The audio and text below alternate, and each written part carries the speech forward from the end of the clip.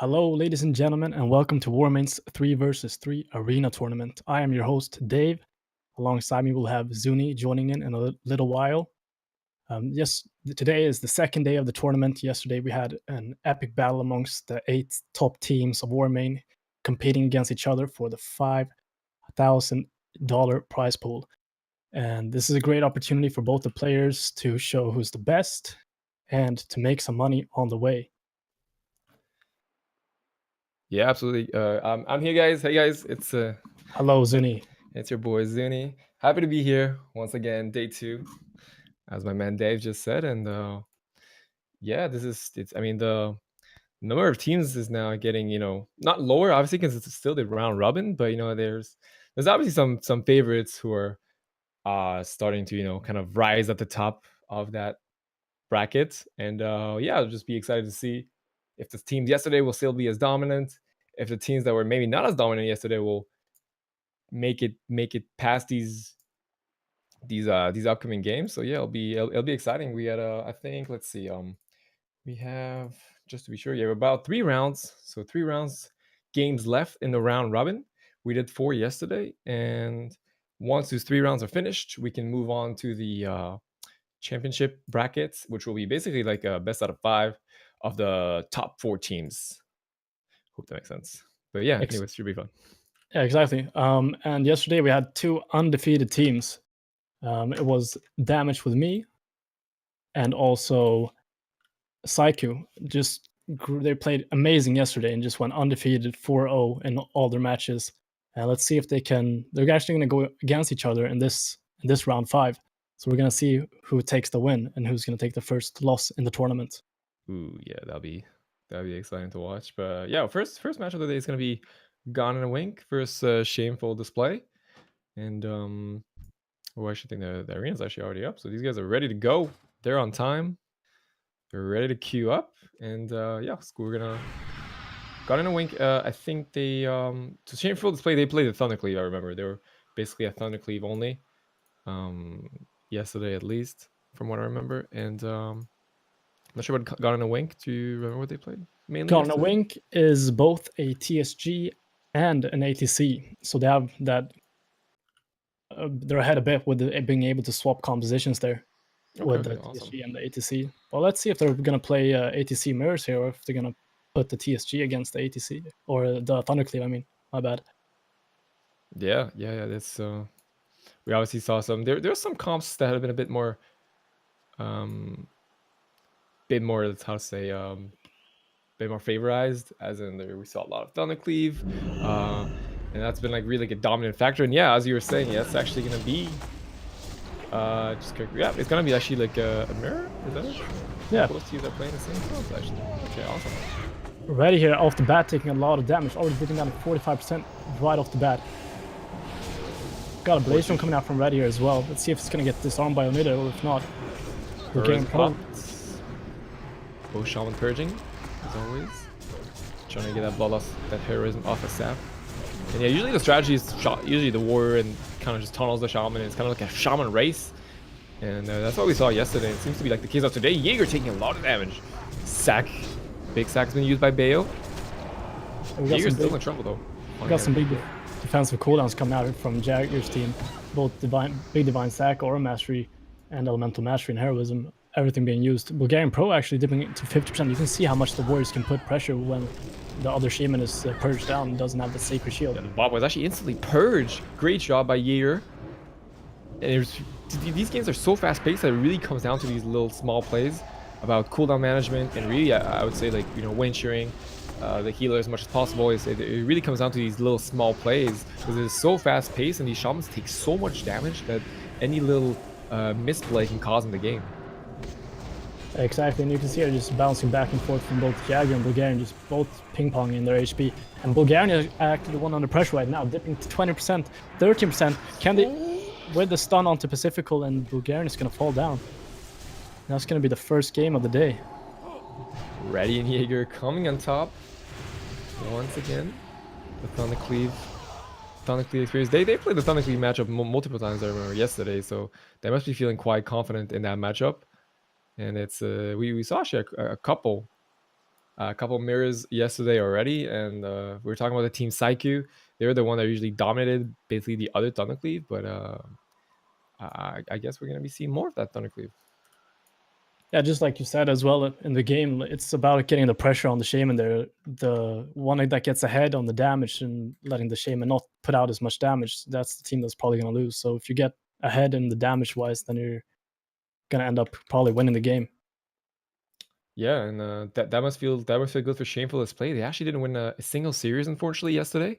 So that could be potentially their first series to win, and maybe get a chance to make it back into that top four. They would have to win the next 3 games to even have a chance, I believe, at this point. But hey, it is possible. Anything is possible in a WoW tournament. Just got to keep grinding till the end. You know, Yeah, you just gotta keep trying, and maybe Shameful Display get their first win of the tournament today, and yeah, that'll be good for them. it's a new day today, and it's an even playing field. Everybody has the same rules, so they probably watched the VOD from yesterday, seen and trying to improve what they've been doing wrong and mistakes and whatsoever, and trying to improve and learn how to play against the different comps that are playing in this tournament. So I think we're going to see even a higher level of plays today compared to yesterday.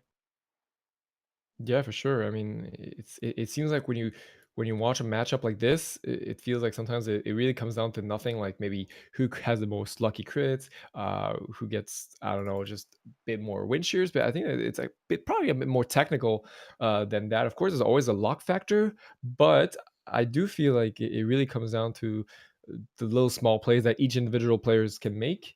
So we saw that yesterday again with the team Psyche. They're playing that Thundercleave really well. Didn't lose a single game, single series, sorry, and they're able to dominate most teams with that. And yeah, it really, so a lot of teams are playing Thundercleave, but it doesn't mean that they have the same success with it, right?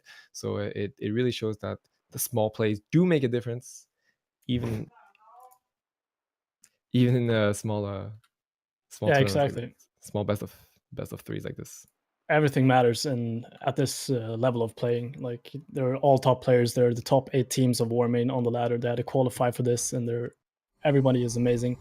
And we're actually gonna step into the next game that's gonna be played on Dalaran Arena, and let's see if they're gonna swap for the TSG to go against this Thundercleave, or if they're gonna stay true to the Thundercleave mirror.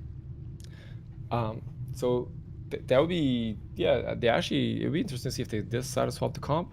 Um, Usually, I mean, when you play the same comp, we saw it yesterday. There was when two Thundercleaves were going against each other, they would usually pick Nagrin again. I think, or I think it would depend on some teams. Some teams prefer Nagrin, some teams prefer having that Z axis on top to maybe have an extra skill factor with a Thunderstorm. But anyways, we're already back into the game, and Shameful Display leading 1-0 here. Need another game to win this series, and Bloodlust has been popped by Bulgarian.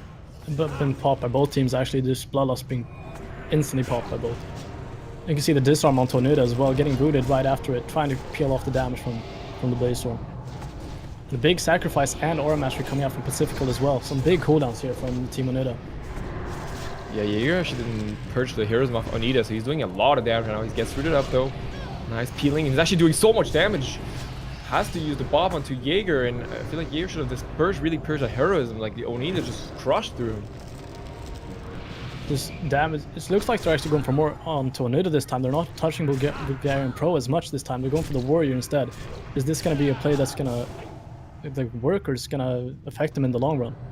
I'm not sure. Bulgarian did get a nice hex onto Jaeger. That was a full duration hex that Jaeger did not have a trinket. I really alleviated some of the pressure. But now Bulgarian's the one on the troll. Pops the narrowed ratio, the grounding. Ooh, he actually gets knocked down really far away from his healer. He's gonna have to find a way to connect back. His charge stun. He's by himself downstairs. He pops the root. He trinkets. Onida actually Reddy had to trinket that root to connect. Will he survive? Big chain lightning. Oh, his healer is really starting to keep him up. I think it's gonna be the end. And yes, Bulgarian gets taken down with a great knock by Jaeger. Really put him out of complete total positioning. And that's what we were talking about this map. Really, if you make one good play with a Thunderstorm, you can really turn the game around. That's amazing plays there from Jaeger, and it was kind of unlucky for Pacifical as well. He just popped his wings and got knocked right after it, and was not in line of sight of Bulgarian, and Bulgarian was just stuck there down below, and they couldn't connect the healer to him in time. Absolutely, and that's it for Shameful Display. First win of the tournament. Looks like Sunday is giving them more luck, so they must be feeling pumped up. And after a bit of an upset for them yesterday, so yeah, that must be feeling great for them. And Yeah, I'm sorry. let's Actually, it's just their second one of the series. Actually, it's they won one series yesterday, and this was their second one. So they had oh really? I don't. 1-3 Uh, yesterday. okay, maybe they did. I actually don't see it like this on my challenge, but maybe they did. Okay, that's good for them then. And But that's important nonetheless to get those points right off the bat on the second day here. The first games are really important for the momentum in the team and the synergy.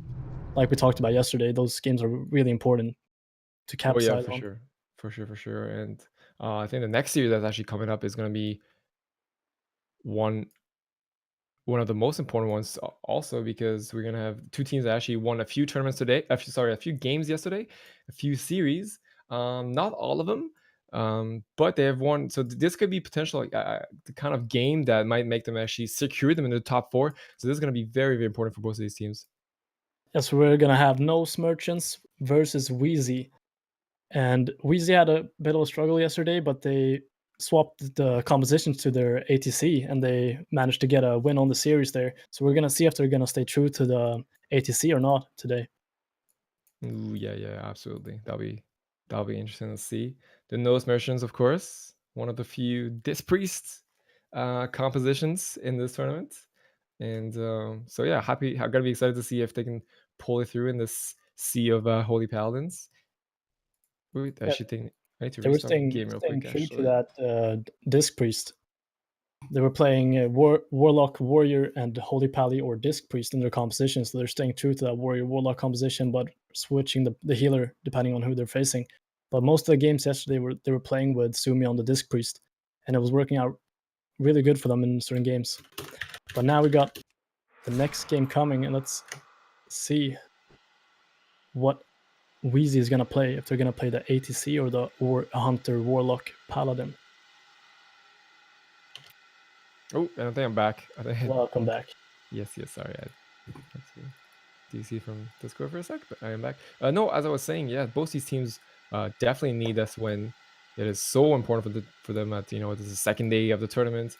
There's so many games series that have been played yesterday, and like there's only a few left, right? There's only 3 series. No, sorry, actually less than that. Less games to be played, so they really, really need every point on the board they can at this point.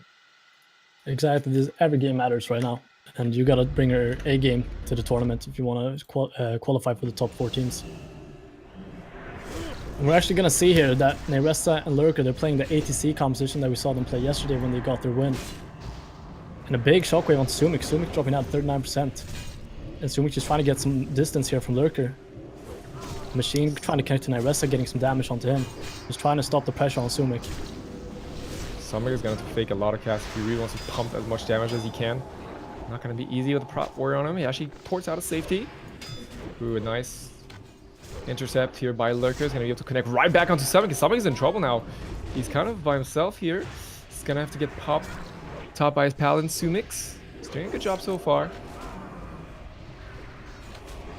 You can see Sumix has actually been forced to pop both Sacrifice and Divine Sacrifice. Some big cooldowns here from that team. But look at the pressure onto Lurker's team here. Everybody in the team was down to 50% HP right there. That's the Warlock pressure coming out there. Yeah, absolutely. But as you said, he doesn't have Sex anymore. He does have a bop available for him if needed. So Sumik should be fine, I feel like. It is gonna be up to Wheezy really right now to create some pressure for themselves. They actually get the kill onto the Fell Hunter there. So let's see. He gets interrupted on the recast on Fell Hunter as well, so he's gonna have to Feld on this to get it up. I think he won't hesitate. Yes, he actually gets a Fell Hunter once again, so he's gonna really have to be careful for that pet not to die this time. It actually looks like they're going for the pet again. It's at 50%, 45%. This will be huge if they manage to kill it. He actually Shadow Flames Lurker, trying to kite to make sure that he doesn't finish his pet off. And it looks like he has his pet on passive now. Yeah, he's really not trying to make. Oh, actually gets the pet back in action right now. And that was really, really scary. Good job here by Sumix to really top off that pet. There are a lot of big cooldowns here. Sumix was forced to use Bop here as well, so a lot of major cooldowns. Oh, and Machine is getting crushed. Bop was not available by Sumix. Had to use actually so many so many like GCDs and healing onto the pets. They just swapped into machine a few seconds later and got the win. Bruce Pally with the bubble at the end to secure the win. And that's going to be 1-0. Yeah, that just proves how scary that ATC damage is when it comes, like in this meta, like we talked about it yesterday as well. In this meta and this gear, the burst damage is so incredibly high. You gotta really have to predict and know when the damage is incoming to be able to, especially as the healer, to predict the damage and just be one step ahead. Yeah, absolutely. And I was saying that, of course, like the nose version had a discipline. They usually ran the, I think we saw them running the PHP, right? Before. No, they had Nose Merchants was playing Warrior, Warlock, Paladin, or Priest, Holy Oh, yeah, Disc. yeah.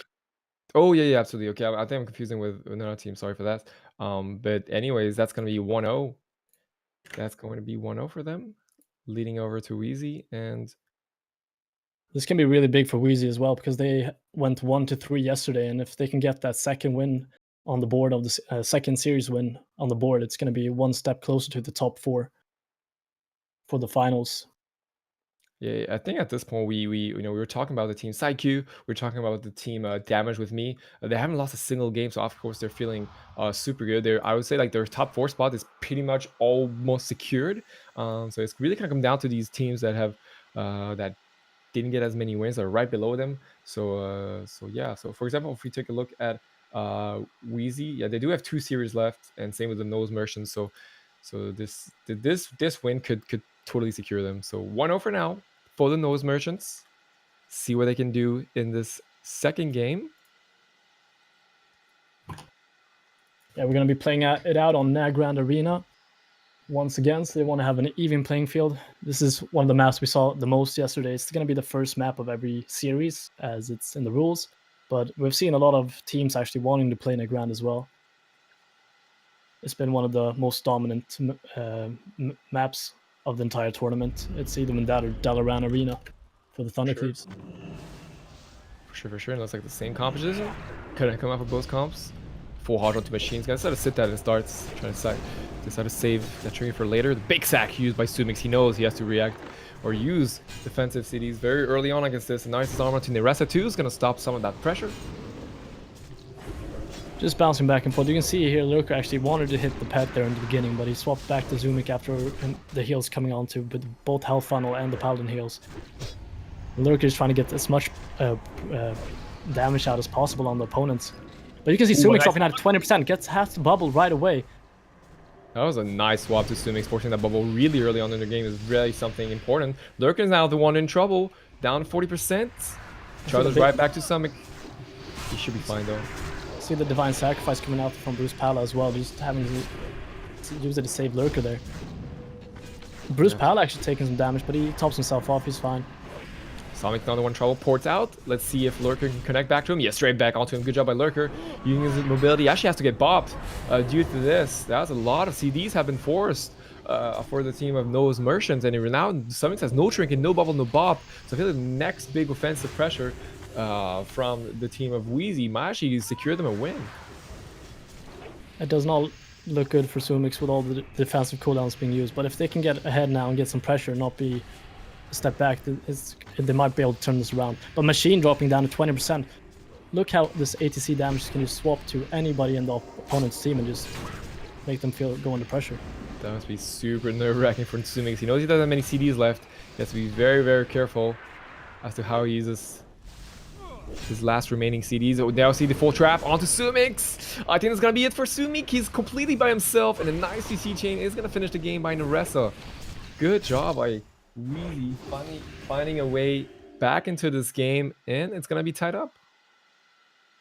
Just like we saw yesterday, like this HC can do some amazing output and damage, and I think they've won both their series when they've played ATC, but they lost previously when they didn't play ATC. So maybe this is some composition they want to stay with and stay true to, because we didn't see it in any of the first series with them playing ATC. Absolutely, and for the next game though, it's going to be the two undefeated teams going head to head. It's going to be Psyche Thundercleave versus Damage with Me, that has the compositions of LSP and Thundercleave. So this is going to probably going to be the main attraction of this round robin, round 5. Ooh, yeah, that's something we were talking about earlier, and of course, both these teams undefeated, feeling pretty safe, I would say for now. And they're obviously leading the leaderboard in this round robin, but it's Damage with me. Honestly, have been very impressive. They haven't lost not only a single series, but haven't lost a single game. Psycho did lose a game, but so Damage with me definitely. We'll see if there's one team that can do it. Honestly, it might be Psycho. They're the only. Yeah, They Psyche might has be. been playing incredibly well throughout the entire tournament. You've seen that in the Thundercleave mirrors that they've played, that they've actually been so far ahead of every other Thundercleave. So it's going to be really interesting to see if Damage with me is going to play the Thundercleave mirrors into them, or if they're going to play the LSP. Yes, absolutely. And Wheezy, after the last victory, must be feeling quite good, making it almost back into that top 4. They're probably to win the next game. Of course, it's going to come down to the other teams also and the way they score their games. But Weezy must be feeling good because they had a bit of a rough day yesterday. Honestly, they were able to find that success with the HLP. Today, the ATC might be their composition of choice to succeed in this tournament. We'll have to see more. But for now, Psyche versus Damage with me. Of course, both teams have already locked their comps. So we're gonna see in a few moments what they decide to play. Of course, Psyche only plays Thundercleave. Huh? Correct me if I'm wrong. So we've only seen them Oh yeah, with that 3-man roster. So that is something that kind of gives an advantage to the other teams when you know that a certain team only plays one composition. You don't really have to think about anything else. You know exactly what you're gonna do against this. You know exactly what you're gonna play, and of course that's a bit of a of an yeah, for advantage sure. in a way. For sure, an advantage for Damage with me having that double composition, being able to swap out if they feel that one comp isn't working. They can just swap out the player and play LSP, for example, or Thundercleave. And I think that's really important in these round robins as well, just being able to play multiple comps versus different teams. For sure, for sure. And as soon as the gate opens, you guys will be able to see composition of these teams. Of course, Saiku is going to be playing that Thundercleave, so we'll have to see what Damage with me. So we've seen them on 2 comps, mainly the Thundercleave, mainly also the LSP. We'll see if they decide to offer this. And yes, it is going to be. It's actually a 2 versus 3, so they're probably going to have. We're missing the Keanu from Psyche, so we're going to have to redo this game. Yes, they will definitely need a healer for this game. Yeah. Look like Damage with me wanted to LSP into the Thundercleave, though. Yes, so that's going to be a rematch. It's going to be a redo. Maybe And for everybody, Yep. and for everybody tuning into the stream as well, you can find the brackets and the links down below in the stream under tournament links. You have the ladder and the team, so you can get yourself even more to see what the bracket looks like and who are playing in what team and what compositions. Absolutely, and maybe the healer of Psyche is feeling a bit of pressure. Maybe he didn't want to join. Maybe he needed some more time to think. No, I'm joking. They should be able to get back in. I'm not sure what happened with him, but of course, no teams can change any matchups or anything. Any composition at this point. It's going to be a complete replay. And yeah. So we're gonna have the Thundercleave versus Psycho's Thundercleave versus Damage with Me's LSP, and this is gonna be a really interesting match to see who can go with the 0 losses and who gets their first loss of the tournament. Yeah, I would say this win, like for either team, is definitely going to secure them in the top 4. So that's gonna be a very once again like these next few series are gonna be very important for all the teams. Honestly, like it's like some teams, of course, gonna have a really, especially for the teams that haven't won, it's gonna be really hard to get it, to make it to that top 4. But for the others, there's still a chance, and they're gonna have to play it till the end. Feels like anybody can come to the top 4 now at this point because there are a lot of even games, except for the 2 ones that have gone undefeated this far. Other than that, it feels like the other teams are really even. So it's an even playing field. It's the same rules for everybody, and they just gotta bring their A game today.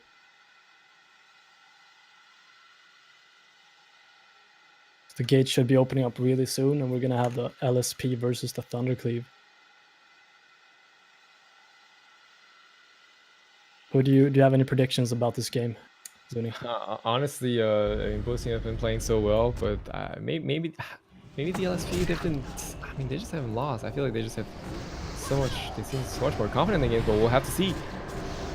Heroism pop by both teams at this point.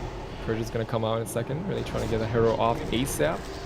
Nice root by Black Betty. He's going to try to kite Lorien a bit. Trying to get some distance there from Lorient. But Lorient trying to get onto Ripley here. Ooh. Actually gets thunderstorm away, so he had to charge. Now he has no ability to get back there. There's just damage back and forth. You can see these thunderstorms coming back and forth as well. And Shizugaru dropped to 50%. Lawrence really struggling with connecting. He got charged. Then he got knocked. And then as soon as he charged, Ripley ported. And then he got rooted. So he's really, really connecting to get some damage off. Now connecting onto Black Betty. Finally putting some pressure. Gets rooted again.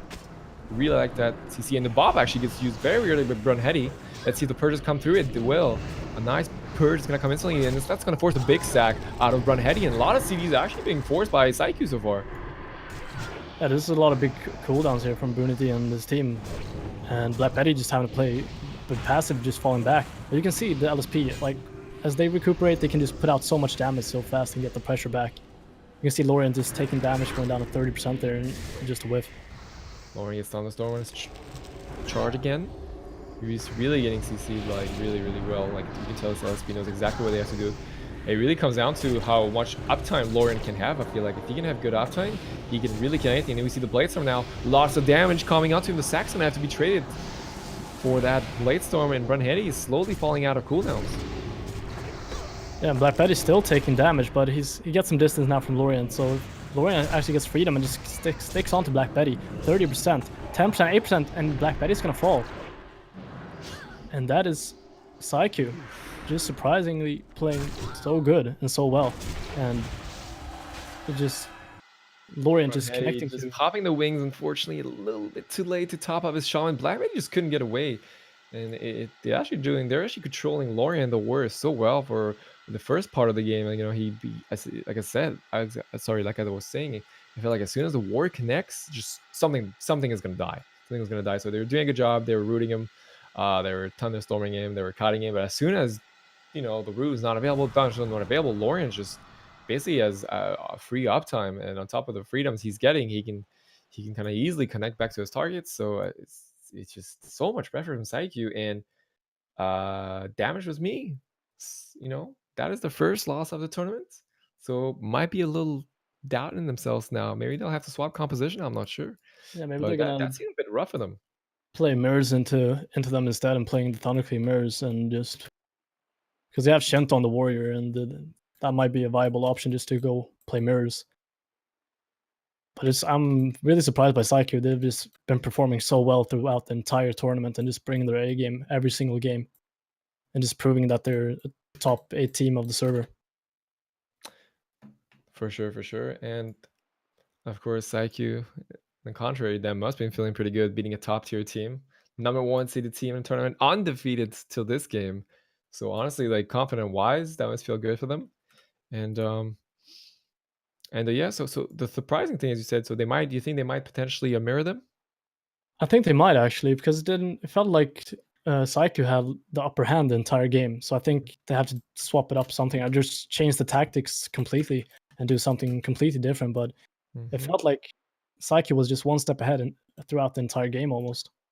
So something surprising is that Damage with Me, of course, like, knew what they were gonna pick, right? So maybe they know that they don't necessarily win, or maybe they don't like to mirror against against their technically, at least. Maybe they know that they can't win the mirror. I'm not sure, because else they would have probably mirrored in the first game.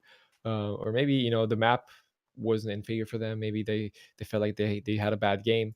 So maybe they'll change some things up. But it seemed kind of, I don't know. It seemed pretty hard for them. It didn't seem that easy to score a kill. And on the contrary, they could die, quite swiftly, as long as the work can connect. So it'd be interesting to see what they decide to pick. Mirrors, of course, something that Psyche have been very experienced in this tournament. They've played, I think, 2 series that were mirrors, or multiple games in mirrors. So I think they feel pretty good on these kinds of matchups. Yeah, and like you said, they're really confident in the Thunderclave mirrors, and I don't think they've actually lost a single game in a Thunderclave mirror this far in the tournament as well. But if it's one Thundercleave mirror that's gonna beat them, it might actually be damage with me. You've seen them play incredibly well, both as LSP and as Thundercleave. Absolutely, and of course, I would say at this point, damages me is of course thinking it's true. Best out of 3, so one more game and you lose the series. So usually teams trying to take their time and just make sure they pick the right. Yeah, understandable going through tactics and just Mhm. fixing every mistake they can fix in this time, just setting it up and just talking about it in the team and probably setting up. I don't know if they're counter gearing, maybe perhaps and stuff like that. What kind of counter gear do you think they could adjust at this point? Is there what would it come down to? I'm not quite sure, to be honest. I don't know if they're gonna go. They're probably playing a lot of. I haven't looked at Black Betty's gear, Mhm, so I mhm. can't really say what the differences could be made. If he's Okay, gonna go okay. for a little bit less haste In or any more risky, or case, we can probably hope for a mirror matchup here at this point since the LSP didn't seem to pay dividends against Psyche, so that's gonna be definitely a possibility.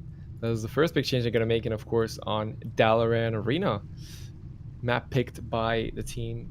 Damage was me, so we saw a lot of games where the really the thunderstorm could definitely like basically score a kill for a team. So a good usage of that is what I think damage with me is looking for. They want to probably just they probably pick this map because they hope to just to have a better utility of the thunderstorm. It's just the exactly. best tool for them. And we can see here, it's actually gonna be a mirror here, and Lorient just taking damage right away. Shinta following the retaliation just does not want. You can see Lorient actually stuck in African. Lorient is just gonna be dead right away off the bat, and that All just right. proves how different people can play this game. And the knock, like you said, the knock is so crucial. And the knock from Black Betty there in the opener, pushing Lorient to the edge of the map from his healer, not being able to get any assistance, and Yeah, that that's was a that was a quick game, and we saw the charge stun instantly on that thunderstorm. So he actually basically couldn't get out of that unless he trinketed. Didn't want to sit it, but I think Lauren really got surprised there. I don't think he expected to die that quickly.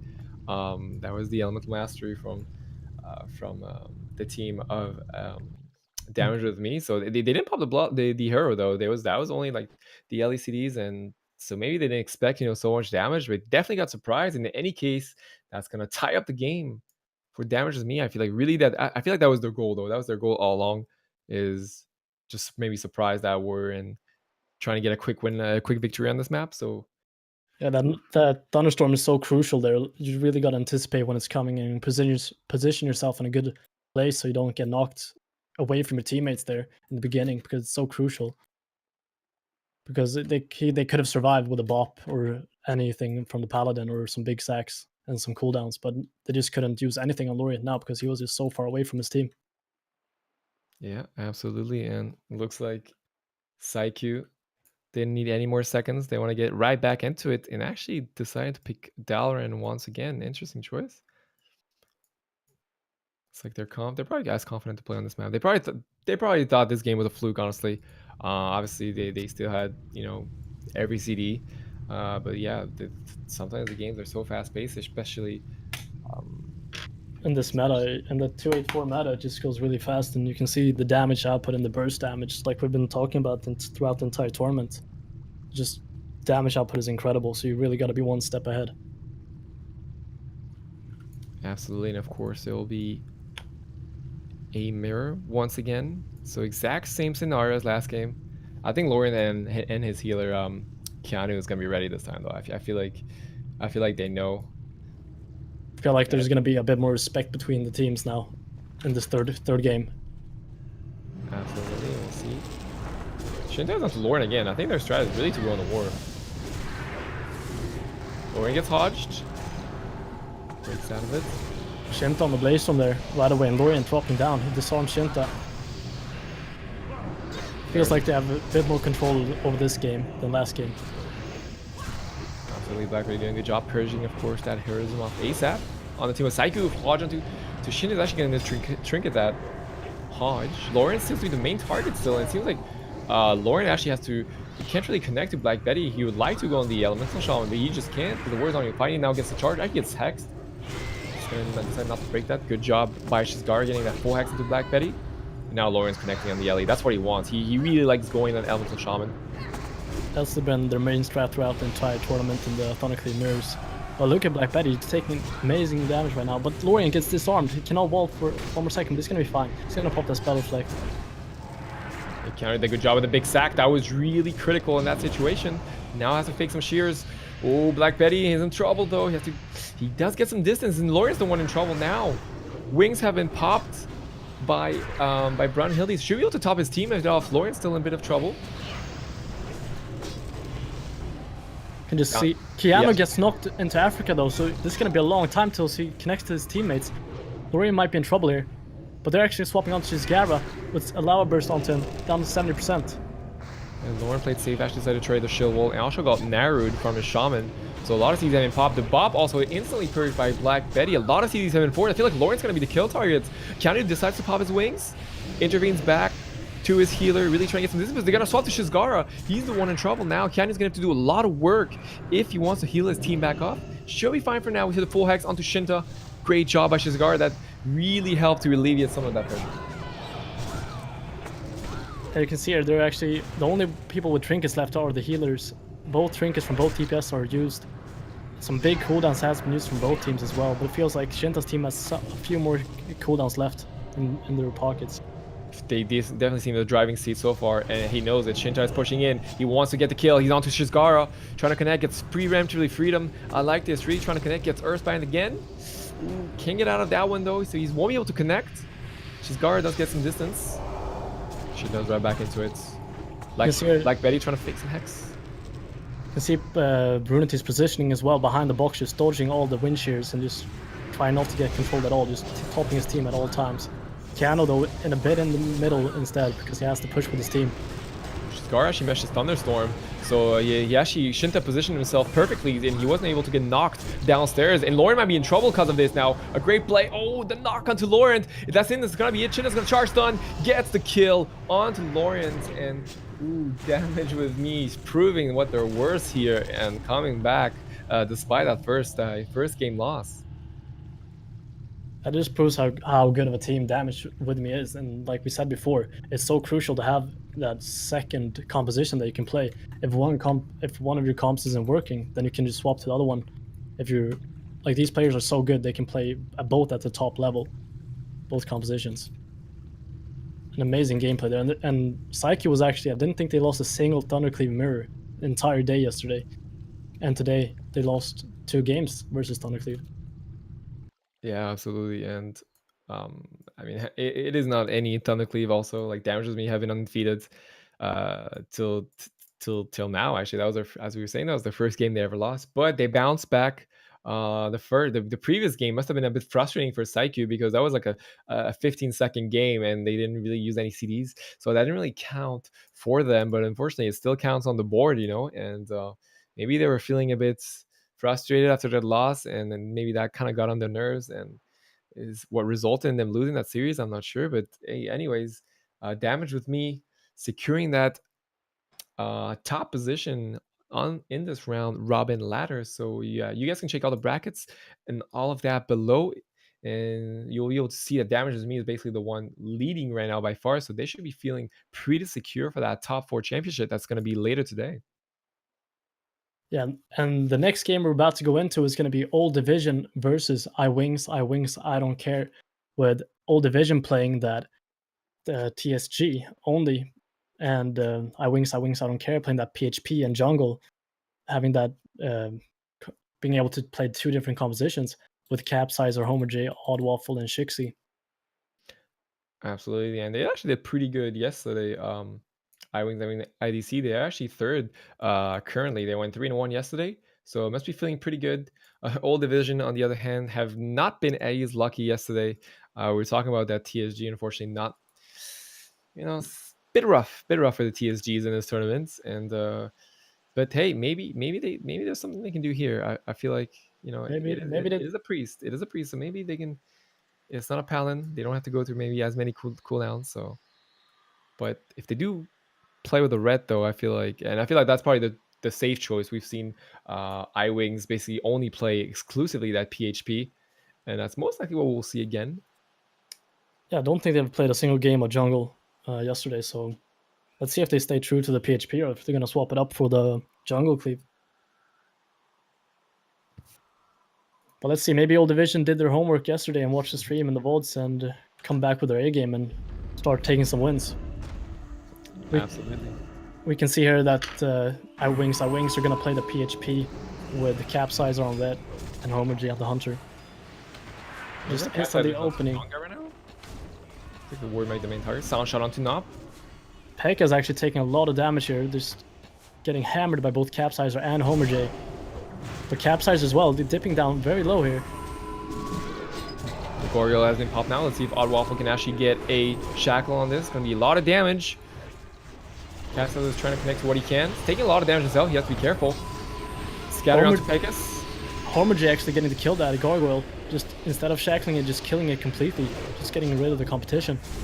Ooh, I like that choice too. Now they're actually putting a lot of spread pressure. Pekka's really trying to spread as much AoE damage as possible. We see all the team of iWings at around 70% right now. We got the Divine Sacrifice coming out from Capsizer as well. Absolutely. Pekka's actually has to train the AMZ and the Icebound in that exchange. Zonga is now the one in trouble. Capsizer just got the Zarya. He's trying to swap as much as he can into two targets. Zonga gets bop, but it's not enough. The bop, unfortunately, not alleviating that holy damage from the Red Paladin and the Discipline Priest, and gets finished off. Knob a bit too late with that CD, unfortunately. Decided to use the bop and the wings, but Zonga was unfortunately just died at the same second in Old Division. Oof. It's like we saw yesterday from Capsizer when he popped his wings. Like the damage output is just incredible. Him and Homer G synergy as well, just playing perfectly in between each other and just knowing that every play they do. Absolutely. And iWings, of course, putting the first point on the leaderboard against Old Division. The Old Division. They really need to get a win. It will happen eventually. Yeah. It has to. They deserve at least a victory. They're just, just unlucky. Just unlucky so far. Probably gonna redo some tactics and rethink the game plan, and they can come back and get the win.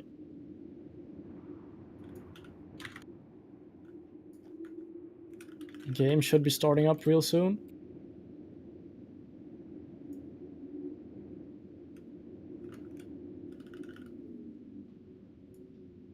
Having some troubles entering the game.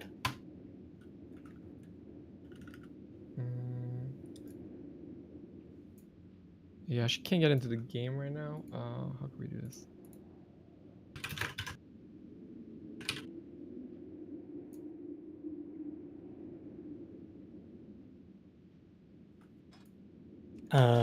Nope. Nope.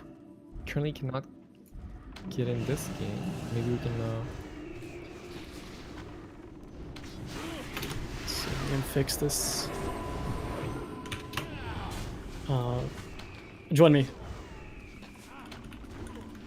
That was actually unfortunate because I just came in so late, and Nolf is actually just gonna be dead right off the bat when I entered the arena.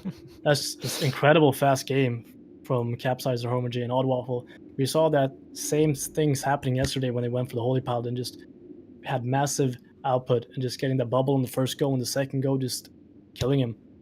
And that's just the PHP. You just got to be really cautious. And that's unfortunate for Old Division. Or bad for not being able to commentate the entire game. Sorry for that. We had some technical issues. And that's going to be a win for iWings. iWings, I don't care for this series.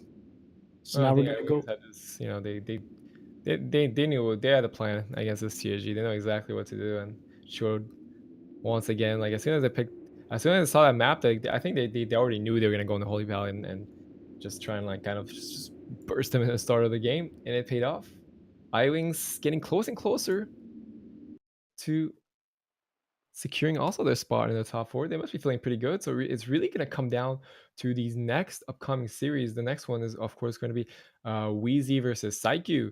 Psyche here once again. So that's going to be a very, very important game for Wheezy, because if they actually want to have a chance to, get back into this top 4, they really need to get some wins. They really need to get some wins right now, and it's not going to be easy because Psyche have been so dominant so far in this tournament. So it's gonna be exciting to see which team can make it out. Yeah, it feels like if they win versus Psycho, they have a really good chance of getting in the top 4, if not even knocking Psycho out of the top 4. And we can see now that I Wings, I Don't Care, and Psycho are actually tied now on the ladder. So it's getting really interesting now that we're coming closer to the end of the round robin and closer to the finals, to the top 4 teams. Absolutely. So Wheezy versus IQ. I guess you probably know a bit more about these teams, so maybe you have a little favorite, or you think who's gonna have the advantage in this matchup. Like we saw yesterday, Wheezy wasn't. They were playing a lot of Warlock Hunter yesterday, but today we've been seeing the ATC, and I have to say I'm more a fan of the ATC. What has gone much better when they've swapped their composition to the ATC here. It's probably depending on who they face as well, but they did not have the same luck with their Hunter Warlock composition. So I'm hoping to see some more ADC. It's always fun to see that ATC composition playing it out. But as we've said the entire time, Psyche has been playing incredibly well throughout the entire tournament, and they've been so dominant. This was actually the first loss versus Damage with me, so you can't take that away from them. There's top team and top players, and just play incredibly well together. Yeah, absolutely. And as I was saying, Wheezy still can make it. They just need to get some wins at this point. And that's gonna be the same for the other teams that also have kind of the same amount of points at this point. They're really gonna need these wins in the next upcoming games. And if they don't, then that might actually be it for them to if they don't make it to that top 4, they won't be able to move to the championship round, won't be able to get some of that $5,000 prize pool. Actually, they do. I think it's top 6 gets money, so they will get some potentially some prize money. Of course, like every team wants to get as high up in the rankings. Want to get they obviously want to win, but if not, then they want to get as high of a spot as they can to earn as much money as possible. And yeah, Yeah, exactly. It's a lot about just. I don't even think it's a lot about the money either. I think it's a lot about showing who's the best player on the server and just who is the best team, who is the team to defeat, and who wants to take it. It was a long time since we had a tournament, and everybody wants to prove themselves right here today. absolutely. And as you're calling it, the ATC is up. Neresa popping his rapid fire instantly. Actually, Keanu reacts with a sack. I like this. Heroism being popped. Looks like Lurker is the main target as of right now. Gets charged up. Has to pop the last stand. 50%. That's some big cooldowns coming out. Big Divine Sacrifice from Bruce Pala as well. We can see big defensive cooldowns coming out here from Neresa's team. They really need to get some pressure here onto just Garen, stopping him from getting so much purges and damage out. Yeah, absolutely. And of course, the rest actually gets disarmed now. I like that choice. Lurk pressure now onto Lurker. Really, just Gar and Lauren are just swapping on and off, and it's been really hard for Bruce Pally to actually top up his teammates. He actually tries to fake the wind shear. I think you got a wind shear here, which results in a wall from Lurker. So much pressure right now. Now the readiness, rapid fire from the rest are trying to counter pressure as much as he can. They're actually going to swap onto Keanu behind the pillar. Keanu doing a good job. Pops his wing, gets behind the pillar, so he should be fine. And oh, Psyche just forcing so many CDs once again. Keanu's not fine though. 9%, 20%. He's just trying to stay alive. He does not want to. He's actually just gonna die. He popped wings, so he had no bubble. So he just stuck there with forbearance and could not bubble. That's a great great play from Lurker's team there, just capitalizing on the thing that Keanu popped his wings there. Yeah, he actually seemed fine for a second, but good target choice honestly by Lurker. He had that forbearance still up, so he couldn't bop himself. Found the target choice, and I mean that match was pretty even until that point. Honestly, feels like Yeah, Psyche was actually forcing so many CDs. Wheezy really was on the back foot, but Psyche couldn't finish the game, and eventually, Wheezy found their victory. A very important game for them. Very important that they can put a point on the board, and we'll see what happens in the next matchup. Of course, Saiku, who can only play Thundercleave, will be rolling up again, but it is going to be a potentially different map, so that hopefully will give them an advantage. it's gonna be interesting to see if we get Dalaran Arena here, like we've seen previously when the ATC has lost their first game on the ground. They've usually gone with the different X, Y axis on the maps just to get that advantage on Thunderstorm, because we've seen it in a lot of games throughout the entire tournament, how Thunderstorm has been the key spell to landing some of the kills. But it was interesting to see that previous game there, because it felt like Psyche had the game the entire time until the Wheezy just captured on the wings and having forbearance on Keanu there, and just great observation from that team. For sure, and we'll see. Of course, probably the same composition is going to come off from Wheezy after securing that first victory, but it is going to be on Dalaran Arena. Elemental Shaman's favorite map.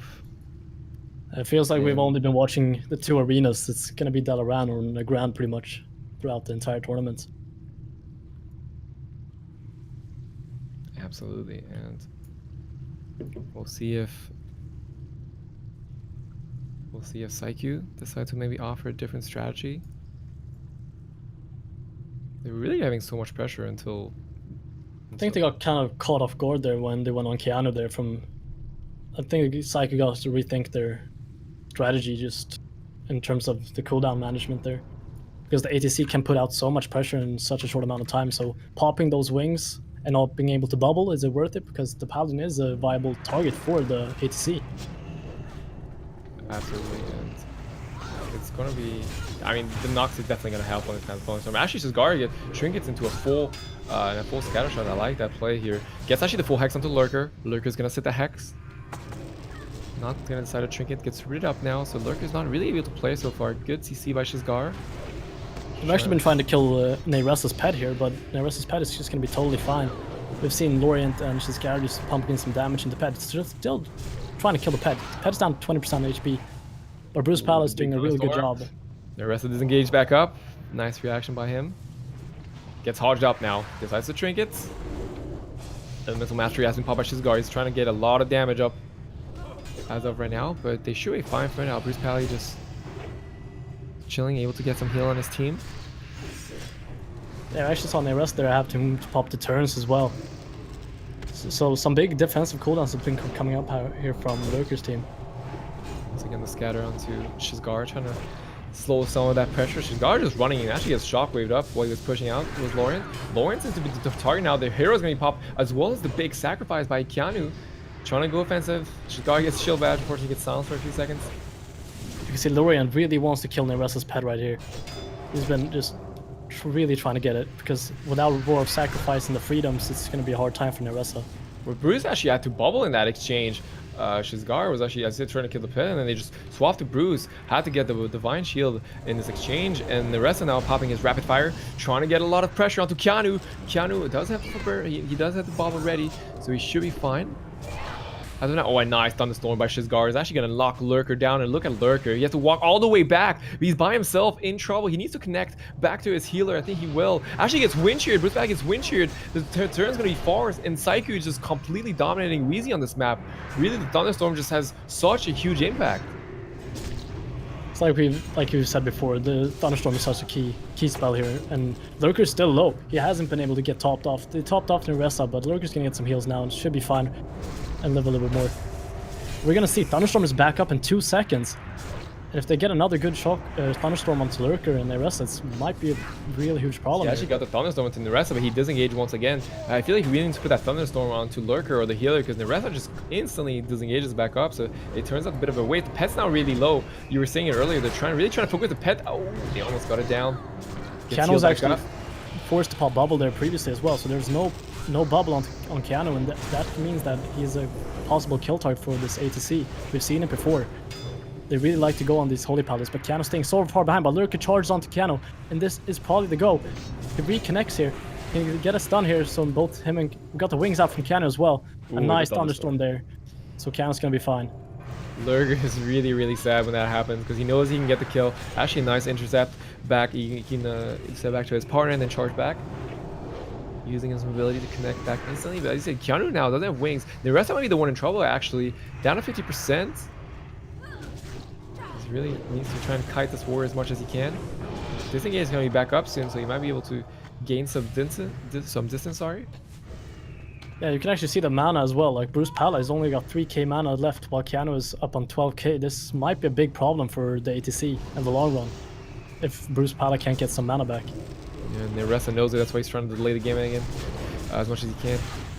And Neyresa being forced to go into the Viper aspect as well, just to regain some of his mana as well. So there's not going to be so much damage output here from Neyresa either. Neyresa actually the turrets, 1%. The bleeds went through it, unfortunately. Ooh, this match just has been too rough for the ATC. The rest of did such a good job with the disengages every time he was getting knocked down, trying to delay the game as much as he can, but ultimately not able to finish Shizgar, Laurent, and Keanu. It's And the gonna be Psyche boys tied up, but of course that was probably the hardest map by far. So and I'm sure like Psyche must know that, Wheezy must know that, and Wheezy will probably pick Nagran once again, and I'm sure it'll be a bit of a different game. I hope for them at least. yeah, like we saw, the knock saved them a couple of times there actually when ATC had a lot of pressure. So with a different map, it feels like the ATC might be a step ahead in this matchup. And I'm just surprised that they didn't play more ATC yesterday because their ATC has actually been going really good for them. The last game yesterday and both the games today. Yeah, absolutely. Yeah, ETC seems to be really one of these top tier comps. HEP, I mean, they're the only comp that were playing the HLP, the Hunter Lock, Holy Paladin, and I mean, it seemed like a decent comp, and if the game could be extended to a certain duration, but since the game seems to be so fast paced, it seems like they can't really get to these longer games, and just not able to really win as much as they wanted to with with that composition. So yeah, the ATC much more paying off today. It feels like ATC is just more of a composition for this current meta and how it's being played in this tournament. Like you said, with the Warlock, it feels like you gotta have a little bit longer games to get that Warlock damage out. And these games are so fast. The damage output is incredible, and just doesn't feel like they have the time to get that damage out from the Warlock. But now we're gonna go into the third game in this series. This is gonna be a really important game for both teams, just to secure one more win towards that top four. Yes, as you're saying, very, very important game, guys, right now. 1-1 is a score. Wheezy, especially for them, they really need this point if they want to have a chance to make it to the top four. They're currently, I think, 2-3. oh yeah, they're currently 2-3. So they're actually in the top four right now, still, as of right now. So winning this game would be insane for them. It would really, really help them to secure the top four spots, and that's really going to solidify the top four teams in this tournament. Of course, there'll be more series after this, but anyways, here we go again. Nagran Arena, the map pick of Wheezy. They're going to feel much more confident. Honestly, the Thunderstorm onto Lurker, we're really, really demolishing the pressure of Wheezy, and this is going to be, I think it's going to feel much better on this one. Exactly, we can see actually Lurker's getting full hex there in the beginning, but it breaks off the damage. And we can see Laurent still wants to hit that Neresa's pet. They still want to get the kill on that, but Bruce Pala was doing a great job last game keeping the pet alive, and Neresa actually going back and forth with the pet, not putting in it too deep. We can see it, pet takes so much damage, it's actually down to 40%. They weren't able to kill the pet last game, but maybe they will in this map. And as I said, if they do kill the pet, that's going to be big trouble for Neresa. He's not going to have that roar sacrifice, and not going to have all these defensive ability from the pet. So he's playing really safe right now, putting his pet on passive, making sure it doesn't go out in the open. That way Shizgar can freely hit it. Puts the scatter, the full hard onto Laurent. We got a swap on Keanu as well. Keanu's down to 20%, has to bubble right away. And this is what the ATC has been doing so well in these last couple of games. Just getting that pressure onto the Keanu. Keanu reacted well. He definitely had the bubble. Shizgar pops the Heroism now, trying to get some pressure. Let's see what they can do. Lurker is the main target as of right now, down to 50%. You can see him actually popping Spell Reflection there, and good when Shizgaro's got all his cooldowns up. But Lorien taking some damage as well, dropping out to 30%. And it's just going ping-pong between both these warriors at the moment. Yep, Keanu just popped the big sack, now popping the Divine Plea, getting some mana back. You can see the swap onto Bruce Pala as well. I wonder if they can get a bubble here. Yeah, we got a bubble from Bruce Pala as well, so both bubbles has been used on both teams. That was a great swap by Lauren, yeah. Forcing that bubble. The readiness now from the Resa. Let's see what he can do. If he pops his CDs or maybe decides to hold him. I think they definitely might try and go for Keanu if possible. He doesn't have a bubble. So that has been their strategy so far in this game, is really trying to kill Keanu.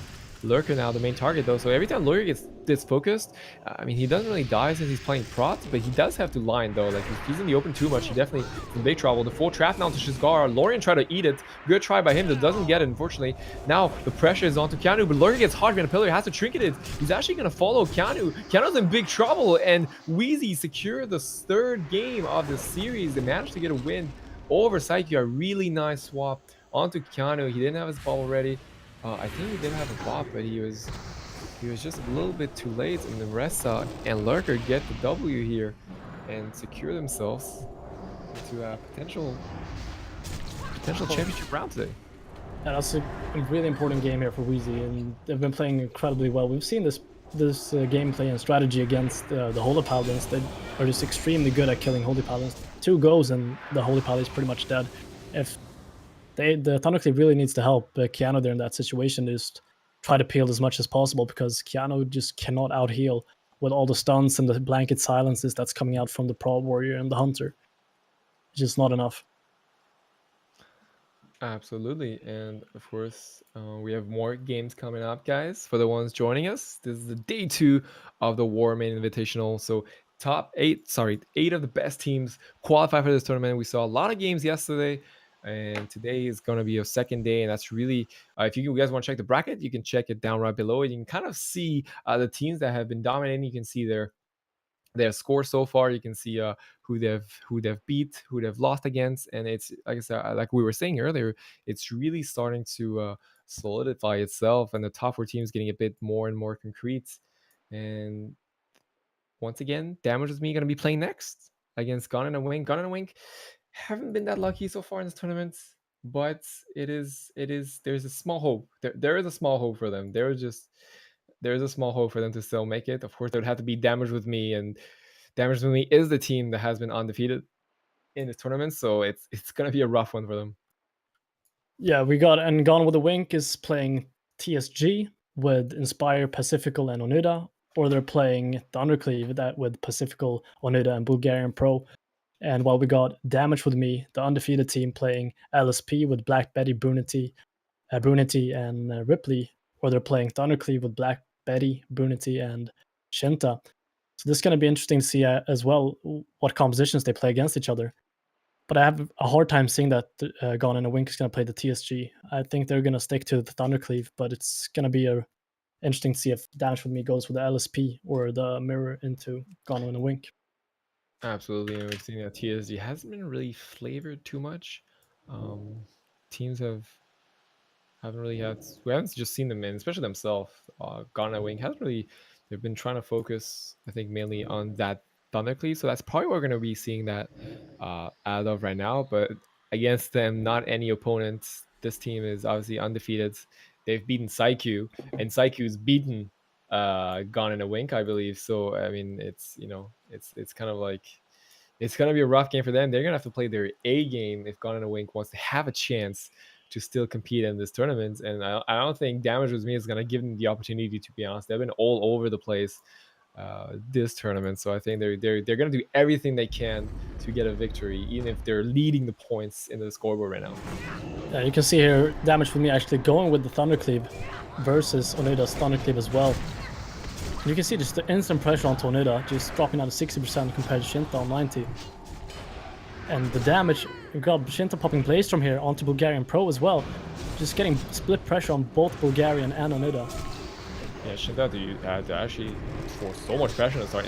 And their target choice is always interesting. They always trying to go for the Warrior in the start, and later maybe swap the Shaman. But on the other hand, Onida himself tried to go for Black Betty, but we're seeing a similar strategy from Damage with me. Onida's in trouble now. He's just getting relentlessly tunneled. Has to use the Trinket and the Shield Wall. Now swapping to Pacific. Oh, Shinta is just all over the place. As soon as he can swap, he will do it. Gets rooted up, gets freed though instantly. Also gets a spell on that Hodge. Great job by Brun. He's gaining a lot of pressure, and Shinta and his Paladin are just so mobile in this game, and able to just connect and force so many CDs. Onita's still in trouble. Pacific has a lot of work to do. Onida gets bopped there just to get the MS off and get topped off. But they really need to recuperate here and just top off and get some pressure onto Shinta's team here. Black Betty actually sat in a full Hex here. He does not have the Trinket for it. And Brunity still has the Trinket left in Shinta as well with Pacifical, but you can see the damage from Black Betty and Shinta is just incredible, and Onida's just under pressure right away. Onida, I think, is eventually gonna fall down. Shinta's just all over him. 10%, 12%. Is Onida gonna survive? Pacifical's just spamming the heals. The Thunderstorm is gonna knock that heal, eventually get the kill, I think. A nice Thunderstorm here by Black. Oh, he's actually in trouble himself. Has to be careful. Ooh, gets bopped. But that was actually almost, they actually almost got a cross kill, even though Onida was like, just died a few seconds before. So that was a lot of damage from Bulgarian Pro.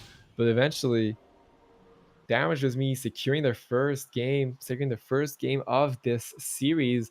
Actually was decently close to us at the end. It seemed pretty one-sided until the end. And of course, the Damage was me have a bit of a different strategy when it comes to these mirrors. They always go for that. They really like going for that warrior. Yeah, you could just see on the damage as well after the game is done. Shinta did 230k damage, while the second damager was Bulgarian Pro with 86. The damage difference is so incredible. So just and if you That's what it watch felt like. Shinta playing, like he's always hitting. If he's next to somebody, he's just gonna hit that person. Doesn't matter if that's the main target, but he's always hitting somebody, and that's such a key factor to getting that split pressure across the team. Yeah, absolutely. I was actually gonna say the mid game, it feels like Shinda's actually doing more damage than any other warrior. So that's probably why they're also just so dominant. It just seems like eventually evidently it also comes down to the team that does the most damage in these kinds of fast paced matchups. And yeah, he just able to get so much pressure. They have really good synergy with the paladin. With his paladin, always gets instantly freedom, instant dispels. If he gets stunned behind the pillar, he's just able to just have as much uptime as he can, and that we can see the result, top damage in that game, and just able to secure the win.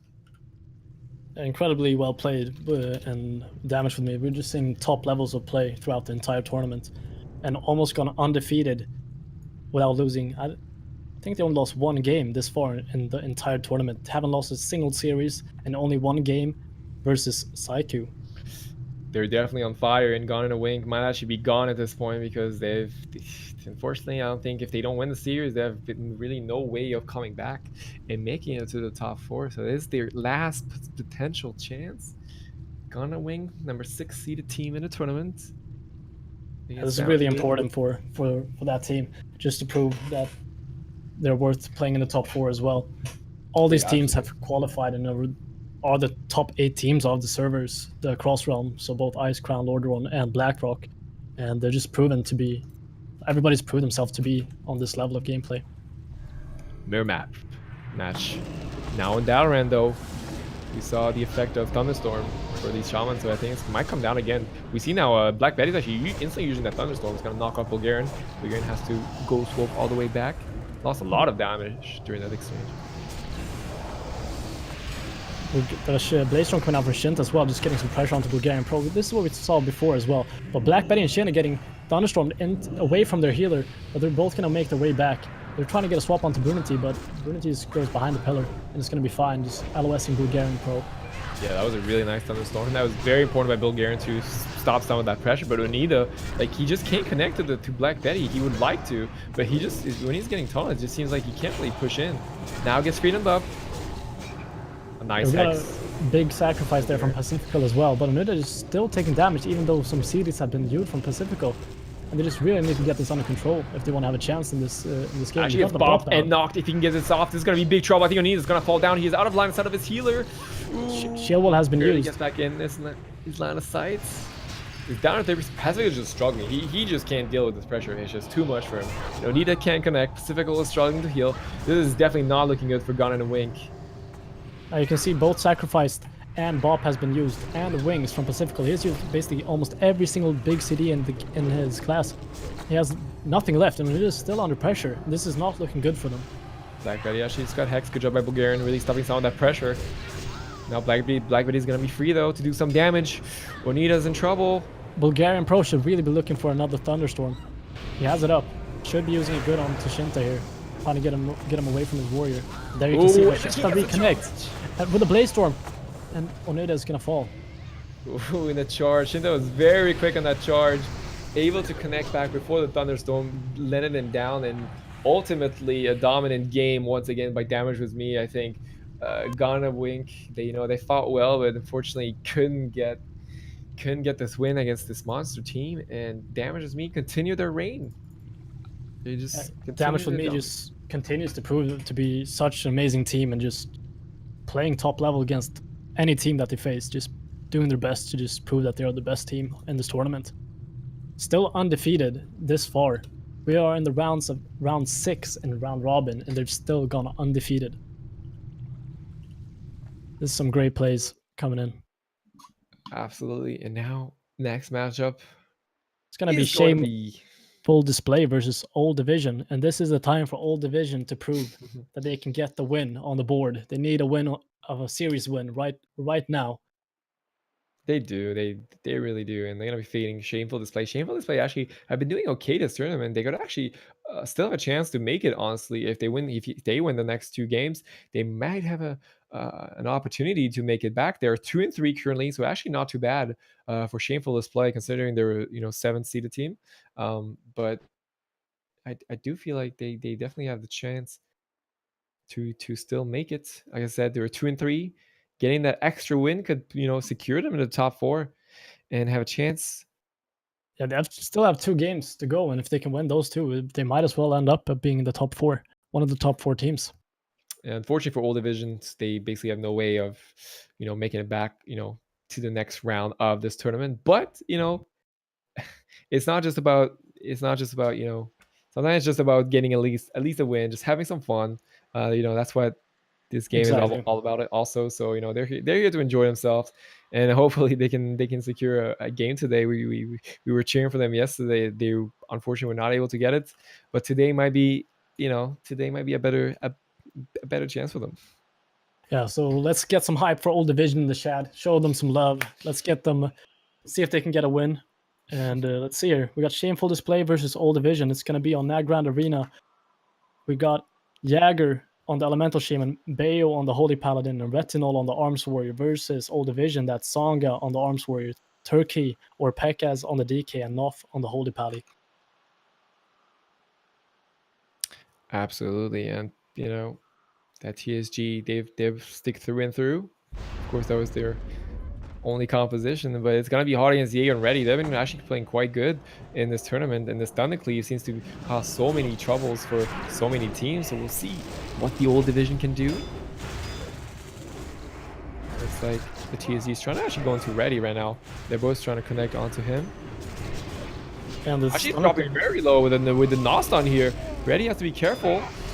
Bayo spamming the heals though. Shield to top him. Elemental Mastery is being popped up by Jaeger now. Big damage is gonna come off. The full Heroism as well.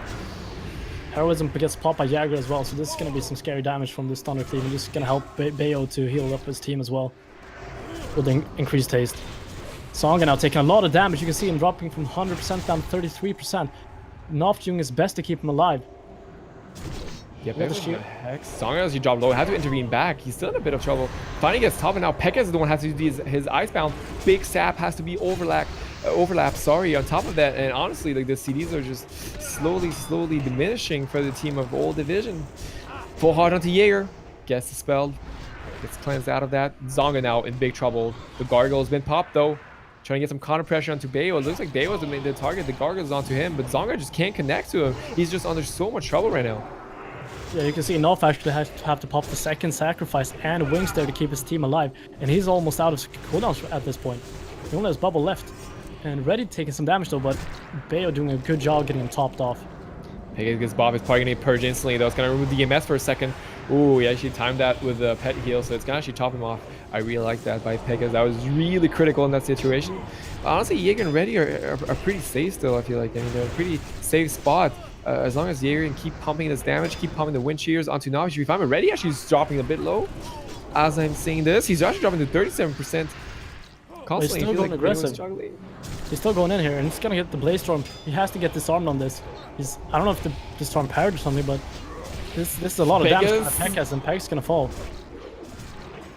Pekaz going down. No more CDs, no more mana. The Old Division not able to get the victory here. Shameful Display takes the first win in this series against Old Division. Oof. So both these teams only have one composition, so they're stuck to playing both Thundercleave and TSG. So now it's just, let's see if Old Division is going to go with the Lordaeron like they've done the previous series when they've lost the game. Or if they're going to try a different map. Yep, as you were saying. Obviously the losing team chooses the map, and probably going to pick the same map, I would say. That would probably be the safest pick, but it just seems so hard for them to create any form of pressure. I mean, sure, they're taking a lot of damage, and they're rotating the CDs decently well, but just offensively they're just lacking that pressure to get the kill, and it's just been so hard for them to go offensive when they wanted to, and just able to, I don't know, just it just seems really hard. They also have really good players in front of them that just kind of just deny everything they're trying to do, and it's just been unlucky so far for the old division. Yeah, exactly. And it feels like as soon as Jagger popped that heroism, Shameful Display just got back on their feet, picked up Retinol and topped him off, and they just swapped the pressure. And from being under pressure, just being ahead an entire game after that. And he was Nop was actually forced to use almost all his cooldowns like after each other, and it was really crucial there to hold his team alive. For sure, for sure. So Shameful Display, obviously feeling pretty good right now. Putting an extra point on that round robin would help them so much make it to the top four. Let's see what they can do once again on Niagara Arena.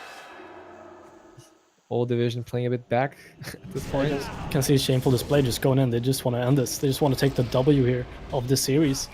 Jagger really far, really deep in. No, good job by Jaeger. Is actually playing super aggressive, as you were saying, pushing instantly, getting the CC chain onto them. They're actually going to break that, though, with Blazer, I believe. You can see Zonga going down to 50%, and Betty actually taking some damage as well, but Bayo is doing an incredible good job just staying far back. He gets gripped in, though, by Pekkas, but he's going to get away. Betty actually with the Blaze Storm here on both Warrior and DK does not get this on this time either. And I think Pekkas actually to get Bob plus Ice Bomb plus AMZ. A tremendous amount of cooldowns happened for us with that Blaze Storm. Yeah, it looks like Zonga actually now has to go into the defensive stance and pop that shield wall. Zonga is just into so much trouble. Nop has a lot of catching up to do. That was, of course, the heroism of Yoga. I think Pekka's gonna go down. The AMS is popped. The stack is popped. Does not have what it takes to. Yes, Fake has to heal. He gets the heal off. Is it gonna be enough? Not enough. The pressure from Shameful Display is definitely not shameful. They're just completely demolished old division. You can see there, Pekkas had to overlap a lot of his own defensive cooldowns, and Zonga as well doing like enrage regeneration, shield wall, and shield block at the same time. Just trying to. He was taking so much damage from Shameful Display, so they had to overlap all those cooldowns, and that's gonna be a sacrifice in the end. It's gonna be hard to survive without those cooldowns. The old division unfortunately falling down 2-0 to the Shameful Display team. Shameful Display now. I think let's see how high they actually just secured themselves in the top four. Of course, it's not over. Wheezy and Nose Merchants also have a shot to still make it in that top four. It's really good coming down to the score of the next few games. Honestly, we have right now we have 5 more series, actually 5 more series only. The game's been just going out so quickly, so we have 5 more series in this round robin, and then we will be able to tell who makes it to the top four and who will play the championship best of 5 rounds. Yeah, so the next game we got coming up is I Wings, I Don't Care. That's Homer J, Capsizer, and Odd Waffles PHP. And they also have Shixie on the Feral Druid to play jungle if they wanted to, versus Nose Merchants. And this is going to be an important game for Nose Merchants, because if they win this, they're going to be having the same stats as both team 4, 5, and 6. And we're going to be closer to that top 4 for the champion games. Wings are actually ranked 2 right now on the ladder, so they really just want to stay ahead and take this win as well. Oh, absolutely. And they, as I said, they're top 2, but they're, all the teams are pretty close. Every team has like 4 to 3 wins, including iWings. They have 4 wins right now. Same with PsyQ, but it is not over yet. I feel like anything can happen still. And as soon as this series will be finished, I think that will clearly tell that. I mean, I think the number of spots is basically just gonna slowly diminish, and we'll be able to tell who will keep going, who will have a chance at getting into that top 4, getting some of that big prize pool, and of course bragging rights. Exactly.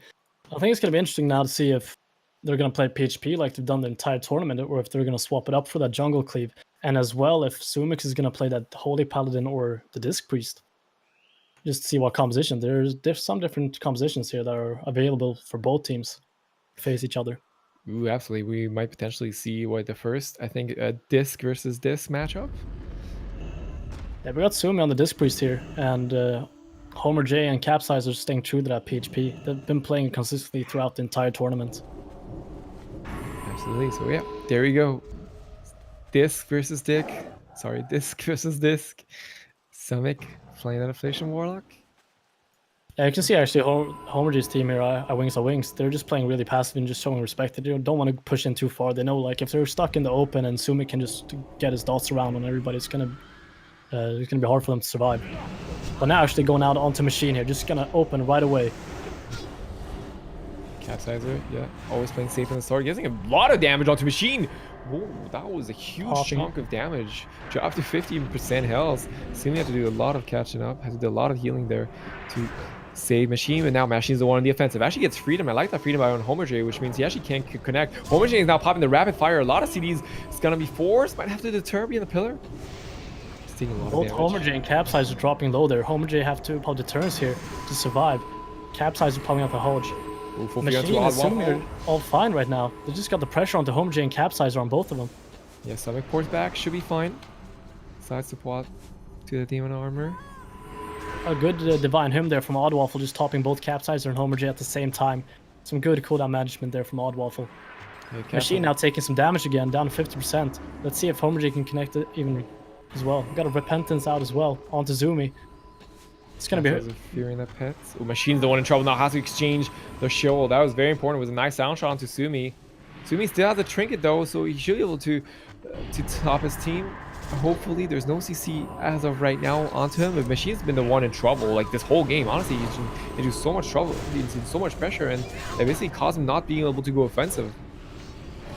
And he doesn't have shield wall anymore. Yeah, as he's used some big cooldowns right here.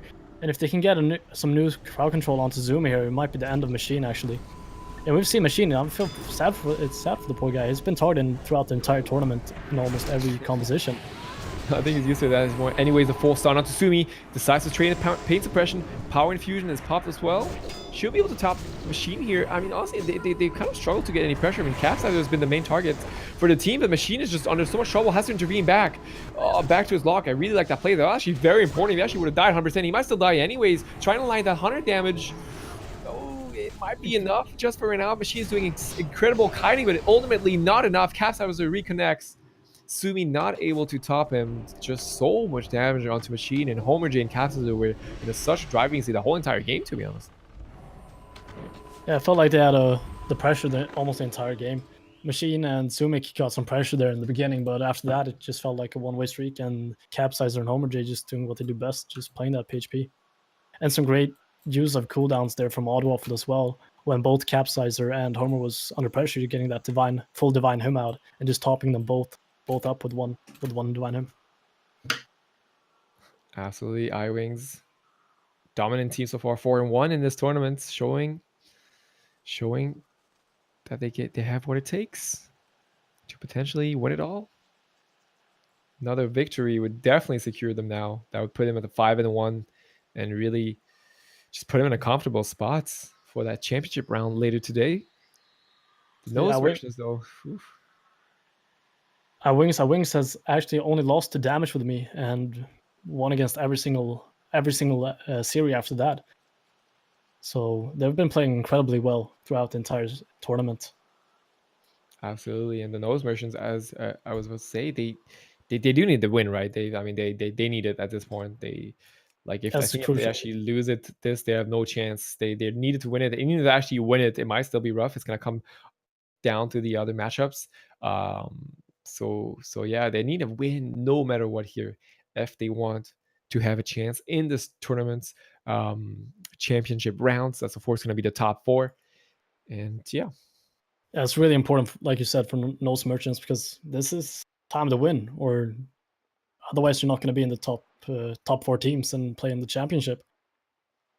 So this is just bring your A game and think about. I like that they're taking their time here before the next game and just talking about what they can do better and seeing if they can swap it up and just talk about it, just communicate with the team and get the synergy between the team together.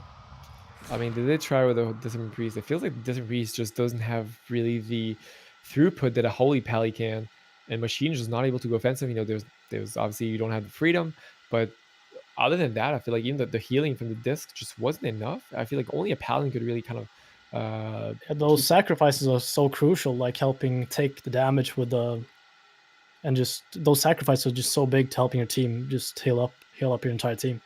And I don't know, the Priestess is having a bit of a trouble, and like you said, Machine needs those freedoms and he needs those to connect to do damage, and he's just not able to do that right now. Absolutely. So a potential composition swap, or at least healer swap from Sumix. We'll have to see in a few seconds, guys. The Nose Merchants back against the wall. 1-0. Really need this win now. Let's see if they are what it takes. And yes, they will swap to the Holy Paladin. But I mean, I feel like they know this matchup, and if they pick the Disc Priest, there must be a reason. So, anyways, hopefully the Holy Paladin can give them a bit more luck once again against iWings. Yeah, but like we saw yesterday as well from this PHP, they like to go on the Holy Paladin, so the Holy... Well, look at the damage on the Sumik right away, just dropping down to 50% off the bat. And Capsize are actually going for Sumik, so we've seen this before. Maybe they want to force the bubble here on the first go. If they can get the bubble on the first go, it's going to be incredibly good. He gets a trinket, and it's going to be enough. He's going to have to bubble as well. Capsize is down to 10%. Trinket's the core. He's actually not. He actually can't bubble yet. He doesn't have the wings. He doesn't have the wings up. He actually decided to go super aggressive in the start. Is he going to be able to connect back to Sumix? I don't know. With Homerjay actually just completely soloing Sumix now. He's still in trouble. Capsizer also is. Odd Waffle had to use a lot of CD to keep his Red Paladin offensive here. Capsizer is now finally out of trouble. You can see Machine actually going down a bit as well. Capsizer has been hitting him while he's been trying to survive here. But this is hard for Sumix now, because he's out of bubble, so a good swap on the Sumix and it might be the end of this team. Yeah, absolutely. Castle now does have the Divine Shield available if needed. He's taking so much damage now. Waffle's struggling a bit to heal him. Castle's doing a good job of always turn eviling the pet to make sure his healer can cast. Doesn't have to deal with that interrupt. Yeah, Homerjay almost soloed Sumix in the start. That was actually super, super close. Unfortunately, Capsizer couldn't connect because he had to back off beyond the pillar. So yeah, Capsizer has been playing incredibly good there, with falling back at the right time and just swapping to that healing mace and shield and just helping out with the healing. Just doing what Ret does best. Absolutely. Capsizer now hitting Machine. Machine is, looks like his main target is still Capsizer, of course. It still has bubble left, but when Capsizer gets his wings back up, that's going to be the scary part. Look at Capsizer with that fear. I wonder if they're going to try to go on Sumix now. But Capsize taking a lot of damage before even connecting to Sumix, but now he connects, and Sumix instantly down to 40%, 30%, 17, and he's just gonna die. Didn't even need a stun to finish him off. Unfortunately, Sumix is gonna go down, and as you were exactly saying, that Holy Paladin just kind of gets just easily just falls through the pressure from Homerjay and Capsizer. So that's probably the reason why they decided to pick the Disc Priest. And yeah, in the start, like Sumix had to trinket and bubble basically like 2 seconds later. It's just like, it doesn't even matter if you trinket, he just doesn't have the throughput when the CDs from Homerjay and Capsizer pop. It's just not enough, and ultimately Sumix is gonna fall, and iWings will be winning the series 2-0. And Nose Merchants, it might be the end of the road for them in this top 4 tournament at least. They played good, they fought valiantly, but ultimately iWings is going to be the dominating team in this series. And yeah, so it's looking really bright for iWings. I don't care right now. There are 5 wins and 1 loss through the entire tournament, and they're actually going to play right away against Saiku. Saiku was the undefeated team yesterday, but they've actually lost both their games, or both their series today. And let's see if they can get back on track and start playing like they did yesterday, because yesterday they played phenomenally well, and today they've unfortunately lost both their first series. But it's not over yet. They're still on the top 4 teams. They're top 3 with 4 wins and 2 losses. So let's see if Saiku can get back on track.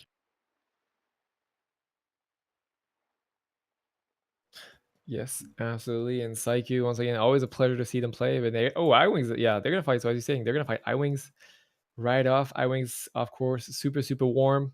They've just played a game. They've just won, so they must be feeling good. Saiku, them, they're also like, so something super interesting that both these teams are in the top 4 right now. And so these teams are feeling pretty good. iWings, of course, in the second place, Saiku in the 4th place. So Saiku, if they get the win, it's basically like a secure spot for them. But both these teams, of course, just must be feeling pretty good right now. Of course, yeah, this we is always talk about probably more important for Saiku to win than it is for iWings, because it feels like iWings they're secure for the top championship, but Saiku can still get knocked out, I think. Yeah, they can. They could if they're really unlucky and lost the Yeah, game, and then it would depend on the other teams also, like, exactly. yeah. But there's still a chance. Nothing is out of the woods yet, So so do you we'll have to think see. Homer G is gonna stay true to the ATC, or do you think Shooks is finally gonna be able to play? Or do you think Shooks is just sitting there gonna have to wait the entire tournament? Or maybe Shooks might be that secret composition they're bringing for the championship and just holding that as long as they can? Hey, we've seen that in the past, honestly. Like sometimes teams decide to kind of save up their best compositions, or kind of like this a surprise matchup for later, when it actually really mattered and it really needed, because that surprise effect can actually come into hand in these tournaments. It is the games are so fast paced and just so quick in general that. If you can save like a special composition, and a team might not have the time to react if there's something they're really not used to fighting. So I think there's a chance, honestly, and it'd be cool to see. It's like we saw when Damage with Me faced Psyche before today when they played LSP the first game and lost, and then they brought out the Thundercleave mirror on the second game on Dalaran Arena and just killed the Lorient in the opener in the game, pretty much with a incredible thunderstorm from Black Betty.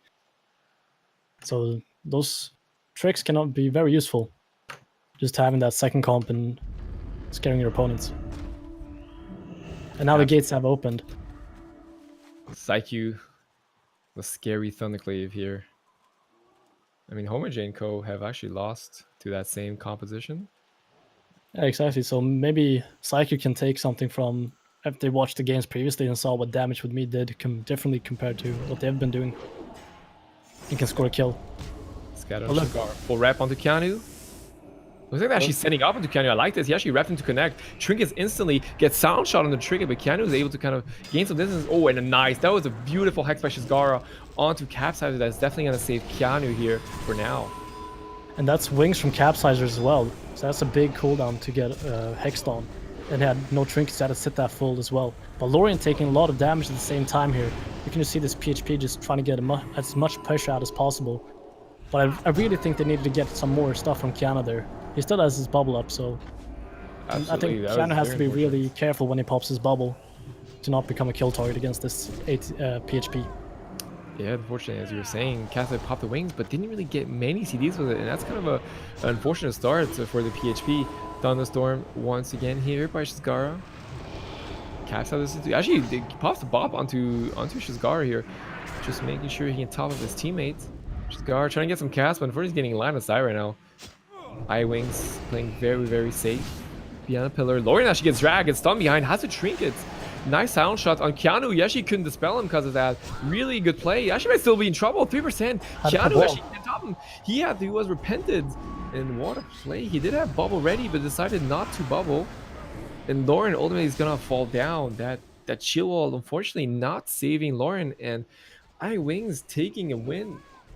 First win of this series against Psyche. Wings has been proving to play incredibly well today, just bringing their A game. They know it's the finals day, and if it's any time to bring your A game, it's today. And that was a fast game as well. Even though they had Psyche did a really good job stopping the opener on Keanu there when Capsizer popped his wings and everything, got that CC up on Capsizer, and just Keanu could stay alive. But Wings just came back and killed Lorient. Lorient couldn't. He just died through wall and everything. Absolutely, and of course, now the unfamous or famous Valorant Arena map picked by the losing team. Sorry, Psyche. That will make a difference. That will make a difference. But of course, since Wings won the first game, they will be able to, even if they lose this game, they will be able to pick their map. So they do have that first game advantage. That's so really important in this setup of a tournament, to win that first game, to have a safety net. Because I think this map is so dominant I think it's a really good map choice for Psyche, but they're already down 0-1. So even if they win this one, it's going to be hard, because then Wings can pick a favorable map for them instead. And that might change it all.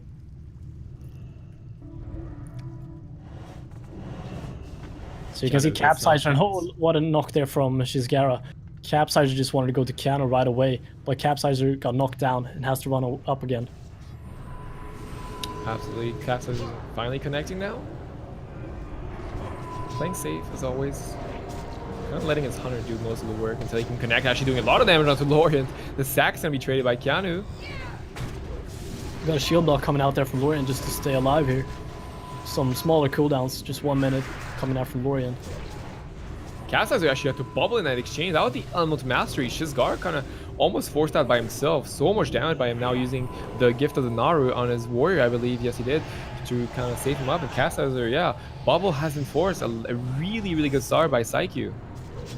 Yeah, if Shizgara can get a new Thunderstorm that's good onto Capsizer and Homerjade, it might just be the end of this game, because Capsizer, like you said, no bubble now, and that's so huge. There's the hero. Homerjade just had to trinket the fear here. The intim shot from Lauren. Sound shot onto that hero. Odd Waffle doing a good job purging that hero off instantly of both the DPS. Very, very important move here by him. Shizgara now pumping the lightning bolts. Ooh, watch out. That's actually the boss going to be traded. That was a lot of CD. Gets indeed almost immediately. Should be fine though. Keanu doing his best. Pop the wing now, but not enough. This pressure from this PSP is just incredible. Actually just died through the buff. Keanu popped the wing is just not enough healing at this point, and Shizgara probably had to kite or something during the CDs. He just took so much damage, and ultimately I-Wings completely dominating, Winning yet another series here in this tournament, going 5-1. They've just been playing incredibly well throughout this entire tournament and just proving to be one of the absolute best teams on the server. They've only lost 1 game this far in the entire tournament in 2 days. And Psyche was actually one of the favorite teams coming into this day. They were undefeated yesterday, so they're not a bad team. They're actually exceptional players and have been playing so well. Yeah, absolutely. Devastating loss for Psyche, of course.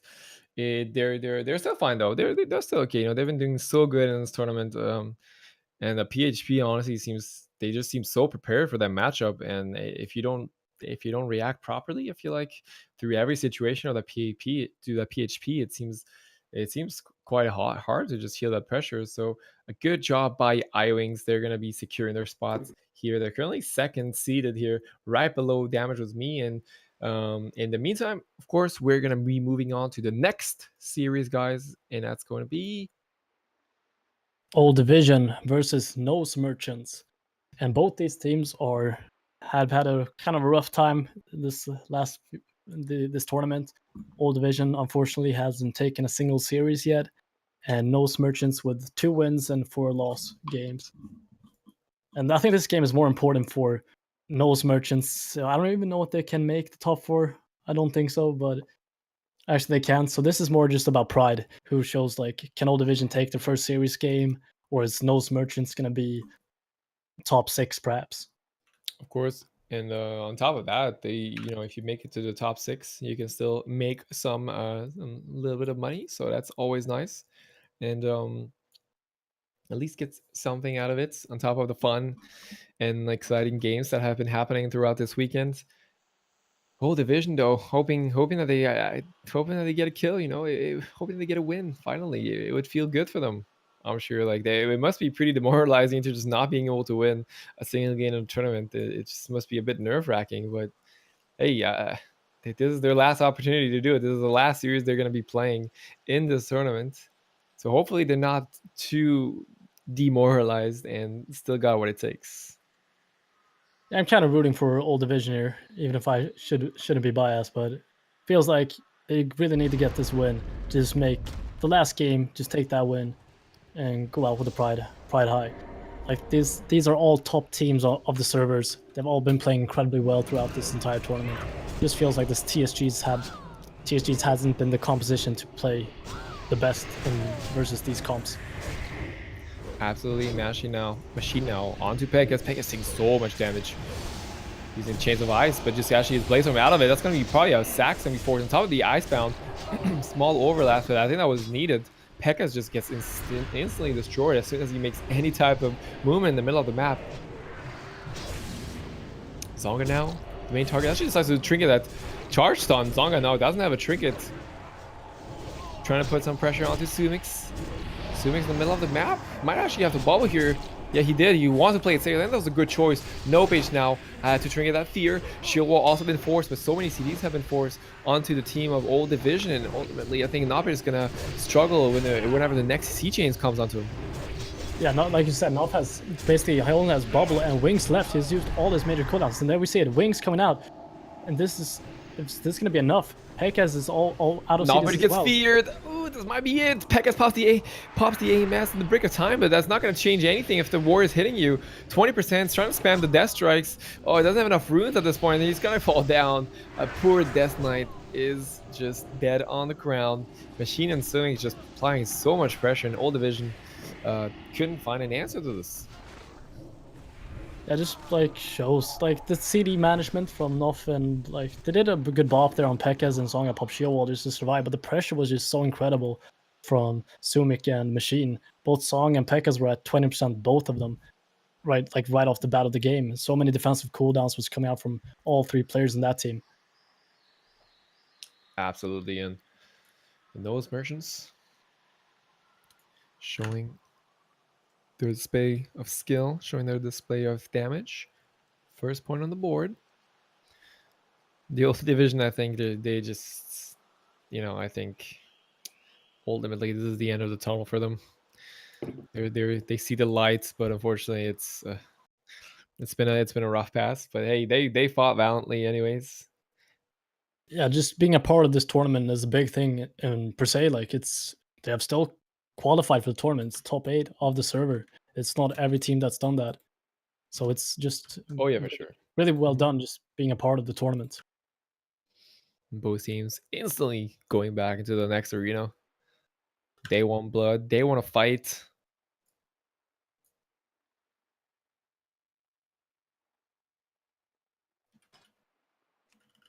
So it's going to be Ruins of Lordaeron here. We've seen Old Division liking to play on Ruins if they lost the first game. This is their go-to map. Let's see if they can make some magic happen here and take a draw here and take 1-1 and perhaps win their first series of this tournament. Absolutely, and we've seen them actually pick this map. Every time they lose the first game, they always pick Ruins of Lordaeron. Hopefully this time it can bring him some luck. I feel like their only kill potential honestly seems to be the healer. As TRG, it feels like they don't have really enough CC to kill anything else. They don't have enough pressure, I feel, to kill anything else. They did get the bubble this game onto Sumix, but that was really the only defensive talent CD that they got. So we'll see what they can do here. You can see Pekaz and Zonga going right for Sumik here. Sumik needs to get some distance because they are still a TSG. We get a death call on Tanoff though from Sumik. Sumik taking a lot of damage here. We got the Blaze Storm coming out from Machine as well. Does not get disarmed. Pekaz is getting obliterated as always. He had to pop the Ice on and get bopped to even be close to surviving this. Nop has some work to do now.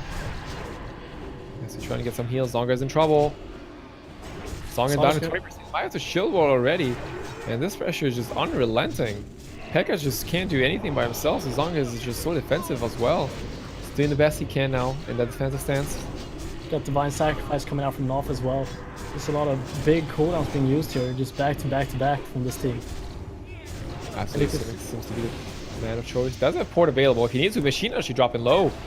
Disarms onto Zonga to alleviate some of that pressure. He's taking so much damage. Sumix can free cast though. He should be fine. Shield wall is going to be popped by Machine, but Zonga also had to pop, completely mirror that shield wall, and Nopage just triggered that fear though. It actually just bubbles right after it. Actually a huge amount of CDs on top of the AMZ. Bit of an overlap, honestly. It feels like Nopage is really trying to pop as many heals as he can at this point.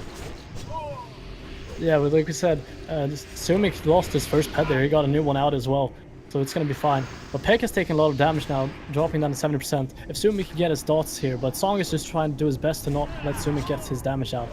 But Peck has had to pop the AMS, just trying to survive and mitigate some of that damage from Sumik. The Machine just being a machine and just doing tunneling damage into Pekaz. Yeah, it's been super hard for Pekaz to connect, and ultimately it's going to be super hard for Nopage to finish him. The wings are popping. It's not going to be enough. But the Old Division falls into their 7th game of the tournament. Unfortunately, not being able to get a win, but still showed resilience. Still showed that they're here to fight. Just sometimes, you just don't get the W. Unlucky, but it is part of the game, and it knows merchants. getting closer and closer to at least the top six where they can secure themselves and hopefully get some of the prize pool money, some of the $5,000 prize pool put together here by Warmane.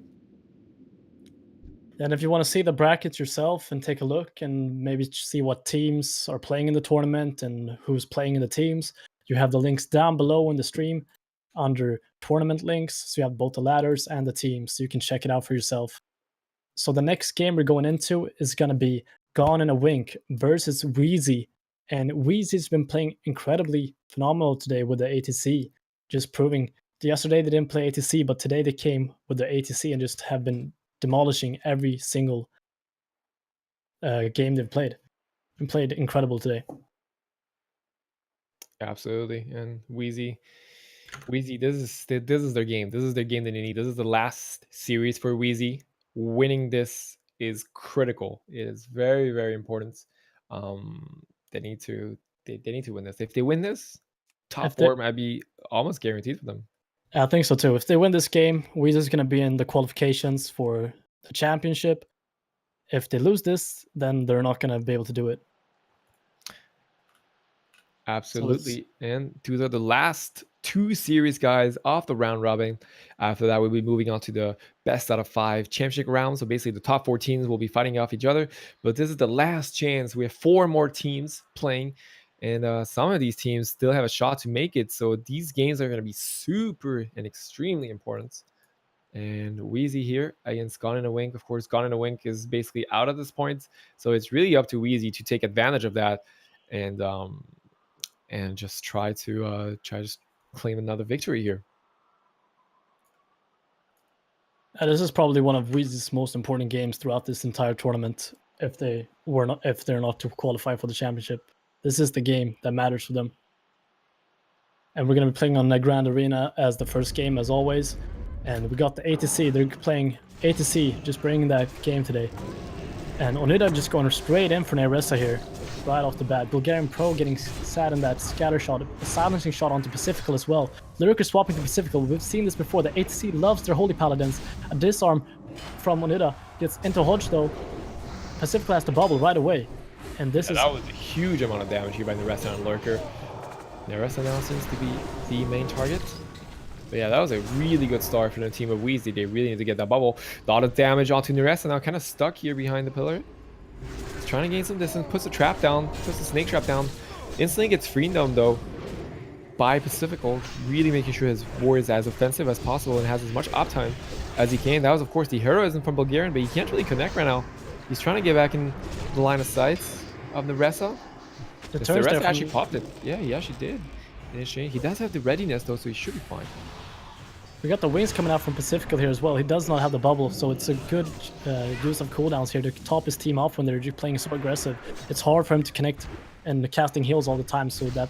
But look at Pacifical just dropping down. Lurker and the rest are just connecting. Down to 10%, 20%. Might be it.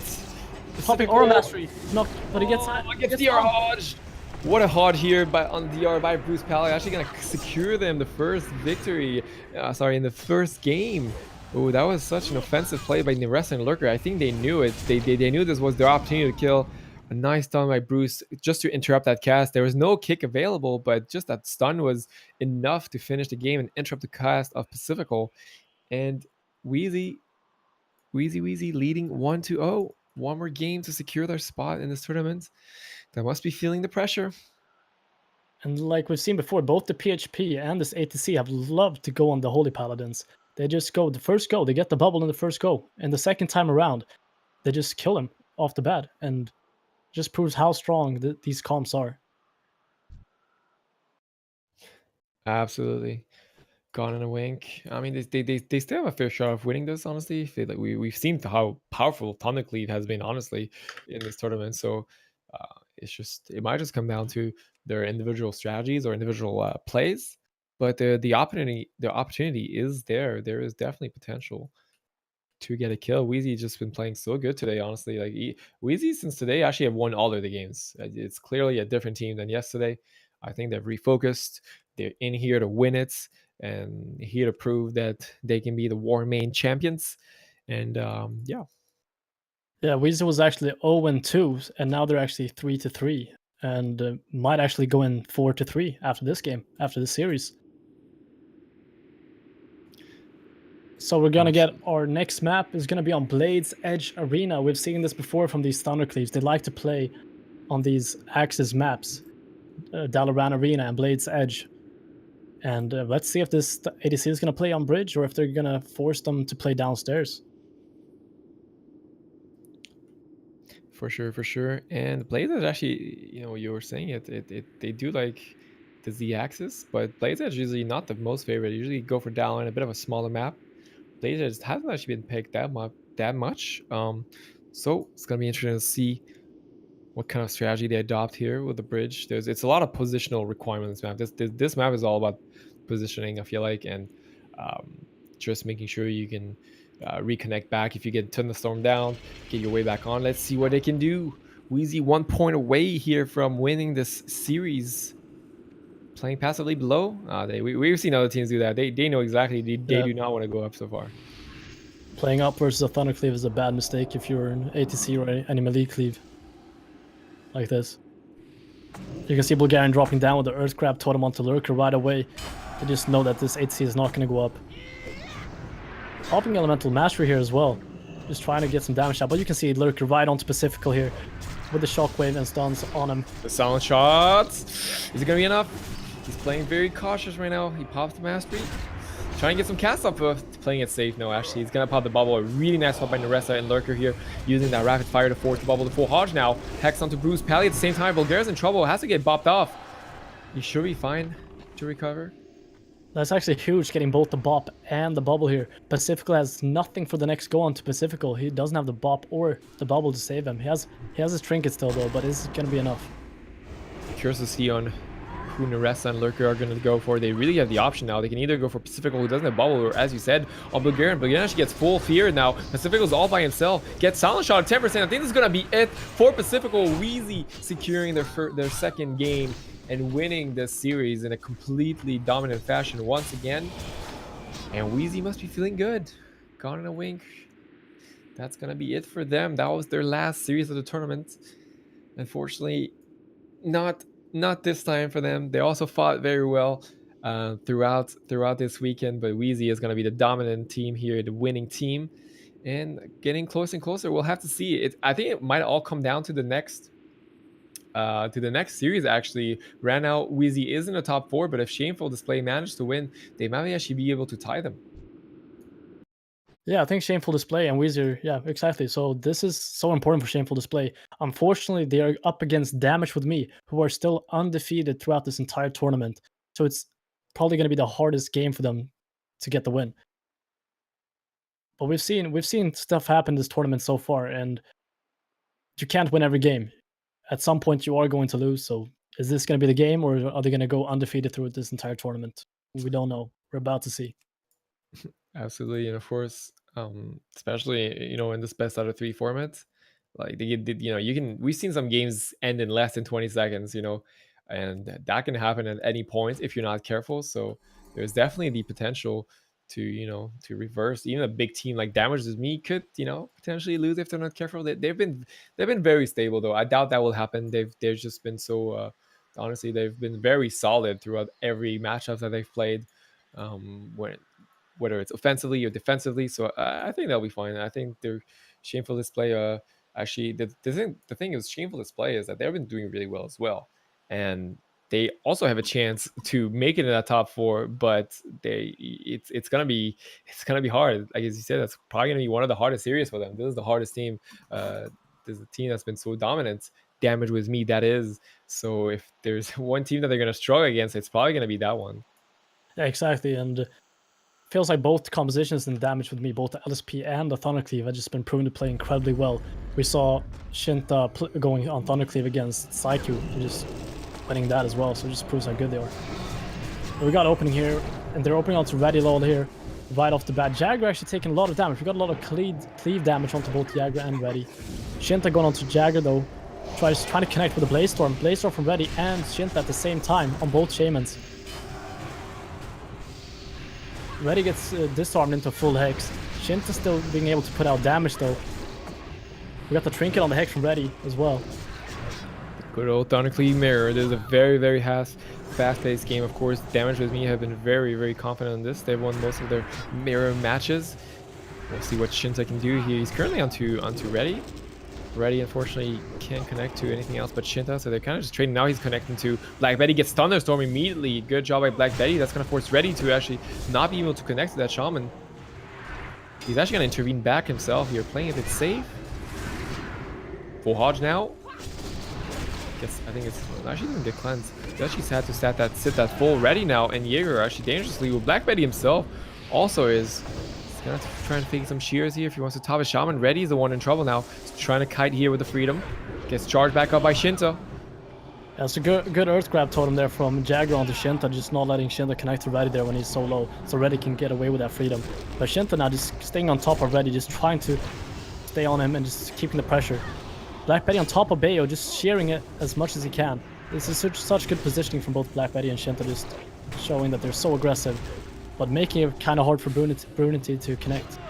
Yeah, absolutely. And Jaeger, a little before actually got the full hex on Black Betty, he had to try and get out of that.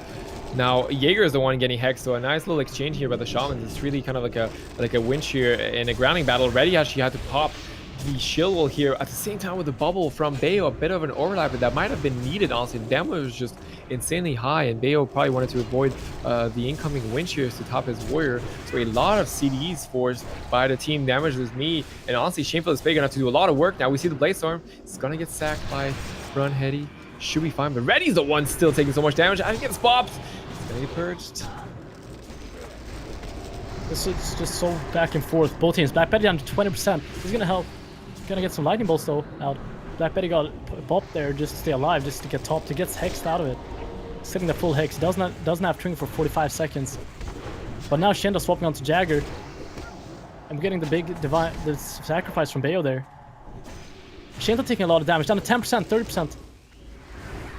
But he's still going aggressive. Shinta just knows that he's gonna be fine. He's such good communication between him and his paladin. Just knows that he's fine in that situation. Doesn't go sword and board. He just still stays aggressive, even though he's under so much pressure. Full Hodge down to Ready. Let's see if he can actually cleanse that. Doesn't get it quite yet. Shinta playing a bit safe, but Ready's the first one going to defensive now. But you can see some big cooldowns has been used from both teams. But Bayo doesn't have bubble, doesn't have sacrifice. He's got the big sacrifice, it's just off cooldown right now. So that's a relief for him. Might actually have to pop it. Yeah, he's gonna see it. He's popping it there to just help Jagger, because Jagger's taking so much damage. Some elemental mastery from Jagger onto Black Betty there, but Jagger's still under so much pressure. Black Betty gets the distance with the Earth Grab totem onto Ready. Yeah, Black Betty. Ooh, he was fine for a sec. Actually, we saw the full hex onto Jaeger. Good job by Black Betty. Black Betty now is trying to get some distance with that Earth Grab. They're putting some pressure onto Bayo, actually. He might be in big trouble. He has to fix some pummels. It's not going to be enough time. Bayo is going to go down, and a nice swap by Damage Was Me, finding the kill targets as always, and securing the first win here. It was an amazing game from both teams, actually. It felt like it was really even, and Black Betty and Shinta and Brunity just capitalizing on Bayo not having the bubble there and swapping onto him. I don't think we've seen any Thundercleave swaps onto Paladin this far in the tournament, so that's kind of a surprise probably for Bayo. Absolutely, and shameful display. Oof. It's definitely rough. Like, such a high caliber Thundercleave that they're up against. There must be a lot of pressure. They know that the last series of the day for the round robin at least. So there's obviously a lot of display. They know they need a win. They know they need a win to actually make it through. They're so close. They can feel the victory. They can feel themselves potentially going to the top four, but unfortunately, they have a wall against them. They have they're very confident and powerful team. So we'll see what they can do in this next matchup. Yeah, it was a really good game though from both teams, and it felt like it could have gone both ways. It felt like Shameful Display had a lot of pressure there on Shinta at some points, and Black Betty as well. So it felt like just a little bit more push, and they could have landed that kill on top of Damage With Me. Absolutely, and Nagran Arena is going to be picked again. Interesting enough, even though this is probably going to be a Thundercleave mirror again, they actually picked Nagran. So I feel like it's kind of like the safe choice by the teams. We saw how Thunderstorm was really game changing on a map like Dalaran Arena, and maybe they don't want to go through that. Maybe they think that they will lose the thunderstorm battles, so they're going for Nagrin once again. Jaeger and ready. Let's see what they can do. And we can see just off the bat, both Shamans and Warriors just stacking on top of each other. Shinta going for Bayo right away though. Just going on to Bayo, just showing that he does not care for, just wants to kill him. Blaze Storm from Shinta onto Bayo as well. Bayo having a big sacrifice here. Already swapping back and trying to disarm Shinta. He gets the full disarm onto him. Black Betty gets the full hex onto Jagger though. Jagger does not have Trinket up. Betty taking a lot of damage, down to 40% HP there. Yeah, so we see the full hunters ready. Actually not gonna wait to get cleansed. He's gonna trigger that immediately. He wants to go aggressive onto Black Betty. Black Betty popping the Harrow. Jaeger pumping the purges, of course, trying to get that Harrow off ASAP. Nice thunderstorm though by Jaeger. It's gonna get Shinta off away from him. Connects back finally. You can just see these paladins playing at one pillar each and just staying max range, while both Shamans just staying on top of each other with Warriors on top of them as well. Just such a clutter for these 4 players in the middle, and both paladins just standing max range, just trying to avoid shears and keeping their team topped off at all times. Oh, absolutely. That is super important to really. The wind shear is really kind of like the wind, the big, pressure condition for both of these shamans. Both shamans actually taking a lot of damage. Black Betty is the one actually taking the most in this exchange. Should be fine for now. Not too much going on. The thunderstorm once again. Shinta though gets freedomed up. Should be able to connect. Still to Ready. Shinta really loves going onto Warriors. I feel like Ready, as much as he can, tries to go on Black Betty, but the Shinta himself is just trying to hit the opposing Warrior every time. Yeah, it feels like when he can get just hit Ready in the back, it's just so much damage when it's not going to be parried, and it's just so much damage that's going to be put through onto the Warrior. Full hex now onto Black Betty. Good job by Jaeger. That's really going to stop some of the pressure that his team was having. Shinta still doing work. There's a Blade Storm. Gets his arm though. Good job by Ready. That was very important. Shinta's actually the one in trouble now. Well, he's actually in the stun. 4% HP. That was super close. Runhead, he couldn't actually get the hex off that. Sorry, he couldn't get the dispel on that Hodge. Shinta was stuck in this, and that was very close, as you were saying. He dropped down to 4% actually right there. But amazing job from Brundy, just not overcompensating with defensive cooldowns, just knowing what he has to use and just using those cooldowns. Incredibly well played by that team, and really unfortunate. But Jagger taking a lot of damage right now, down to 30%, and Shinta disconnecting at all times. And he has freedoms for Shinta in 2 seconds. Freedom's up now, so he can freedom Shinta. Got a buff from Jagger. Very good buff by Bayo here. That was really important. Bayo actually had to trade the bubble at the same time. So now use Divine Plea to regen some of that mana. But our big CDs now. I feel like if Shinta and Blackberry can get some pressure, they'll probably get a win, because Bayo is completely out of cooldown at this point. Yeah, you can see actually Brunity still having his bubbles left and his trinket, so they're ahead on CD management here. This is so important in these mirror matchups, just staying ahead of cooldown management. And you can see actually mana-wise as well, Bayo on 4k and Brunity on 10k. And we're coming to that point in the game that it's getting late. And Jagger taking a lot of damage as well. Yeah, as you're saying, we're coming down to that part of the game. Actually, full hex onto Shinta. He's going to be sitting that full. Oh, gee, actually, Black Betty almost soloing Jaeger, despite his Warrior being into a full hex.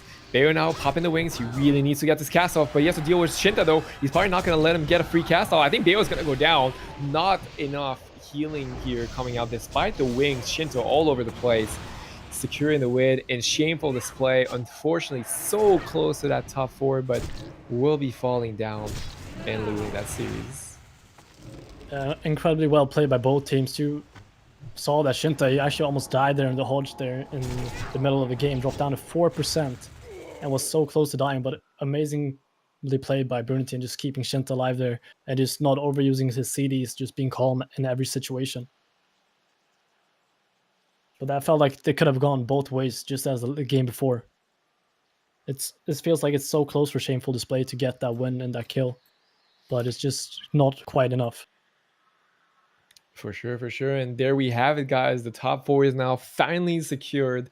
These teams have battled it out really well during this weekend. But it is going to be Damage with me, iWings, and Wheezy, as well as Psyche. who will make it into this top four. You can see the brackets below, and the next bracket should pop out as well. Of course, now we're going to be in the championship rounds, which means that only 4 teams are now going to be battling. The top best teams of this tournament are going to be battling against each other, and that should be that's going to be that. This is where the big plays are going to come. This is where the players. This is what they've been waiting for. Really, just competing against the best and just proving who can win, who can become victorious in this tournament. Exactly, and we're gonna have 2 games here in the semis, and it's gonna be best of 5 this time. So there's a lot more margins to show that you actually really are the best team, and not. We've seen some of those like one-shot kills in the previous games in the best of threes, and those are so crucial. If you lose a game to one of those one shots, it's just such a big impact if you're gonna advance or not.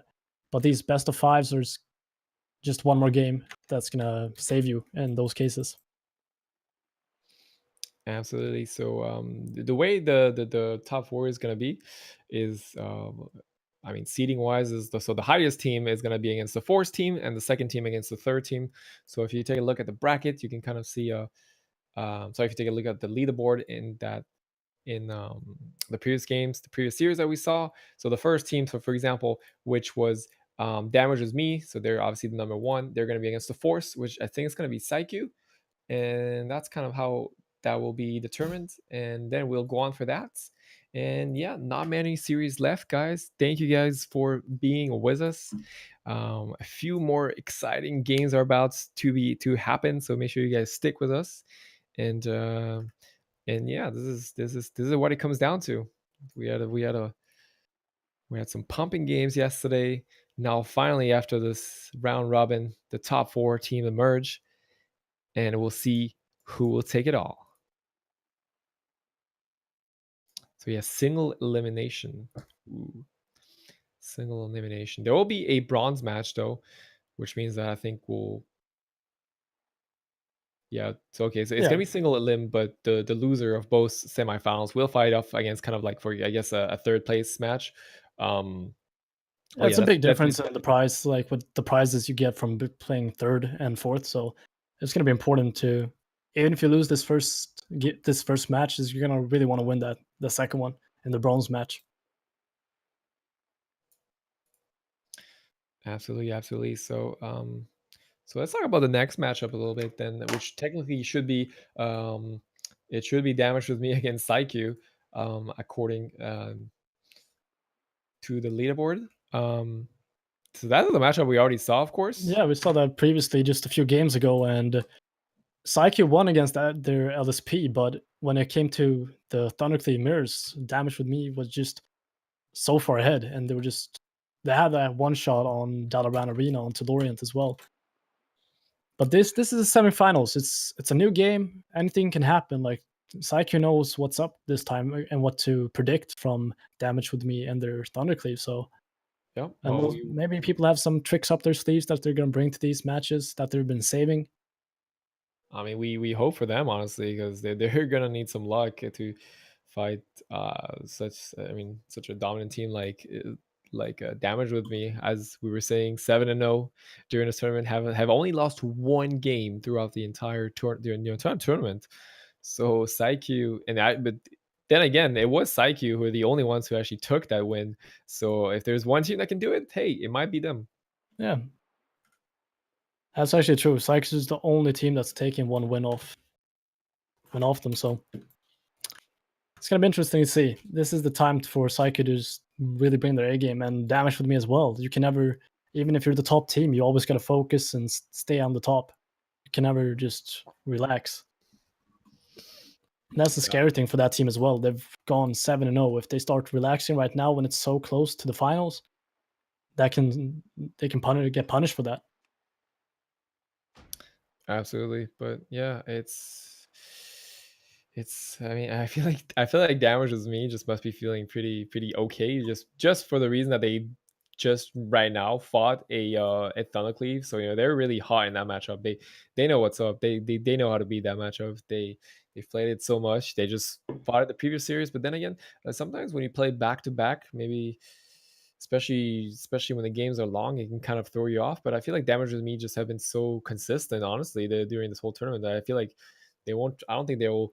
I don't think they will choke or play worse or anything like that. I think they're here to win. It's proven. So Yeah, I think these guys have actually done their homework and really put in the effort and the teamwork to just show that they are like proved to be one of the best teams on the server. And just they're here and they're ready for whatever comes in their way. absolutely, and yep. If some of you guys want to watch the games that you haven't watched, of course you'll be able to see the VOD of all the games that have happened during this weekend. If you maybe play, a specific comp and you want to see how they played it, you can also go back and watch the VOD if you want to learn some things or two that you guys could improve on. And and yeah, honestly, the games have been super fast paced. I didn't expect to be that fast paced. We saw some games that were, sub 20 seconds, some a bit longer. I think the longest game we had was, I feel like I was gonna say maybe 3 to 4 minutes, but it really hasn't gone above that. It's been in this meta, the games are incredibly fast. And I think we saw, I think the ATC comp did the fastest game yesterday against Old Division when Lurker just came in with a double shockwave on top of both the DK and the Warrior and just killed Pekkas instantly. I think it was 27, 28 seconds or something like that. It was one of the shortest games in the tournament for sure. And just so scary to see. And you've seen all these Holy Paladins as well. Even though they trinket and bubble, they're just dying so fast against this ATC and the PHP.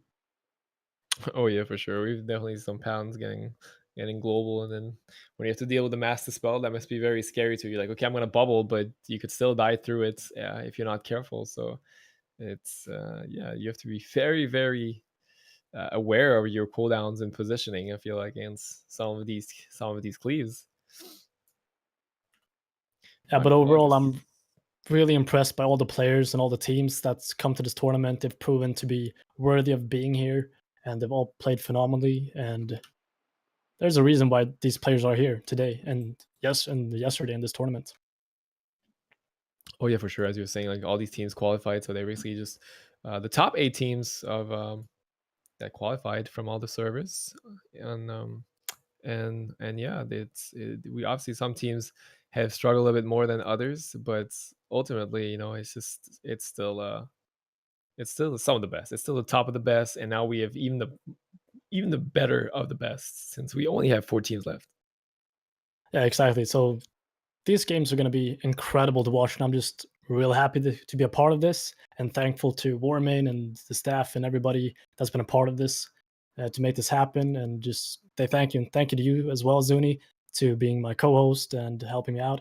It's been incredibly fun, and I'm just really thankful for Same this man, same opportunity. man. Right back at you. Uh, Right back at you. Thank you, thank you. We got some new information here. The game is going to start in about approximately 2 minutes. So this is the time to get a new drink, get some popcorn, some snacks, go to the toilet, go to the bathroom, because soon we're going to dive right into these championship games. And I predict that there are going to be some fast games and people are going to bring their A game and it's just going to smash right away. Yep, absolutely. So let's see if the oh yeah, so the bracket did get updated with the team now. So yes, it is going to be Damages Me versus Psyche, and then the next matchup will be iWings versus Wheezy. Um, so what is nice about round robin is that every team kind of fought each other, so they feel themselves out already. They kind of know what to expect. So this is when the true skill of the players comes in, if they can kind of change something strategy wise or something gameplay wise. This is really when it shows, is that when a team manages to win a series that have previously lost. In that case, Damage with Me, beat Psyche. So it'd be interesting to see if Psyche can actually do something to counter that this time, since, like I said, they already fought each other. And yeah, that's gonna be happening right now, guys, because we're about to get into the game. Yeah, precisely. They're familiar with each other. They've been playing against each other both in this tournament and probably before this tournament even started, they've been playing against each other on the ladder. So it's going to be interesting to see here. But we got Psyche versus Damage with me. So let's see here who's going to take the first spot in the grand final of the Warmane 3 versus 3 tournament, number 2. The gate should be opening any second now. This is it. This is where the pressure must feel super, super Must be super, super intense because it is okay. It is a best out of 5, but it's a single elimination guide, which means whoever loses this is completely out of the tournament, and that adds another layer of pressure. Game starting though. Shinta gets freedomed up. Onto Lauren as always. Take some distance to charge up. Get as much damage as he can onto Lauren. Feels like Shinta has something against these other warriors. He's always wanted to smash these warriors right away. He does not want them to be able to do what they want. He just wants to punish them right away. Oh, you can see Shizgari here just taking a lot of damage right off the bat, trying to get a hex off, but did not land it. And Shinta gets freedom here off the bat as well, just trying to connect to Black Betty though, taking a lot of damage, down to 30% HP. You can see him just purging away. And Lorian popping the Blaze Storm. He gets disarmed though by Shinta. Yeah, Black Betty popping himself. The hero is now boosting a pop the hero. Looks like he actually got completely purged off by Shizgara. Good job by him. So yeah, both shamans doing a good job purging that hero off ASAP. Now Black Betty popping the Elemental Mastery. A lot of damage onto Lorian. Has to use the shield wall in that exchange. Keanu doing the best he can, but Shinta is actually the one that died in that exchange. Got surprised by the damage of Shizgara. That was also his Elemental Mastery. Not able to get the shield wall off. And Psyche taking the first game against Damage with Me.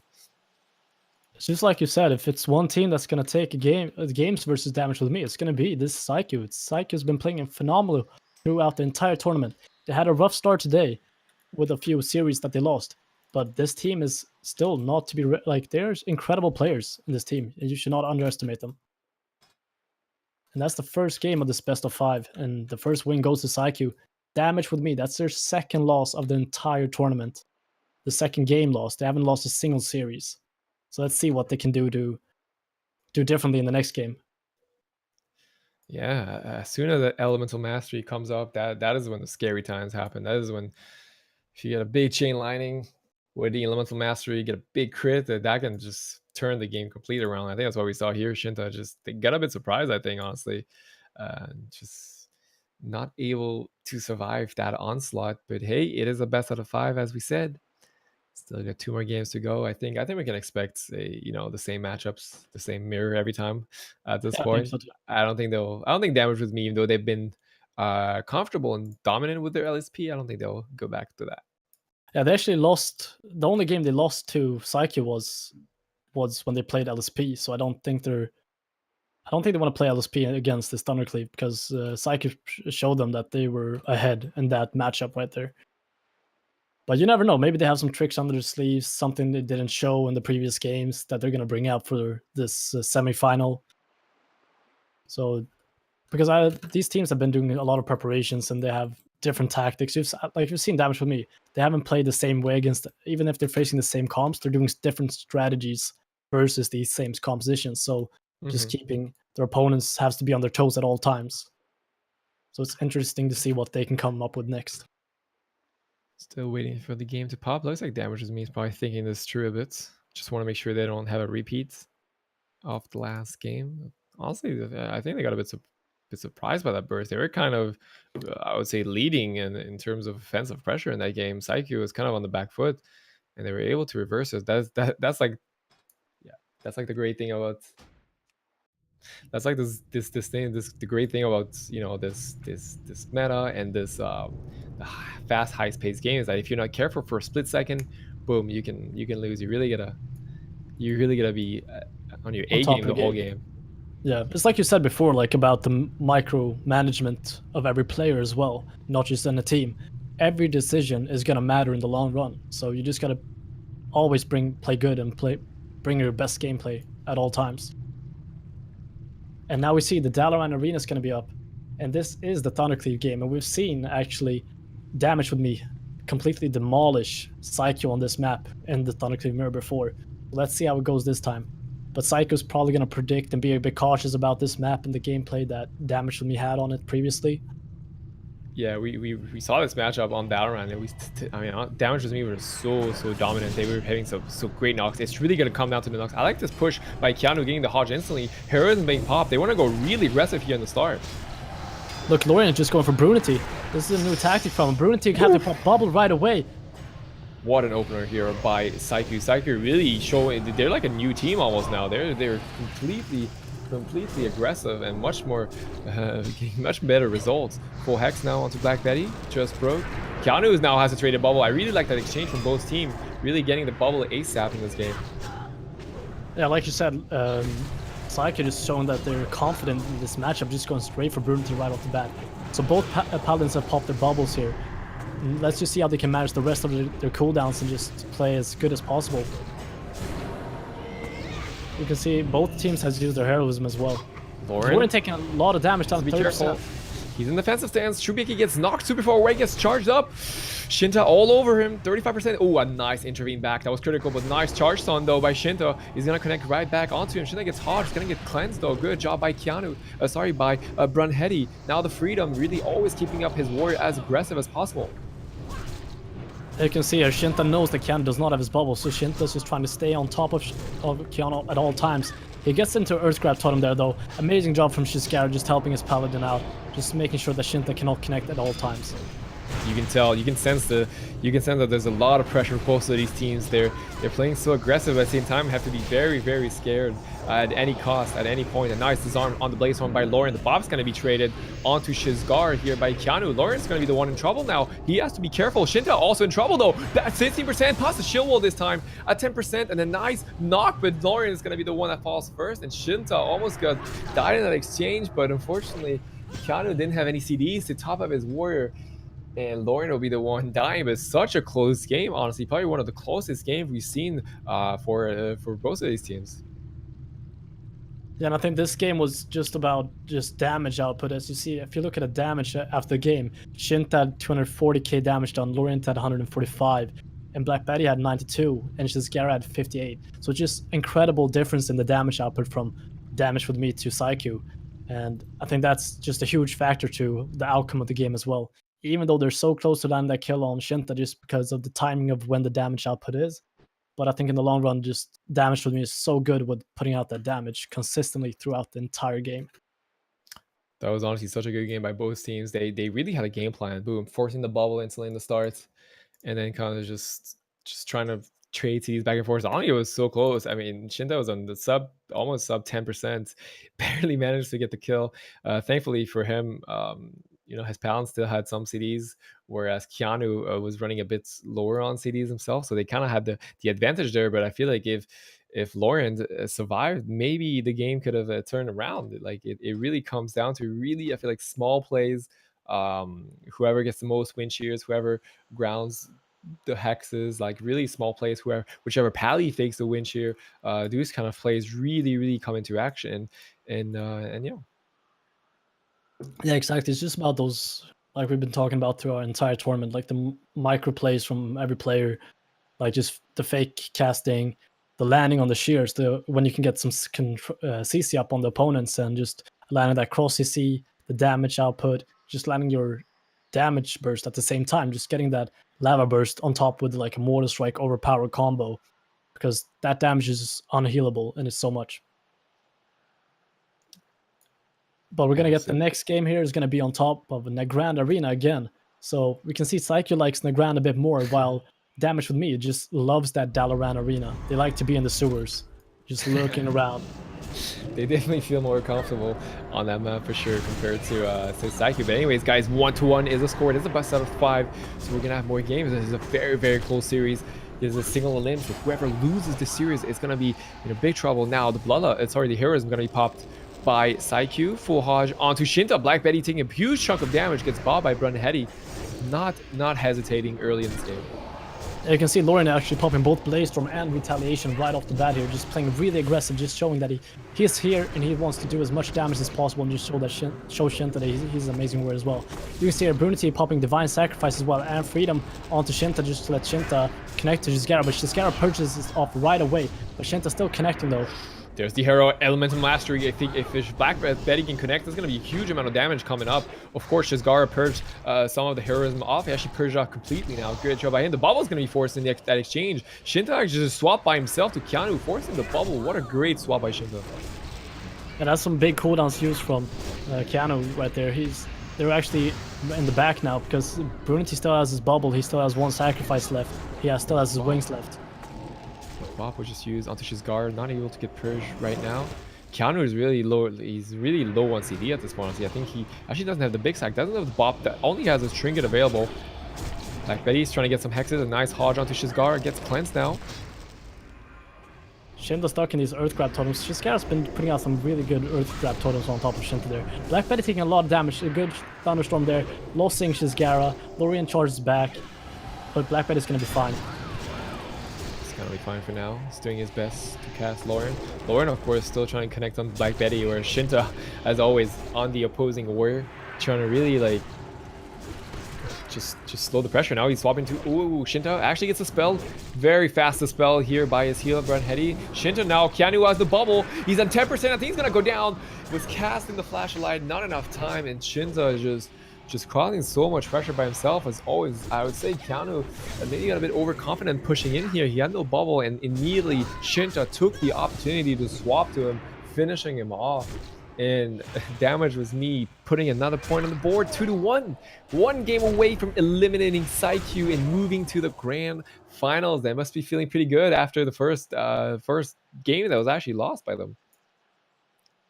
Yeah, exactly. This is just incredible games. I think this is going to be one of the fastest best of fives. Like in this meta, it goes so fast. It doesn't feel like a best of five even.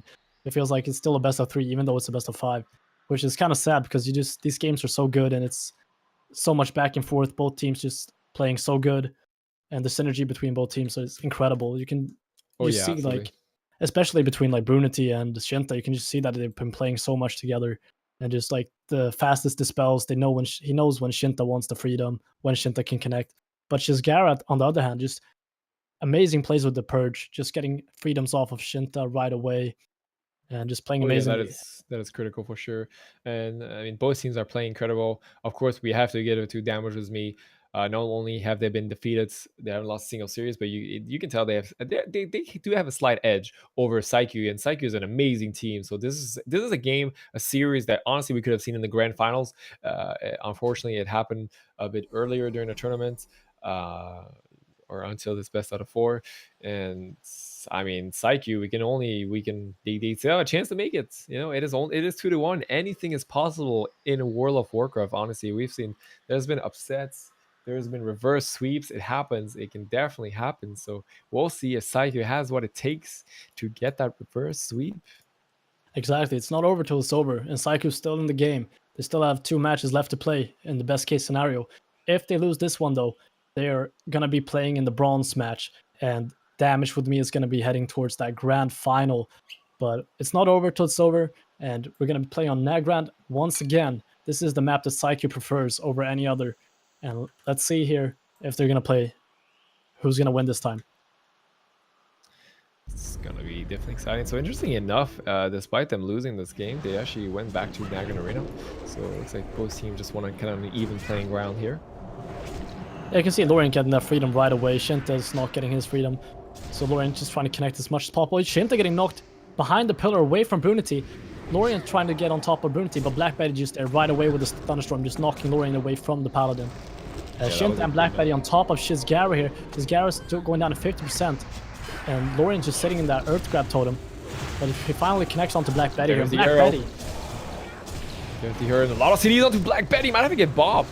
Brunheady not panicking, popping the big stack here to top up his elemental shaman. That was the hero though from the team, Mountain Team of Damage with me. Yeah, this just shows what the level of these 2 paladins, both Keanu and Brunity, just not overusing their cooldowns in those hectic moments. Just he knows that he knows what cooldowns to use in that moment. But look at Keanu though, having to bubble, just Shinta just going on the swap. Oh, Shinta actually made a risky move, but it actually paid off. He went to charge onto Keanu, and Lorien saw it. He actually charged right after Shinta immediately, but he still got the bubble. Incredible push here by Shinta. Once again, getting the bubble, getting the big offensive CDs. I feel like he's really creating the difference here in these matchups, able to force CDs off almost by himself. But Black Betty's in trouble, though. Brunheady might have to bob him. I think he still has it available. He does. Brunheady gets the hodge down to Lorien. Gets cleansed, though. Great job by Keanu. Really keeping top of his dispelling game so far. Black Betty was very low, but he's fine now. Managed to gain some distance. Got topped off by his Holy Pally. And you can see there's so much pressure on Black Betty, so Brunity does not have time to dispel Shinta off those Earth Grab totems. So just such a good time for Shizgara and Lorien to get pressure on top of Black Betty. For sure, and I feel like Black Betty's actually pretty comfortable. We sort of saw just now he's got sacked. He feels pretty comfortable, I think, getting tunnel. Like we Yeah. haven't seen him die usually. He's usually not the one dying. A nice thunderstorm again, charges right back into it. But Lauren actually decides to swap off. He actually wants to go in Shinta. Shinta himself also turning back onto Lauren. It's kind of like a warrior battle at this point. Shinta now going on to Keanu. This is the big trouble. This is when the trouble happens. Keanu, he does have a bop, I think, available. So he should be okay. He has to be very careful though, so it doesn't get purged. He should definitely try and line aside Shizgar if that's gonna happen. A nice thunderstorm though. Ashley intervenes back immediately. Great job by Shinta. He's all over the place. He's in trouble though. Gets Bob at 10%. He should be fine. Also overlaps a bit with the shield wall. That was a risky push, as we were saying. Every time Shinta pushes onto the Holy Paladin, they get immediately punished. Great job by Psyche. Yeah, Shizgara as well. Just that knock was just incredibly well planned for Keanu, so he could get behind that pillar. And with that knock, they could actually. But look at, he had to get the bob on Shizgara there. He's taking so much damage. Yeah, He it got goes purged so, immediately. so fast, back and forth. Oh, absolutely. This is really good. I feel like this game is going to end in the next few seconds. It's really going to come down to a very, very small thing. Full Hodge now. Actually got cleansed immediately. Good job by Keanu. Lawrence, the one in trouble, gets charged on 20%. Actually, he's connecting back to Black Betty. He's trying to reverse the pressure. Black Betty now is the one in trouble. 20% has to go into Ghost Wolf. On 30%, he really needs to kite at this point, but he actually gets the finishing blow right before. Such a close game. Keanu ultimately was a bit out of mana. Couldn't top his warrior, and Black Betty, despite being on 20%, comes out of Ghost Wolf, finishes the game. Damage was me, despite a very, very close game. We'll be taking that series and going to the grand finals. And unfortunate, honestly, for Psyche, they played so good during this whole tournament. But damage was me. It's just the mountain they can't seem to come over at this point. Yeah, but we still gotta give mad props to Psyche because they're the only team that's taking games off of damage with me. They're the only team that's proven For sure. to like play against that team because they have taken, what is it, 2 or 3 games? 3 games now, I think, against Damage with Me. That's the only 3 games that Damage with Me has lost throughout the entire tournament. They haven't lost a single series. It just proves how good of a team Damage with Me is and Psyche. Like, they're both incredible teams. Oh yeah, for sure. I totally agree. And on top of that, no, the games they've lost, Psyche that is, we're still close. Like these games are Yeah. still, pretty close. So Psyche, unfortunately, it's gonna be battling out later after the next series for a top potential 3 spot. But honestly, they could have, they deserve to be in the grand final too. They definitely show. Damages me though. Also got to give it to them. They've been, they're just top notch plays all over this tournament. You can tell that they're very well trained, very well prepared for this tournament, and they'll be waiting the winner of the next series. Of course, they'll be waiting for them in the grand finals. So they're just gonna be chilling for now. Yeah. So Watching the the next next series. the next semifinals is going to be iWings. iWings, I don't care, who's been playing phenomenally today as well. It's going to be Homer G's PHP and Jungle. We haven't seen Shixie play the entire tournament on his Feral. So it's going to be interesting to see. Is that something they're going to bring out for these semifinals and finals? Or are they just going to stay true to that PHP and just play PHP throughout the entire tournament? They're up against Wheezy, who's been playing Hunter Warlock and ATC. The Hunter Warlock composition did not go as good, but when they put out the ATC, they've been doing amazing plays and playing phenomenal today as well. So it's going to be a really close game, I think. Both these teams just love to go on the Paladin, and both of them each one has a Paladin. So it's going to be interesting to see. Or no, actually, my bad. Homer J's got Auto Waffle, and Auto Waffle is on the Priest. Absolutely. Of course, we saw these teams play. I think it was yesterday. Yeah, it was yesterday actually. Wheezy against iWings, and it was actually a close game. It was a 2-1 for iWings, but like the games are pretty close. So as you say, I think that will be a close series. Now it's gonna best out of 5. So what I like about the best out of 5, it really shows like it kind of removes that luck factor. Sometimes like you can win a game and then maybe you win a series because you only need to win 2. But best out of 5 is usually a pretty good determination or of skill of whoever team has the advantage. So yeah, this will definitely clear out who and which team has the advantage, which team is better, and will be joining Damage with me in the grand finals. So that should be coming up very shortly, guys. Just waiting for these teams to get ready and ready to go. So yeah. So do you remember what they played? What did Wheezy play yesterday? Did they actually play ATC times 2? Or did they actually try HLP maybe the first game? I forgot. I think they played 2 times HLP. Oh, they play 2 times in GP. Okay, okay. So that'd be interesting to see if they They go. were mostly. I think they only played. I think they brought ATC in the late games yesterday. So, and I don't know. Since they brought the ATC, it feels like a completely different team to what it was in the beginning because they had a rough time. The first two series they lost. They won the third one, and they lost the fourth one. So they had a kind of rough start yesterday. But today they've just been banging and taking these W's almost the entire day. But it's gonna be interesting. Maybe they think that the Hunter Warlock is a better suit against this PHP or Jungle Cleave. You never know. For sure, and it's gonna be exciting to see which matchup is gonna come out. Of course, as you say, they're playing the HLP most of the last time they fought this matchup, so we'll have to see if Mercy comes out again or if they'll be sticking to the ATC. And here we go. Yeah, it's actually going to be Mercy in this matchup. Interesting enough. Okay. Mercy Yes, coming out strong. and we still have Homer J and Capsize on Autowaffle with that PHP. I feel bad for Trixie, man. He hasn't been playing his Feral the entire tournament. He's just been sitting there waiting to bring out that. But that might be the final secret thing they have in the sleeve. It's definitely going to be a Hunter battle. Neressa now popping the rapid fire. He wants to go very aggressive to Capsizer. Capsizer knows it. He's trying to retreat, but he can't really move right now. He saw the rapid fire instantly pulling off. I like that choice by Capsizer. He's been playing very, very well defensively, in my opinion, throughout this whole tournament. Knowing when to back, knowing when to go in. That's really been the key factor for their victory and success in this tournament. Yeah, for sure. Capsizer is a live lord. He's been kiting for days throughout this tournament. He's always been the kill target for most teams, and he's just been sitting there with his sword and board up and just kiting, and he's been playing phenomenally. And at the same time, he can just go for that Shadow Morn, pop those wings, and just do burst damage. But you can see her actually, Oddwaffle playing so far back, so Mercedes can't even get Curse of Tongues on top of him. Playing so good positioning there from that team. Yeah, always a bit frustrating, of course, when you're playing a range class and people are just all behind a pillar. But here we go. Capsizer is trying to push out. Gets scattered, though, on his mount. I like that. The rest are trying to delay the go. Now popping. Whoa, and the rest is taking a lot of damage here in that exchange. It wasn't actually any. Actually, it was the rapid fire by Homer J.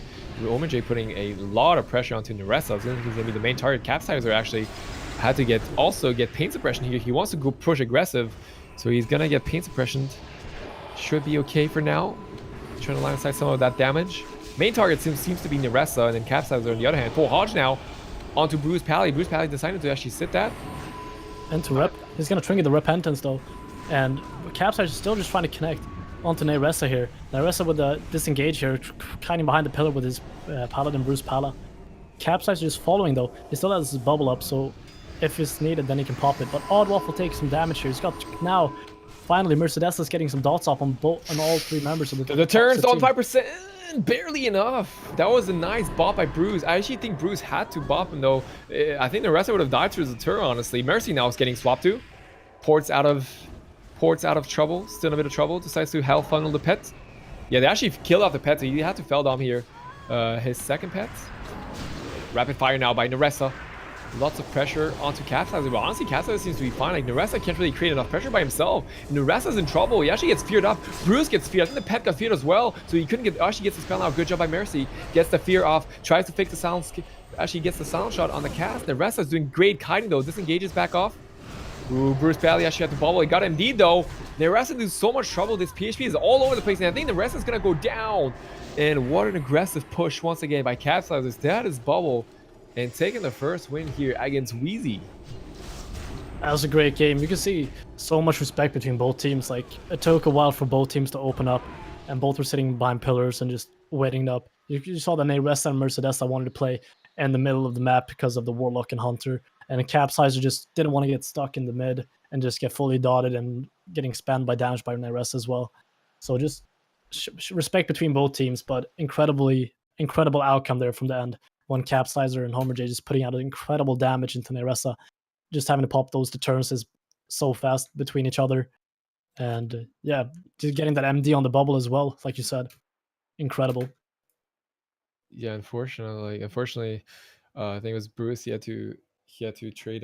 He had to use the he had to actually use this bop on top of the turret because there's just so much damage. Because sure, the turret stops, stops all the damage, but if you have dots or like you still have like the serpent's thing and all of that, then there's still a bit of damage going through. So he had to throw the bop at the same time, also to remove the MS effect, I believe. So that unfortunately a bit of an overlap. Maybe that could have made a difference if you had alpha later, but it is so hard, honestly. Like there's just Yeah, so it's much hard. damage constantly, so you have to make every global count, and it just must not be fun to be a healer when you have to be very very calm, and at the same time you have to be reacting very very quickly to every situation. Exactly. Like you said, like it is an overlap on both bop and the turns, and of course that is going to matter in the long run. Even if it was so close between each other, like, but the overlapping defensive cooldowns like that is often going to be a problem in the future, especially because they're so similar to each other. They both do the same thing, except for that bop takes away the MS effect as well.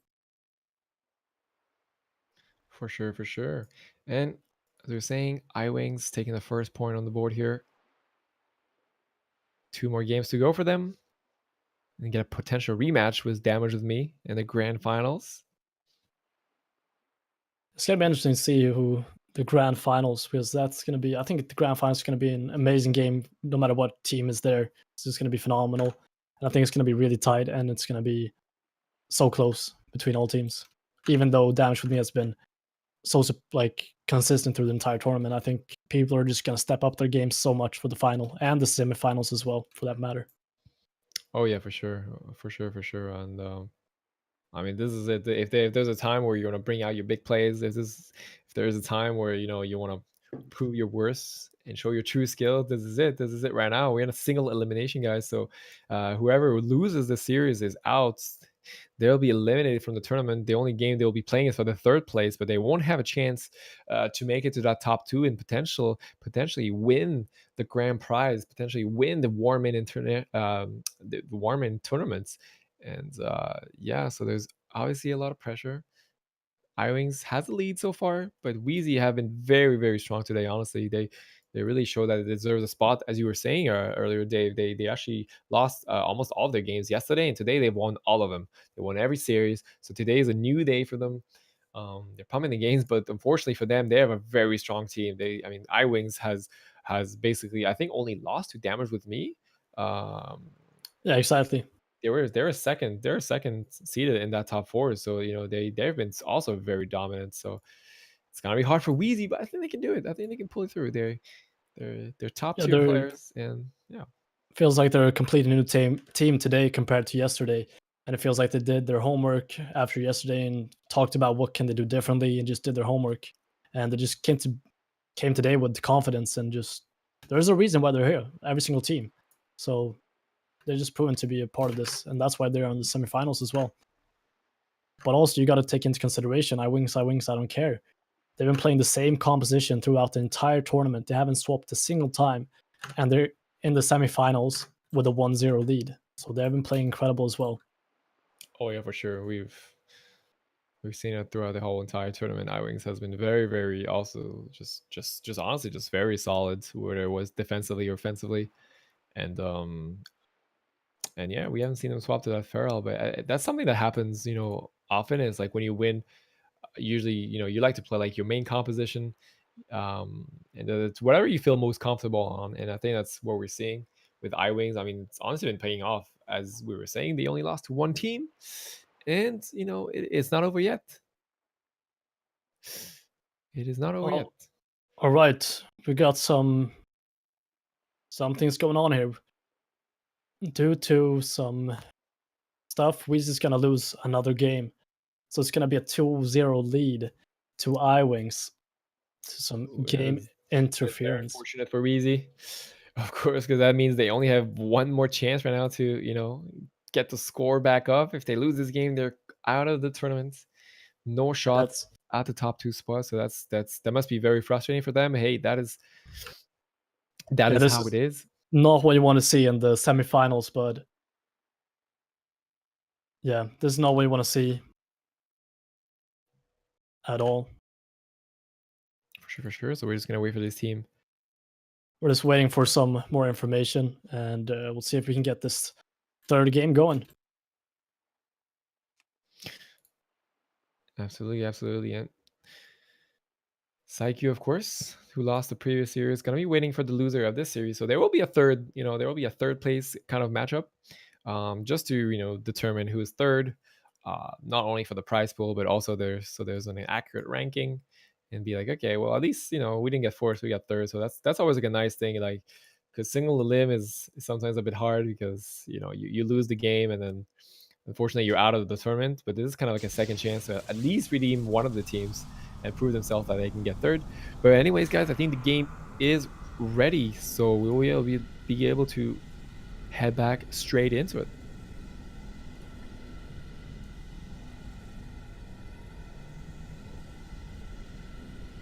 Yes, we're going to be playing on Nagrand Arena once again. This is for sure one of the most favorable maps played throughout this entire tournament. It's been dominated with a tight second place on Dalaran. For only the Thundercleaves, I think, has been the ones that's been vetoing for the Dalaran or the Blade's Edge. But Nagrand for sure one of the top most played throughout this entire tournament. For sure. And Wheezy's gonna have to bring their A game at this point. They're down 2-0. They're gonna have to play. They're just gonna have to perform. They're gonna have to play flawless, I feel like. I mean, when you have a team so strong in front of you, like the only way to beat them and to outplay them is just to play better than them. It's gonna be hard, but they can do it. Yeah, and they're still sticking to this Hunter Warlock composition. They're not playing the ATC. They're just staying true to this Hunter Warlock in the semifinals. And this is really the game to play perfect. Neresa are off the bat taking a lot of damage down, 60%. And Mercedes is trying to get some fears and some dots going on the opponent's team. Capsize gets spell locked. And you can see Oddwaffle dispelling some UAs and stuff. And the rest actually popped his rapid fire. Didn't force too much. Now the pressure from Mercy is coming out. Gets the rep off onto Bruce Pally. Mercy trinkets out. Gets sound shot on his trinket, but he actually gets managed to gain some distance. So he should be okay. Capsizer is in big trouble. Line of sight here behind the pillar with his Discipline Priest. A lot of spread pressure. The Prayer Mending is going to do work though in that situation. The Divine Hymn also with Neresa in that exchange actually had to deter insane pressure just by Homer J almost by himself. And we got so many defensive cooldowns coming out here from Neresa and this team. And this PHP just showing to prove that they're to be reckoned with in the semifinals. And they're not stopping. You can see Capsize is just following right into the middle. But Homer J taking a lot of damage here as well. If they're too greedy, they might get punished for it. And Capsize are now dropping down to 40% as well. You can see both Homer J and Capsizer, they're not fine. Yeah, Homer J has to be careful because he actually readiness, so he only has one deter available. Capsizer now pulling back to the pillar, playing a bit safe. Homer J might do the same. Oh, yeah, actually deterred. I think that's the last deter of Homer J because he did readiness. And Neresa also doesn't have a deterrence, doesn't have his readiness. So this game is quite quite equal at this point. I mean, Castler does have a bubble, but it seems like Neresa has been the main target so far. And yeah, they're just kind of reset. Oddwaff is trying to get a drink. Then he gets Curse of Exhaustion as he gets drained here for a second by Mercy. You can see Bruce Powell actually having a lot of big cooldowns left here. And his big sacrifice that he used is coming off cooldown again. This is looking really good for Bruce Powell here, playing amazingly with his cooldowns. Well, I think they know it. Waffle pops the PI though. Charm Reduce actually gets the spell on the UA. Should be fine though. Trying to get that Prayer Mending bouncing, and the rest is going to be the one in trouble. Bruce Pally is going to have to do everything he can now to save his Hunter. 20%, a defensive scatter. Bop though gets instantly MD. Good job by Odd Waffle, and the rest is all by himself at this point. Full Hodge now onto Capsizer behind a pillar. Not going to be able to get the spell because he has so many UAs. Actually gets the spell now. Waffle actually decides to trinket in that exchange. And Homer J is now the one in trouble. I think they still have a bop available. Capsizer has a bop, so he might actually need to use it. There's the bop by Capsizer. Good reaction by him, but now the pressure onto Odd Waffle. This pressure from Mercy and the rest is just incredible. It's such a different game than the first one. That's actually incredible. You saw Odd Waffle get stuck there in the middle of the map, and the Neresa and Mercer just instantly punished him for that. But you see the wings. Let's see if Capsizer can connect. Insane fears by Mercy though, really shutting down the wings. Capsizer is trying to connect though, but he gets the triple fear just completely negated his wings, and now the rest knows that he has to kite him a bit, trying to get as much distance as he can. Gets rooted out with a pet. Great job here, completely shutting down the wings of Capsizer. A look down the swap onto Bruce Palla here. The trinkets right away, down to 40%. He's gonna have to bubble. 2%, 90%. He's playing so saved here with bubble. He's just still hitting. Yeah, I don't think he actually has no, a Bruce Pally. Ooh, gets a cast on 2%. What a play by Bruce Pally. Now he has to fake the kick. Oh, gets scattered on that. That's actually right. He still had forbearance from his wings from previously. That's just amazing play from Capsizer Homer. He's punishing him for popping those wings. It felt like Wheezy had, you know, the game in the bag, but unfortunately, just iWings showing once again that they're a resilient team and no matter the situation, can pull through. Wow, great effort by Wheezy, but I think that's gonna be it for them, unfortunately. And iWings is gonna be winning the series 3 in a row.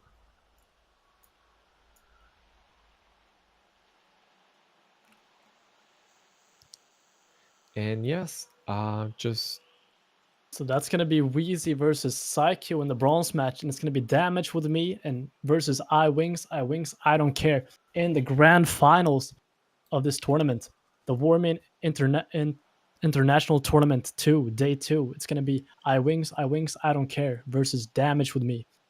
Two incredible teams. You saw it in the round robin. These were the two teams that were first and second place.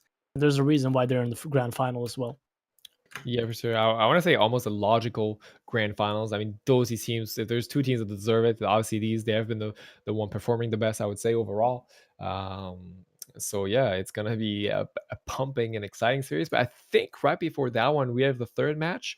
We have the bronze match, sort of called, to be played, I believe. Just gonna double check on this, but I feel like, Yeah, it should be Psycho versus Wheezy first.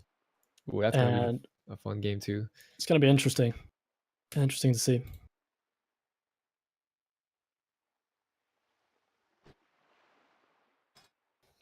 And they actually played today, and Wheezy won that series 2-1 against Psycho.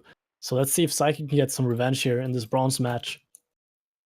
And compared to what Wheezy played right now with the Hunter Warlock, Wheezy played ATC versus that Thundercleave in the previous round robin. Absolutely. So it's gonna be hard. It was obviously hard for Wheezy to lose 3-0, you know, in such a fashion. And you know, they were pretty close the last game. Unfortunately, couldn't get the win. So they must be feeling a bit frustrated, but you know, they have to get back into it. At least get a third place finish, you know, at least, you know. It's a difference between coming third and fourth as well. Like if they want to get as high as possible, the difference in reward is if you're the bronze team, you get $780 divided by the team members. If you're fourth place, you get $630 divided by the team members. So they want to get that extra spot to get that extra little bit of cash split between the team. So every point matters, and the game should be up right now. We're just gonna wait for the gates to open. And as usual, the first game is always going to be on Nagrand Arena, as it's said in the rules. And if you want to see the teams that are playing this grand final, it's going to be Damage with me, and iWings, I don't care. And it's going to be in the bronze match, Psycho versus Wheezy. You can find all those teams in the link below and see what compositions and what players are playing. Absolutely. So not many teams left in this tournament. It's getting closer and closer. We're getting closer and closer to the grand finals, guys. That will, of course, happen after this series, which will be another best out of 5 to determine the top 3 spots. And yeah, any prediction, Dave? Psycho, I feel like today hasn't really been their day, huh? They've been really dominant yesterday, but today, it's unfortunately not that easy. Yeah, but they play good against Damage with me. So, oh, look at the damage done to Lorient right away. Just 50% right off the bat. Can't afford to pop that sacrifice right away. And you can see them playing ATC this time and not the Hunter Warlock composition there on Neres on Lurker. Shizgaro dropping out at 40% right away. He's got the Sacred Shield. Divine Sacrifice being popped by Keanu as well. Both sacrifice from Keanu's team is being used. So much stuff is being popped here from Keanu. And look on the swap onto Keanu here. This is what Lurker and Neres has been doing entire day, just getting swaps. But Lurker down to 60%, into a hold, has the trinket, popping shield wall, and enraged regeneration. Yeah, Lurker really had to use a lot of these CDs in that exchange. Honestly, it's been quite hard to get some pressure. Now Shizgaro trying to get the Hex, won't be able to get it. Gets denied with the scatter, good job by Neressa. But yeah, as you said, a lot of CDs defensively have been forced by Keanu. Now we see the full Hex onto Lurker. That should stop some of the pressure. Big chain lining here by Shizgaro with the Elemental Mastery. He was doing a lot of work. Lurker is dropping to 5%. Neressa as well, dropping down 30. too much, and he's at 10%. The Big Sap barely saving him by Bruce Pella. But actually, that might not be enough. Actually, he actually managed to force the bubble in exchange. Good job by Lurker. Is he going to be fine? He's actually taking so much damage. Wow, that was crazy. He actually managed to force the bubble in the exchange. Lurker was actually sub 10%. And it's just both Rest and Lurker dropping to 30 and 5% in that go. That was a lot of CDs going into getting that bubble. But we've seen them do this before. Rest and Lurker, they love going on the Holy Paladins. You can see actually Bruce Pala how far behind he's playing now. Or I mean Keanu. Keanu's playing so far behind. He knows this. He knows that this ATC is gonna go for him if they get the chance. So you're just playing max range at all times, just lossing Lurker. He's not gonna get caught in that charge. But Rest are down 30%. He's gonna get topped off by Bruce Pala. Some good CD management right there. Yeah, and Shizgar actually gets trapped here. Keanu not able to dispel him. He's a bit far away. He's going to decide to sit back. Lauren's going to be the main target. Bob's still available for both Paladins. So they have one line on the defense. Still left. Lauren now popping the region. Trying to get some heal back up. Intervenes back. Charges back onto Lurker. Lawrence is just having so much trouble. They're sliding back to Keanu. Keanu gets absolutely demolished in that shockwave stun. And a great swap despite the Hex onto Naressa. Lurker managed to secure the deal and get the win onto Keanu. Keanu had to use so many defensive CDs early on and ultimately gets punished for it at this point in the game. And it's gonna be it's gonna have to be Wheezy who takes out the first game. Yeah, this just shows like that game was back and forth the entire time. You saw Lurker dropping down to 5% there and had a pop shield wall and just went so fast in between both teams. Both have such burst potentiality to just burst each other down. And it's just amazing to see how fast they can go both ways. It felt like it could have ended both ways. And really good, well played by Keanu there, just playing max range after his bubble being used. He knows that the ATC will go for him. But at the end of it, he just has to go in to help his team, and he gets stuck in the shockwave and just gets smashed by Lurker and Naressa. Yeah, it must be very. These swaps are just scary every time. Every time the Holy Pally gets swapped by Cleave, it's just like he has to not only deal with the kicks, but he has to deal with also just the blanket sounds. Even the blanket sounds is just enough to like force the CD, like in that little few seconds of not being able to cast any defensive spell is just so scary. And great job, honestly, good job here by Wheezy to finding that opportunity to get the kill. Wheezy really, very dominant, really well played. So we'll see what they can do next. Feels like they've been consistent through the entire day with that strategy as well, just playing on the Paladin and just going for the bubble and then swapping back, playing defensive, and then finding that gap and just killing the Paladin without bubble. We've seen it, they've done it throughout the entire day. Like, it's just these Paladins need to anticipate this playstyle and just find some way or get some peels from their teammate so they don't have to pop the bubble right away. For sure. And now, Dave, we're back on the home turf of the Ellies. It is going to be Dalaran Arena. Yes, exactly. Scar can do. Actually gets feared, has to decisive trinkets. Gets actually really nice wheel CC. Gets scattered. Maybe to a trap. Doesn't get the trap just yet. Keanu actually got trapped himself behind the pillar. That's actually a full trap onto him. Great job by Naressa. It's going to cause a lot of pressure onto Shizgara. Pops the Stoneclaw. Release on the pressure. Now the hero. They can't purge that hero off. So it's going to be a huge amount of damage coming out for the team. Current team of Psyche. Yeah, I was unlucky there for Shizgara. He popped Thunderstorm there in the beginning, but Keanu down to 40%. Here the bubble is. He's going to preemptively pop the bubble when he's topped off almost. But this is not looking good for Keanu. After this bubble, we've seen it before. They really need to land a kill on Naressa or Lurker right now. Because now that Keanu doesn't have bubble, it's going to be a good time. But you can see Lurker and Naressa both taking a lot of damage here. They're falling back, and this is what they've been doing the entire time. They get that bubble and they fall back and play defensively until they find that spot to go on the opponent Paladin again and just land that kill. You can see it's just Gary here. You just can't do anything against this. Naressa, it's just Lorient that's in there doing damage. He just has to wait for the Thunderstorm. I feel like that's his play, but he has to be careful. He could be a potential target if he gets too close, if he gets stunned behind. So he has to also be careful himself. Keanu now, he's the one that's gonna be in trouble. He did just pop the wings, but I think he has a bop left only, so he has no bubble, no trinket. He's gonna be very careful, and he knows it. That's why he's staying so far back right now. He knows that any potential swap onto him could be his death. He's playing very safe. You can see there Naressa and Lurker trying to get on top of Keanu there, but Keanu getting a dispel onto a trap on Shizgara there. Lorient though taking a lot of damage, down 34% HP here. Both Lurker and Naressa are fine at the moment. They're swapping, getting a bit of clean damage on Shizgara. Shizgara trying to get a Hex out. Did not land it. Doing his best. Trying to get to see, as you said, it's a bit frustrating. Now he's pushing with the Ghost Wolf. I feel like as soon as he pushes, he's gonna get swapped too. We'll see what happens. Yeah, but it's a good knock. Oh, here's the storm. Good knock there. Lurkers down below with Bruce Pala. Oh, they get booted up. Really nice job by Shizgara here. Really trying to slow down this Millicleave, this ATC.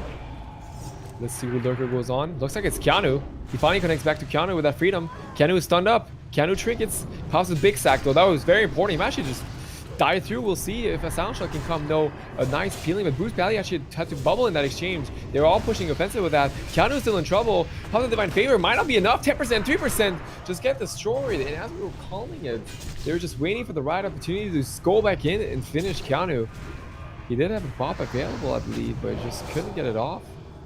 And that's going to cause Wheezy to win the second game of the series. Yeah, we've seen them. Feels like we've seen them do this the entire day when they've played ATC versus these Paladin comps. They're just doing the same strategy and executing it so well the entire time.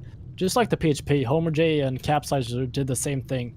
Just swapping onto the Paladin, getting that bubble in the first go, falling back, playing a bit more defensively, regrouping, recuperating, and then when they find that opportunity, they just swap onto the Paladin once again and they just land the kill because they just know that the damage output from these classes and comps is so high that the Paladin is, like you saw, he had Divine Sacrifice up, but it didn't matter. He just flopped anyways. And you can actually see Shizgara doing a good knock there and a great Earth Grab totem from upstairs, downstairs onto Bruce Pala and Lurker. That Lurker, Bruce Pala was forced to Freedom Lurker on as well. So it's a lot of good plays from both teams coming out. But this Wheezy is just amazing at doing these plays on the Paladin. For sure. And Psyche back against the wall now. They're down 0-2. Let's see. Let's see if they have anything in store. Let's see what they have now. Now's their time to prove it. Another loss, and that'll be it for them in this tournament. And the game's ready. It feels like Shizgara can make or change this game on this map. If he can get the perfect knocks on a go on Keanu, if he saves his Thunderstorm for a knock, or when they go onto Keanu, he can actually save his Paladin with just that Thunderstorm. And otherwise, like, as well as being offensive with the knocks. But I feel like the Thunderstorm should be used almost as a defensive here, because the ATC damage on top of Keanu just proven he just can't survive more than 2 goes. He's just gonna die the second time. And here we go, guys. Potential last game here for Psyche. They have to really come up with a solution at this point. We see the Hex now into Lurker. Thunderstorm, a bit overlapped. The rest is going to be the one in trouble. Actually, it's Cause decides to trinket on top of the big sack here by Bruce Pally. Rapid fire now pop by the rest. Let's see if he can connect. He's trying to get onto Keanu once again. Keanu's doing a good job line of sighting though. During that rapid fire, that's really what he needs. A lot of damage going into Lorient as well. He's used his Blaze Storm here and he got disarmed on. And he gets stuck in a Shockwave though, dropping down 20% behind the pillar.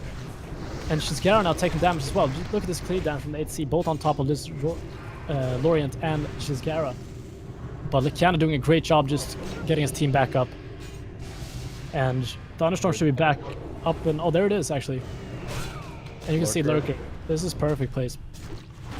Trying to get back up. Finally connects back onto Keanu. Keanu did a good job though. He actually said he didn't have to bubble. That is like a critical important cooldown that you want to have for the late game. And thankfully Keanu was able to stick to that. But like now Lorient's the one in trouble. Dropping to 30%. Off the region. Might not be enough.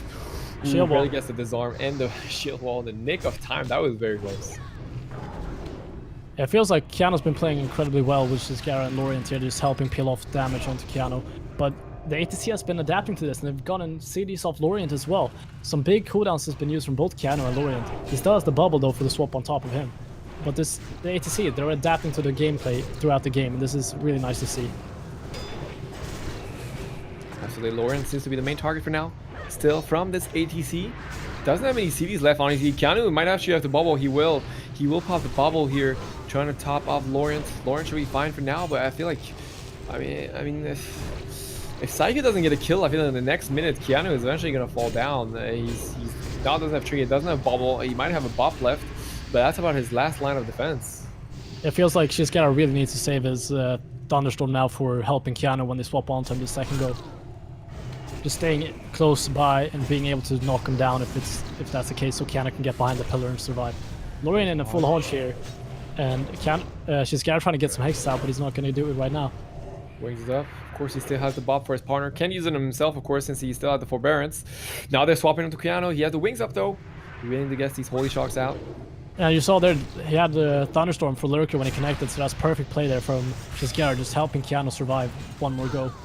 It wasn't, Neressa didn't have enough damage, but Neressa down 30% here. Lorient doing amazing damage. He got Paladin off, Bruce Pala having to bubble. Lorient down to 10% HP though, he does not have shield wall.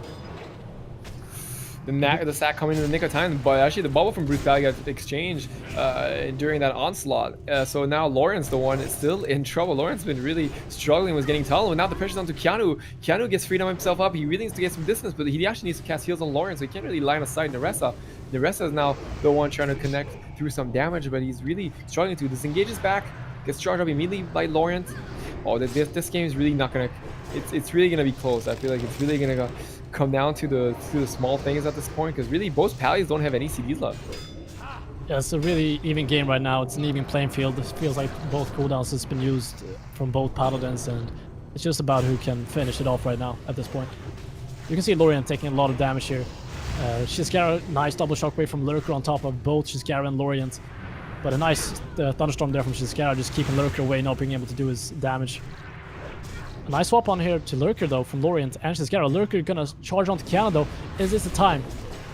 This might be the time. Keanu, he's all by himself. I think this is gonna be a big swap by Lurker and Neressa, securing their third victory. And unfortunately for Psyche, despite a very, very dominant performance throughout the entire tournament, not able to take down Wheezy, and that's gonna cause him to get fourth place. Ooh, but a great performance though by Wheezy, we gotta say though. They played really, really dominant. They really played really well in this tournament, and yeah, a round of applause for both teams, for both Psyche and Wheezy, for playing phenomenally throughout this entire tournament. Yesterday it felt like it was Psyche's day. Today it felt just like Wheezy was on top of the game. They were playing incredibly well today, and the ATC really worked for them, I feel like. And I kind of wished I saw the ATC in the semifinals and not the Hunter Warlock composition, just see if that would have made a difference. Just because I feel like their ATC was just incredible. Like the synergy between Lurker and Neressa was really good. absolutely agree. And guys, for the ones that are joining us now, this is the Warmane International Tournament. We are on day 2. We've had multiple series yesterday and today, and we're finally up into that, to the only the 2 teams are left at this point. The 2 very best teams, or the 2 teams that have performed the best during this tournament. Honestly, it is going to be Damage with Me and iWings, and yeah, this is what it comes down to. These teams have been battling out. Granted, all yesterday, all of today, and now this is it. We're in the grand finals, and we're gonna pick and decide who's gonna be the victor and the most successful Warman tournament team. Yeah, and this is actually redemption time for iWings. iWings, I don't care, because the only loss they have is versus Damage with Me. Damage with Me is Black Betty, Brunity, and Ripley on the LSP, and Black Betty, Brunity, and Shenta on that Thundercleave. iWings, I don't care. You've seen them before. It's Odd Waffle on the Disc Priest, Homer J on Hunter, Capsizer on the Red. And they also have the composition that we have not seen yet. It's Shixie on the Feral, Homer J on the Hunter, and Odd Waffle on the Disc. Maybe that's what they've been waiting. They've been saving this comp for the finals. You never know. I would like to see Shixie play the Feral. I want to see that jungle cleaver. I just really want to see it. They've been playing PHP throughout the entire tournament. But is this the time for Shixie to come out and play? I mean, that would be a really high sense of confidence to like know that you don't need to play a certain comp until the grand finals and saving it. That would be really, really confident. I feel like most teams usually don't do that because like it's very scary trade-off. But anyways, we will know in a few seconds, guys. Damage with Me versus iWings. These 2 teams have been playing incredible, but now it is time to find who the best of the best is in this next best out of 5, guys. This is the grand finals here live at the Warman tournament. And yeah, the game's about to happen. The teams and the players are zoning in the arena. It's gonna be played on a grand arena like every other first match, and we'll see what type of compositions we're gonna see.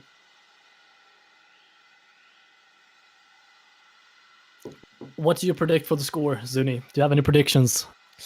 Honestly, I think it was. I mean, damage with me have been basically crushing every team except Psyche. Psyche is really the only thing that's given them trouble.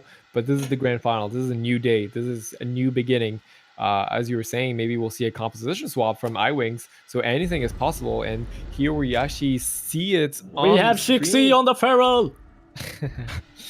Dave's getting excited, and here it is. Here Yeah, we is have the jungle Pharaoh. here. I've been waiting for this jungle cleave the entire tournament. I just knew like they have this composition in their sleeve, just waiting to bring it out in the grand final. This is so fun to see. I hope this is gonna be an amazing game. And Brunity and the guys are playing LSP versus this jungle. You can actually see Homer J trying to get some damage on top of Ripley's pet here. Ripley just gonna pour back and health funnel that pet. Shakesy playing very passive for now. He's trying to get maybe a re-stealth or something beyond a pillar. I think he will. He just got dispelled. He got a re-stealth pounce. Good job. He's trying to get the coin now. Much more passive playstyle here by Shixie. He's trying to get some CC and not take too much damage on his team. Yeah, you can see Homer J still trying to get that Warlock pet, just trying to kill it. And Shixie's gonna help out now. Shixie's just been trying to control both the Warlock and the Shaman here. Pet dropping down to 70%. Ooh, that was close. Brunity actually down to 40% as well. After these So it sacrifices. seems like the strategy for this jungle is to actually kill the pets. And as soon as the pet is over, I think that will help them a lot because that means Shixie can get clones more easily. That means Waffle can also cast without having to deal with that CS. And on top of that, the Dispel, I'm assuming, like, if you don't, the Fel Hunter, the spell, of course, is really game-breaking if you play a jungle because, I mean, they can counter the spell every trap almost. So that's like something very critical to do. But Waffle have to use a lot of mana to keep his team offensive in that exchange. So they're going to have to be careful. Yeah, we got a lot of mass dispels coming out from all Waffle there, and that's a really expensive spell. But that's the there it first is. pet. The first pet is down, and Ripley's gonna have to do something to get a new one up here. But Shixie actually dropping out 30% as well. A lot of damage. Barskin gonna get popped by Shixie as well. I like the strategy choice, killing the Fel Hunter to make sure that you deny the CS, deny the Dispel. Homer J had to actually deter that exchange. A lot of pressure from Ripley. He's finally being able to cast. And now it's the Hero. Hero's being popped. You can see Shixie just falling behind right away. Just knows that trying to help out with healing, trying to heal Homer J here. Shixie gets sheared though, but that means Odd Waffle can heal instead. Homer G just got hodged. Good spell by Odd Waffle. Odd Waffle's doing okay. Should be able to top him here with the Divine Hymn. Actually canceled it to get pendants off. I think he got sheared on it. Oh, he did. Great job by Black Betty. Now Odd Waffle Shixie's in trouble still. He's actually full feared. Oh, Shixie is by himself. Ooh, nice heal though. He's gonna be able to top Popping himself. that survival instincts there to stay alive. I think it would have died otherwise, but look at Shixie just not able to play right now. Just kiting all the time, just trying to barely staying alive here. Black Betty just trying to connect as much as possible here. Ripley's get in between with a howl on top of Odd Waffle. A Barskin there from Shixie as well. 64% HP. But is he gonna be fine? They're doing their best to survive. Oh my god, this pressure is just unstoppable. A fear now by Waffle on the Ripley. He's really trying to stop that pressure. Waffle's just struggling. He just can't deal with this pressure right now. Shixie has been kiting so well, but ultimately he's not able to kind of put that offensive pressure by playing so defensive. So they really need to try and find a solution at this point. I feel like they're doing okay though. Brenheady's also dropping some mana. And now Homer J is popping CDs. There's the rapid fire. Let's see who he decides to aim. It looks like it's still going to be on the pet. Actually, they're trying to kill the Voidwalker. I feel like, yeah, they are. The Voidwalker is actually just got top though, so they should be fine. Shixie in big trouble now. I think Shixie's gonna go down. He's down 10%. Uses the frenzied regeneration. Full fear onto Odd Waffle. Shixie, what can you do this time? Actually, Kai's been a pillar with freedom. Great job as unfortunately not enough. Shixie not being able to play as offensive as he wanted to. Just had to kite so much. This constant pressure, the constant fear is just too much for Odd Waffle to deal with. That's a really interesting game there. It was nice to see the jungle, but it felt like they just couldn't get the pressure out there. And it was amazing play there from the LSP, just keeping this amazing pressure from the LSP there, just ongoing all the time. Just if they couldn't hit Shixie, they were hitting Homer J. If And when Shixi came back out, they were just hitting him again, just forcing Barskin off cooldown basically from Shixi at all times. Absolutely, and damage was me. It's like they almost like they also picked the LSP. We've seen them play Thundercleave a lot of the games, but maybe they kind of they just feel more comfortable against that specific matchup. iWings, they pull through, but it seems so hard for them. It's just something recurrent when I feel like when the Feral. Same with Capsizer, when he has to play so defensive, it's kind of hard for him to get any offensive pressure. He just has to kite, just heal himself, run behind a pillar, and ultimately just can't really apply too much pressure by himself. So we'll have to see what iWings can do. In any case, it's gonna be 1-0 for Damage with me. They must be feeling pretty good. Only 2 more games left for them in order to win this Warmane tournament. Get some of that. Yeah, they're feeling one step closer here. They're just feeling the W here and the champion title of this tournament. And but it's not over yet. Like we've said throughout the day, it's not over till it's over. And you can't take away Odd Waffle, Homer J, and Shixi and the Capsizer. They're still in the tournament. They're in the semifinals. They've been playing phenomenally throughout this entire tournament. And if there's some team that can show damage with me a good turn, like it's gonna be this team. Absolutely. So it looks like we're gonna be heading back onto Nagrin Arena, guys. Second game of this grand finals. Let's see if iWings has something else in store. We thought the Pharaoh might do it. Unfortunately, not enough. But hey, maybe a strategy change. I was wondering if they thought that the damage with me was going to play the Thundercleave, and that was their comp to counter the Thundercleave, perhaps. Yeah, perhaps that might be. There's something that's always. Because the last few games damage with me have been playing Thundercleave, but now they swapped it to the LSP. You can see here though that Shixi's still going to be. They're still going to be playing this Jungle Cleave in the finals, and it's going to be interesting to see. But I know that they played PHP against this team, LSP, before in the round robins, and they lost that series. So yeah, I'm assuming they're probably trying something new out. I'm assuming that must be a pretty hard series. We see now the scatter onto Black Betty by Homer J. Homer J trying to connect to Ripley right away here, but you can see Shixi as well. Shixi's just on top of Brunity, just trying to get as much pressure on top of him, and Homer J connecting as well. Shixi getting a kick onto Black Betty there, but Brunity just playing amazingly, just cutting around this pillar, and Odd Waffle just dipping down to 60% after just dispelling there. Absolutely, not too much pressure now though on both teams. I feel like teams are kind of playing a bit passively, playing safe. The damage now onto Ripley, gets maimed up. Full clone onto Black Betty. Great job by Shixi, really keeping on top of the CC game. It feels like they're going to swap onto the pet here, the Warlock pet here. If they can get 2 pets off Ripley right in the start, it's going to be a real tough time for Ripley here. Like you said before, if they can get full traps without the spell on the traps onto Brunity, it's going to be big.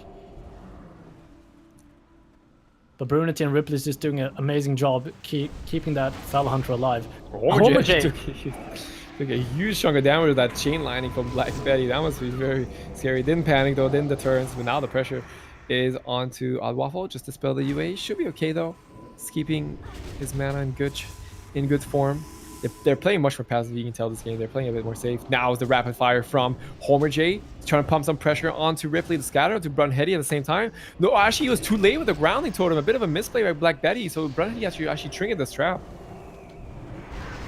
You can see now Shix is going to try to get some damage on top of Ripley. He hasn't connected for a while now, but Shix is just doing kiting really well this game, and last game as well. He just knows when he's not going to be able to connect and just has to go passive and get some heals from Odd Waffle.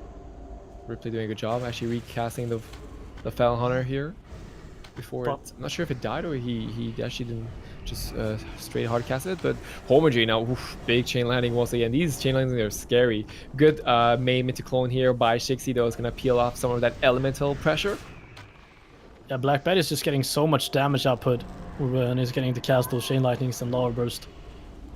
Like he almost killed Homer J's before when Ripley's wasn't even lost with Homer J, so it's a force to be reckoned with, Black Betty's damage. Look, the LSP is actually going for Homer J's pet as well. They're adapting to this killing pet style that Homer J and Shix has been trying out the entire game. Absolutely, and I like what Ripley is doing. He's basically putting his pet in the middle of the map. That way that if they decide to go for the pets, actually a nice clone here by Shix, he might be able to finish the pet. So yeah, he's putting his pet on passive. Look, damage on Shixi should be fine. He's putting his pet here. That way they can at least, if they decide to go for the pet, like both the Ellie, both Black Betty and Ripley can actually free cast onto Shixi. Yeah, this is actually really good because they're just standing in between the pet and the opponents on Shixi and Homer J, so they're just getting a massive output here. But it's a lot of good control and passive playing here from Shixi with the clones and the maims and all this CC that the Feral can contribute to the team. And it's just playing phenomenal right now. A big clone there from Brunity on the Divine Sacrifice. He doesn't have Trinket, so... And Ripley, he's gonna fall. Ripley just got destroyed. That was Homer J's rapid fire, and honestly, like that... I just think damage we didn't expect that, honestly. He still had a... Actually, let me see if he had a bop available. He actually didn't have a bop available. He also didn't have... He had a small stack available, but I think Brun Hetty just got surprised with that burst. And same with Ripley. He didn't have a port ready and just got completely demolished in that swap exchange. So great job by iWings finally managing to put a point on the board. And this must be great for confidence. And Damage with Me might start to actually doubt himself a bit. Yeah, it's 1-1 now. It's an even playing field. They're both 2 games from winning the Grand Championship, and it's all in the same playing field. And I'm just surprised, like, they played so well, both teams, throughout that. Shixi was playing phenomenal, just going back and forth behind the pillar and just knowing when to go aggressive and getting the CC out, when to go behind, getting healed by Odd Waffle, and just phenomenal place between those players right there. And amazing, like you said, with the pet, like Ripley putting his pet in the middle, just to allow, if they want to go on the pet, yeah, you can go on my pet, but we're going to punish you for it. So me and Black Betty are just going to free cast right into you. Absolutely. And as you said, tied up 1-1. Can't really expect any better than an even matchup. Honestly, when you're in the grand finals, usually, you like seeing these close games. You don't want to see a complete stomp. And it looks like, I mean, you were right. iWings were maybe just saving this jungle for the last game. And of course, now it's going to be the map pick, though, for Damage with Me. We'll see if that'll give him a bit of a better edge. Yeah, we're going to see if they're still going to go in with this LSP against this jungle cleave, or if they're going to swap it up for the Thunder Cleave with Shinto on the Warrior. It's been a really good comp for them as well. They've been really dominant with this Thunder Cleave throughout the entire tournament. So even if they have this LSP, they have an amazing Thunder Cleave on second composition as well. Game is up.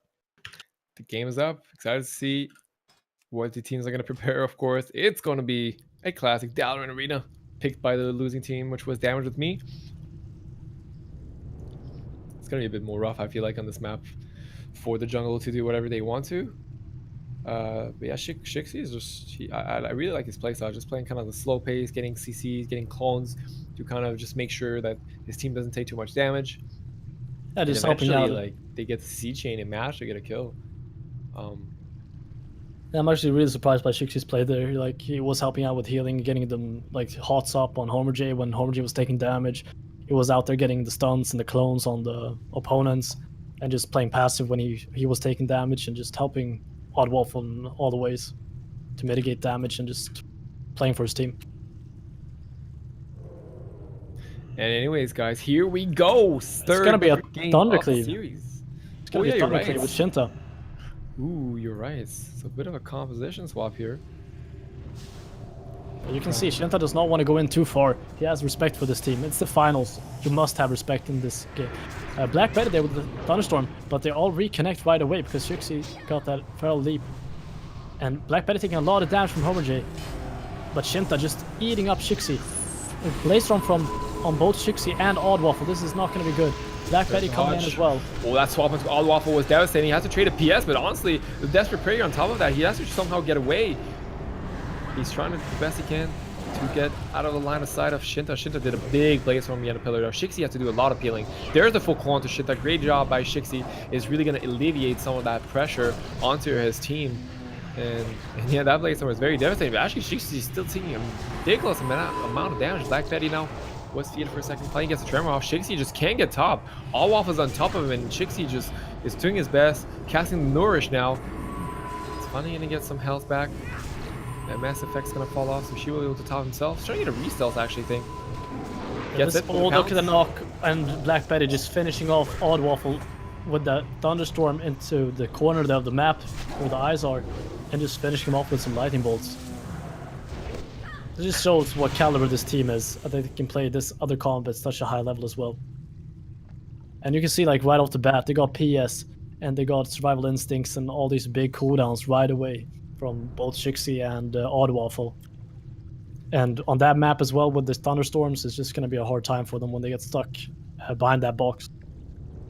Yeah, absolutely. That was. I mean, these landing quick swaps are just, yeah, it's just they're so hard to deal with as a priest. I mean, obviously he didn't have a single defensive last. Uses this Death Prayer, this PS early in the game, and then when you get swapped to and you have to deal with interrupts, it's really hard to top yourself as a discipline priest. And I think Shixie was trying to go for restells at that point. He was trying to get the pounce. He barely got the pounce off, but it's unfortunately his priest died at the same time, and that's gonna put damages me on in Two. leader position 2-1 against iWings. So of course, iWings now will pick the map and potentially swap up their comps. We'll see if they go back to maybe the PHP against the Thundercleave. We'll have to see. It's gonna be interesting. I would like to see like a lot of composition changes in this final, like playing both comps, just playing to the maximum of your capability, and just they're all phenomenal players, and both are 4-man set up with 2 different comps, so it's just gonna be great games no matter what. Absolutely. And guys, for those that are joining us now, we are currently in the grand finals. Damage with me versus iWings. These two teams have been playing it off brilliantly throughout the whole tournament. They're finally here in the grand final. Damage with me needs one more win only. So iWings really has to find a solution right now to try and reverse damage with me, which honestly have been just so terrifying for most teams. It's just they're really the team that's beating everybody. They haven't lost a single series so far, and the only 2 teams that have kind of gone toe to toe with was PsyQ and iWings. Like every other team has really had a hard time against them. So iWings have, I think, the skills, they have the tools to beat them. But if Damage with me keeps playing as well as they have been, it's gonna be really hard no matter what.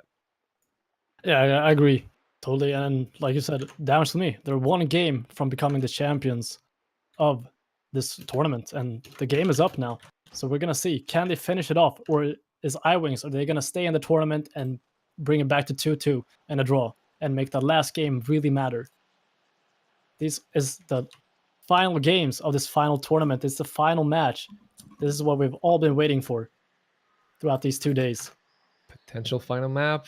If iWings doesn't find a solution, I have a feeling Capsize is trying to come back on. If it's Thundercleave, I feel like that's kind of like the pick rules, the pick choices.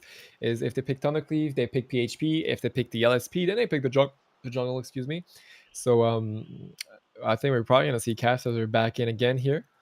He's been playing so well during this tournament, and here he wants to help his team get another point on the board and potentially tie Damage with me in this grand final. We'll have to see in a few seconds, guys, when the gate opens. Here we have it. You predicted it. It's Capsizer and Homer J with the PHP again versus Shinta and Black Betty and Brunity playing that Thundercleave once again. Ooh.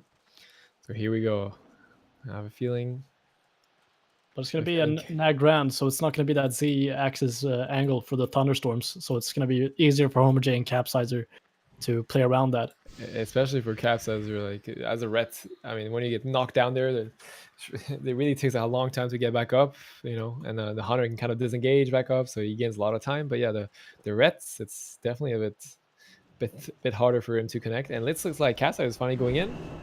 You can see this PHP they know they want to go for the Paladin. Dispelled instantly. Popping some pressure onto Brownheady. Sound shots. Brunity doing an amazing job in getting help from his team here. If he can save Bubble from this goal, then it's going to be really, really good. Homer J hasn't popped anything so far. You only trinket. He still has the rapid fire available. Of course, Capsizer has the wings. Not too much going on. We see the big chain lining though on the team of iWings. Black Betty now seems to be the main target. Capsizer doing his best to connect. Gets personalized freedom. Good job by Black Betty trying to get some distance. The nice hex though onto Homer J.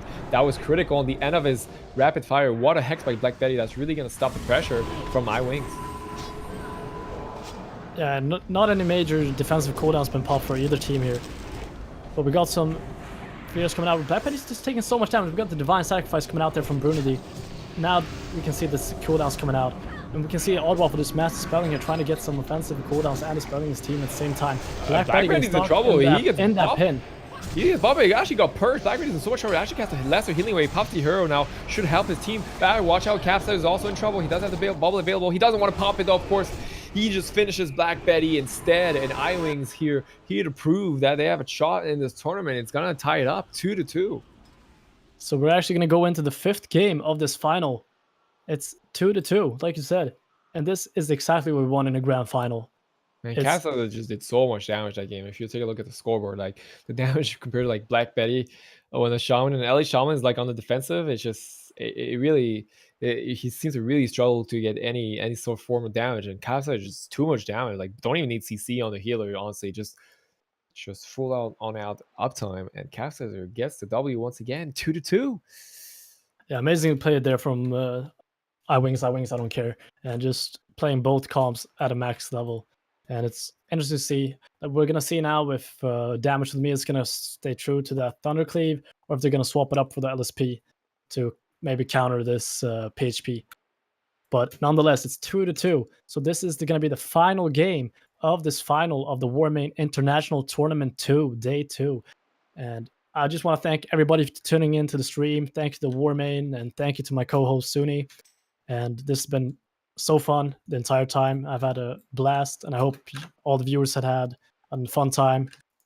And we're soon going to go into this final match of this final tournament match.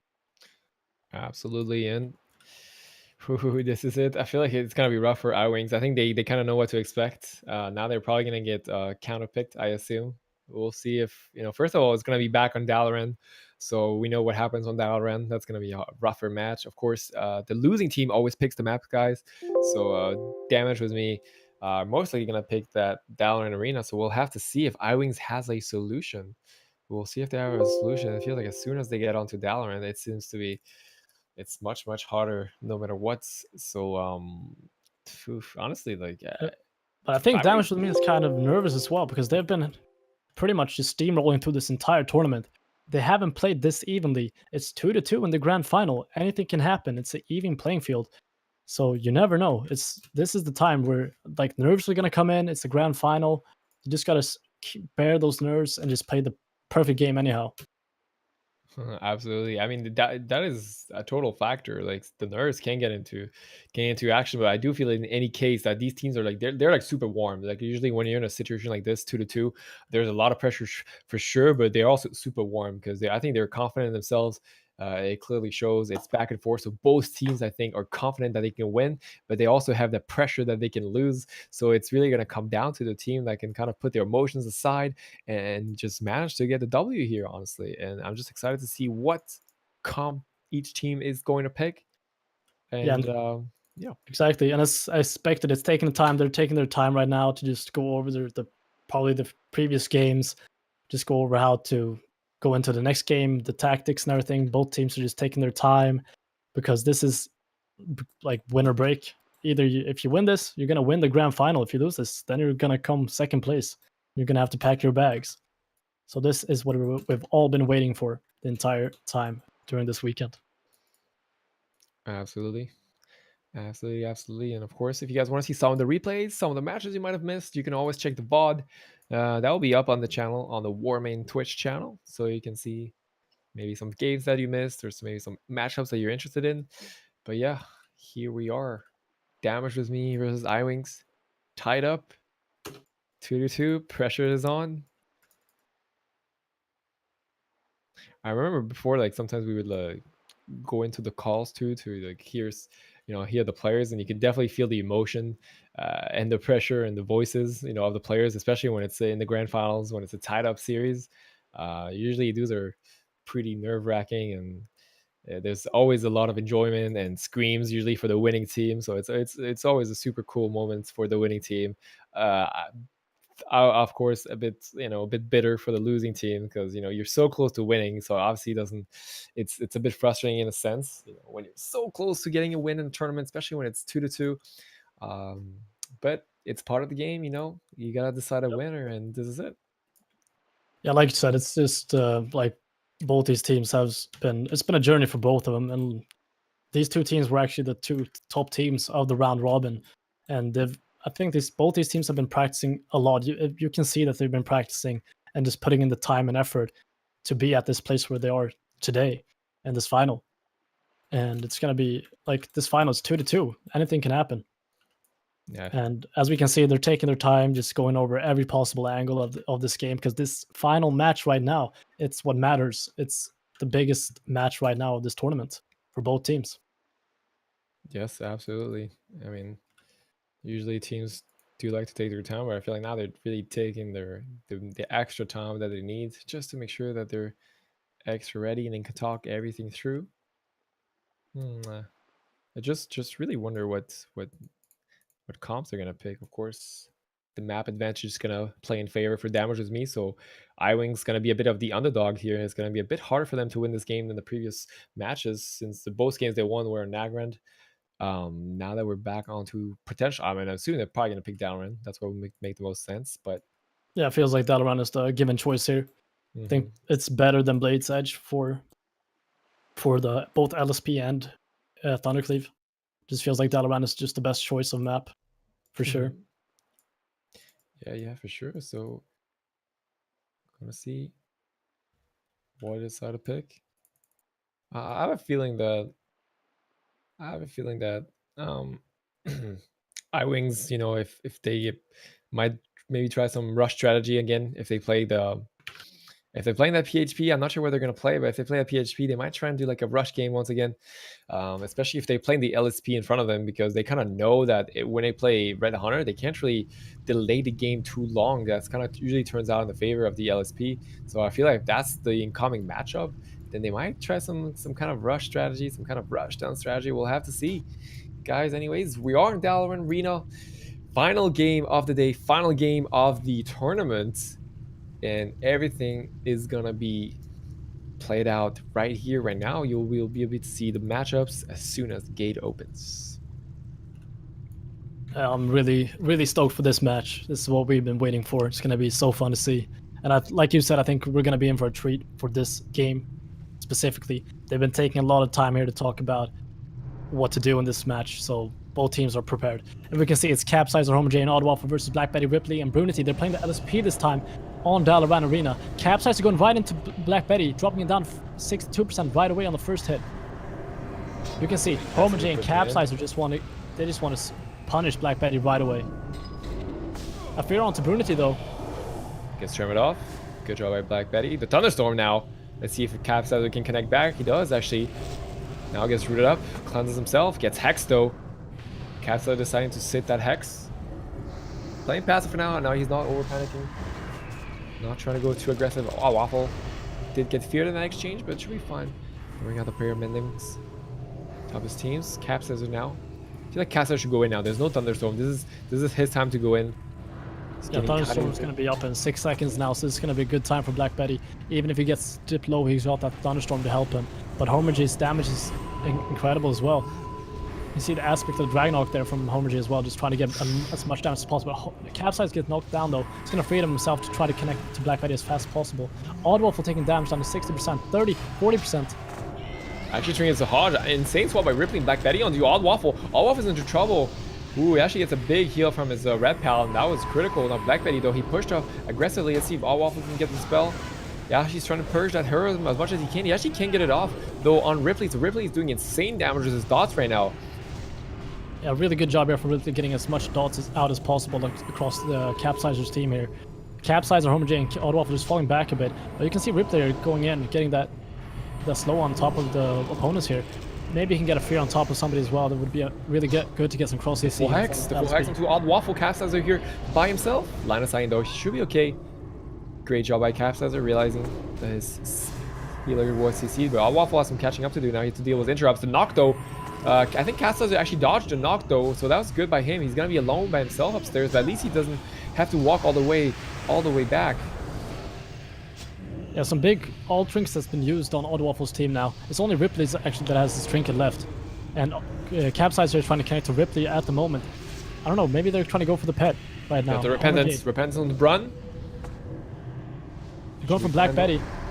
Capsize just trying to connect, but he's just getting CC'd. He's popping the wings here onto Brunity, dipping that Brunity down to 20% HP. Oh, the MD actually comes off. He actually gets it off. Brunheady now has to potentially deal with the silence shot. He has to be careful. 10%, 4%. 2%. Brunheady, ooh, gets a flash of light on 4%.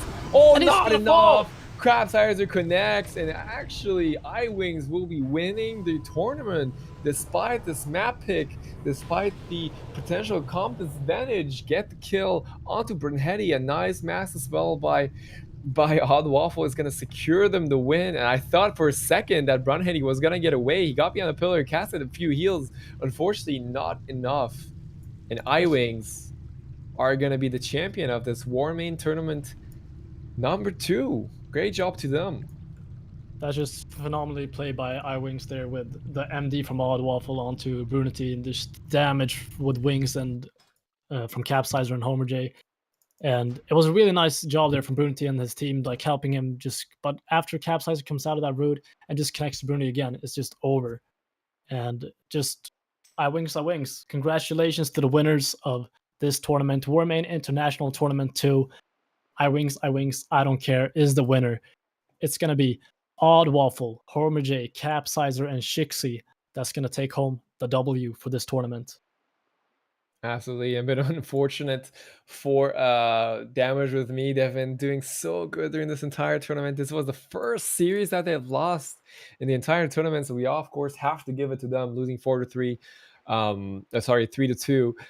But yeah, that was their first series that they lost. They played so good. Unfortunately, this is part of the game.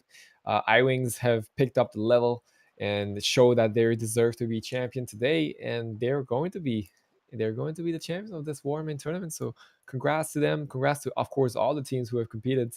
It was definitely super fast paced and fun to watch. So I hope you guys liked it as well. And yeah. We're gonna have a quick interview now with the winning team here. So stick around and just see what they have to say. 1 second, we'll be on the channel.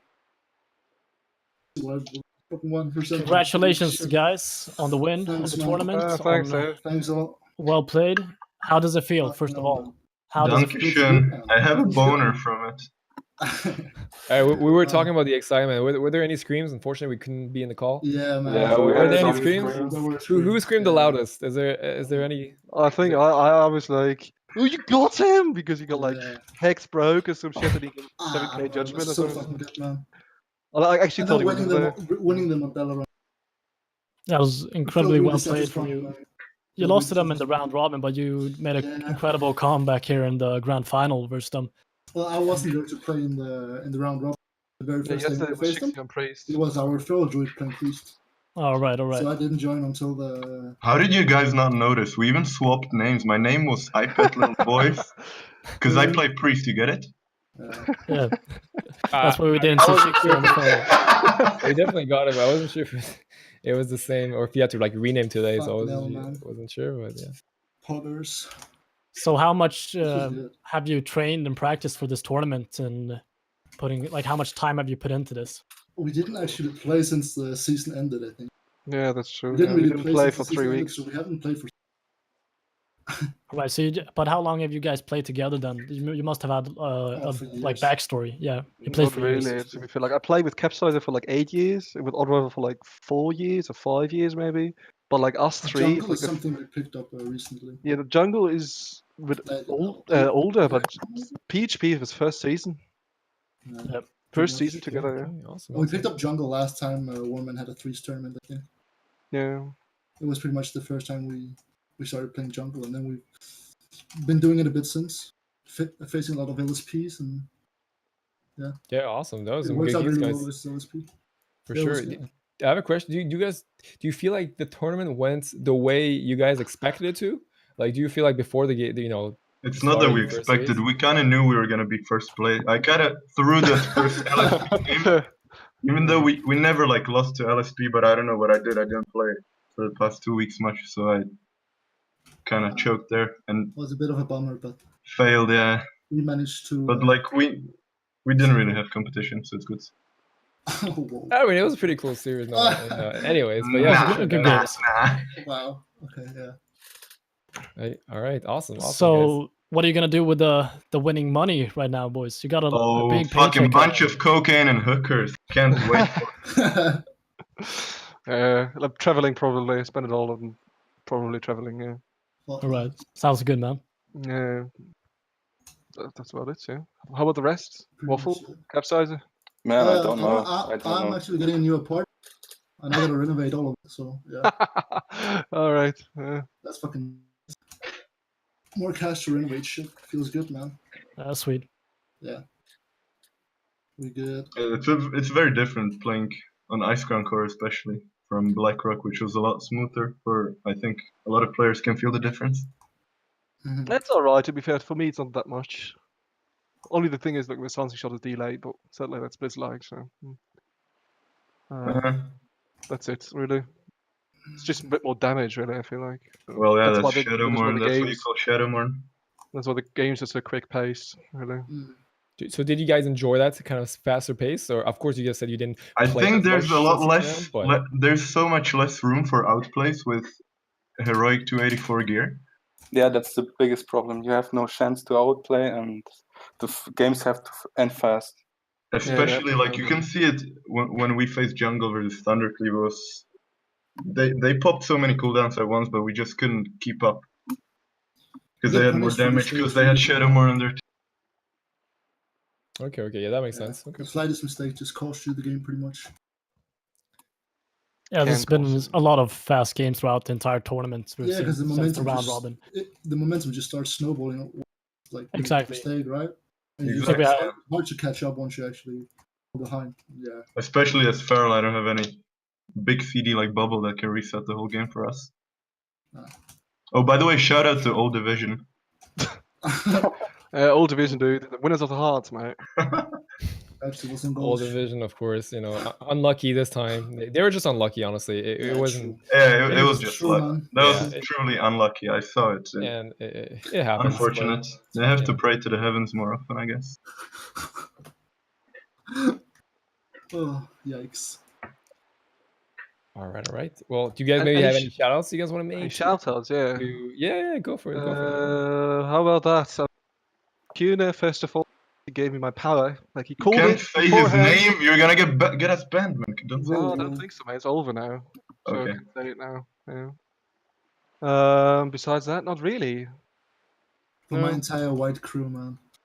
Feels good, man. I would like to thank the Sniff Squad and most importantly my mom for paying my internet bills. There you go. That's important. True. Never forget mommy. Yep. Okay, awesome, guys. Well, that's pretty much it. Awesome. Well, congratulations once again, guys. Honestly, well-deserved win. It's been pretty fun to watch you guys play and compete, and maybe we'll see more of you guys in the future. And It was fun to participate as well. That's it was good. good. Yeah. Well played, everybody. Thank you.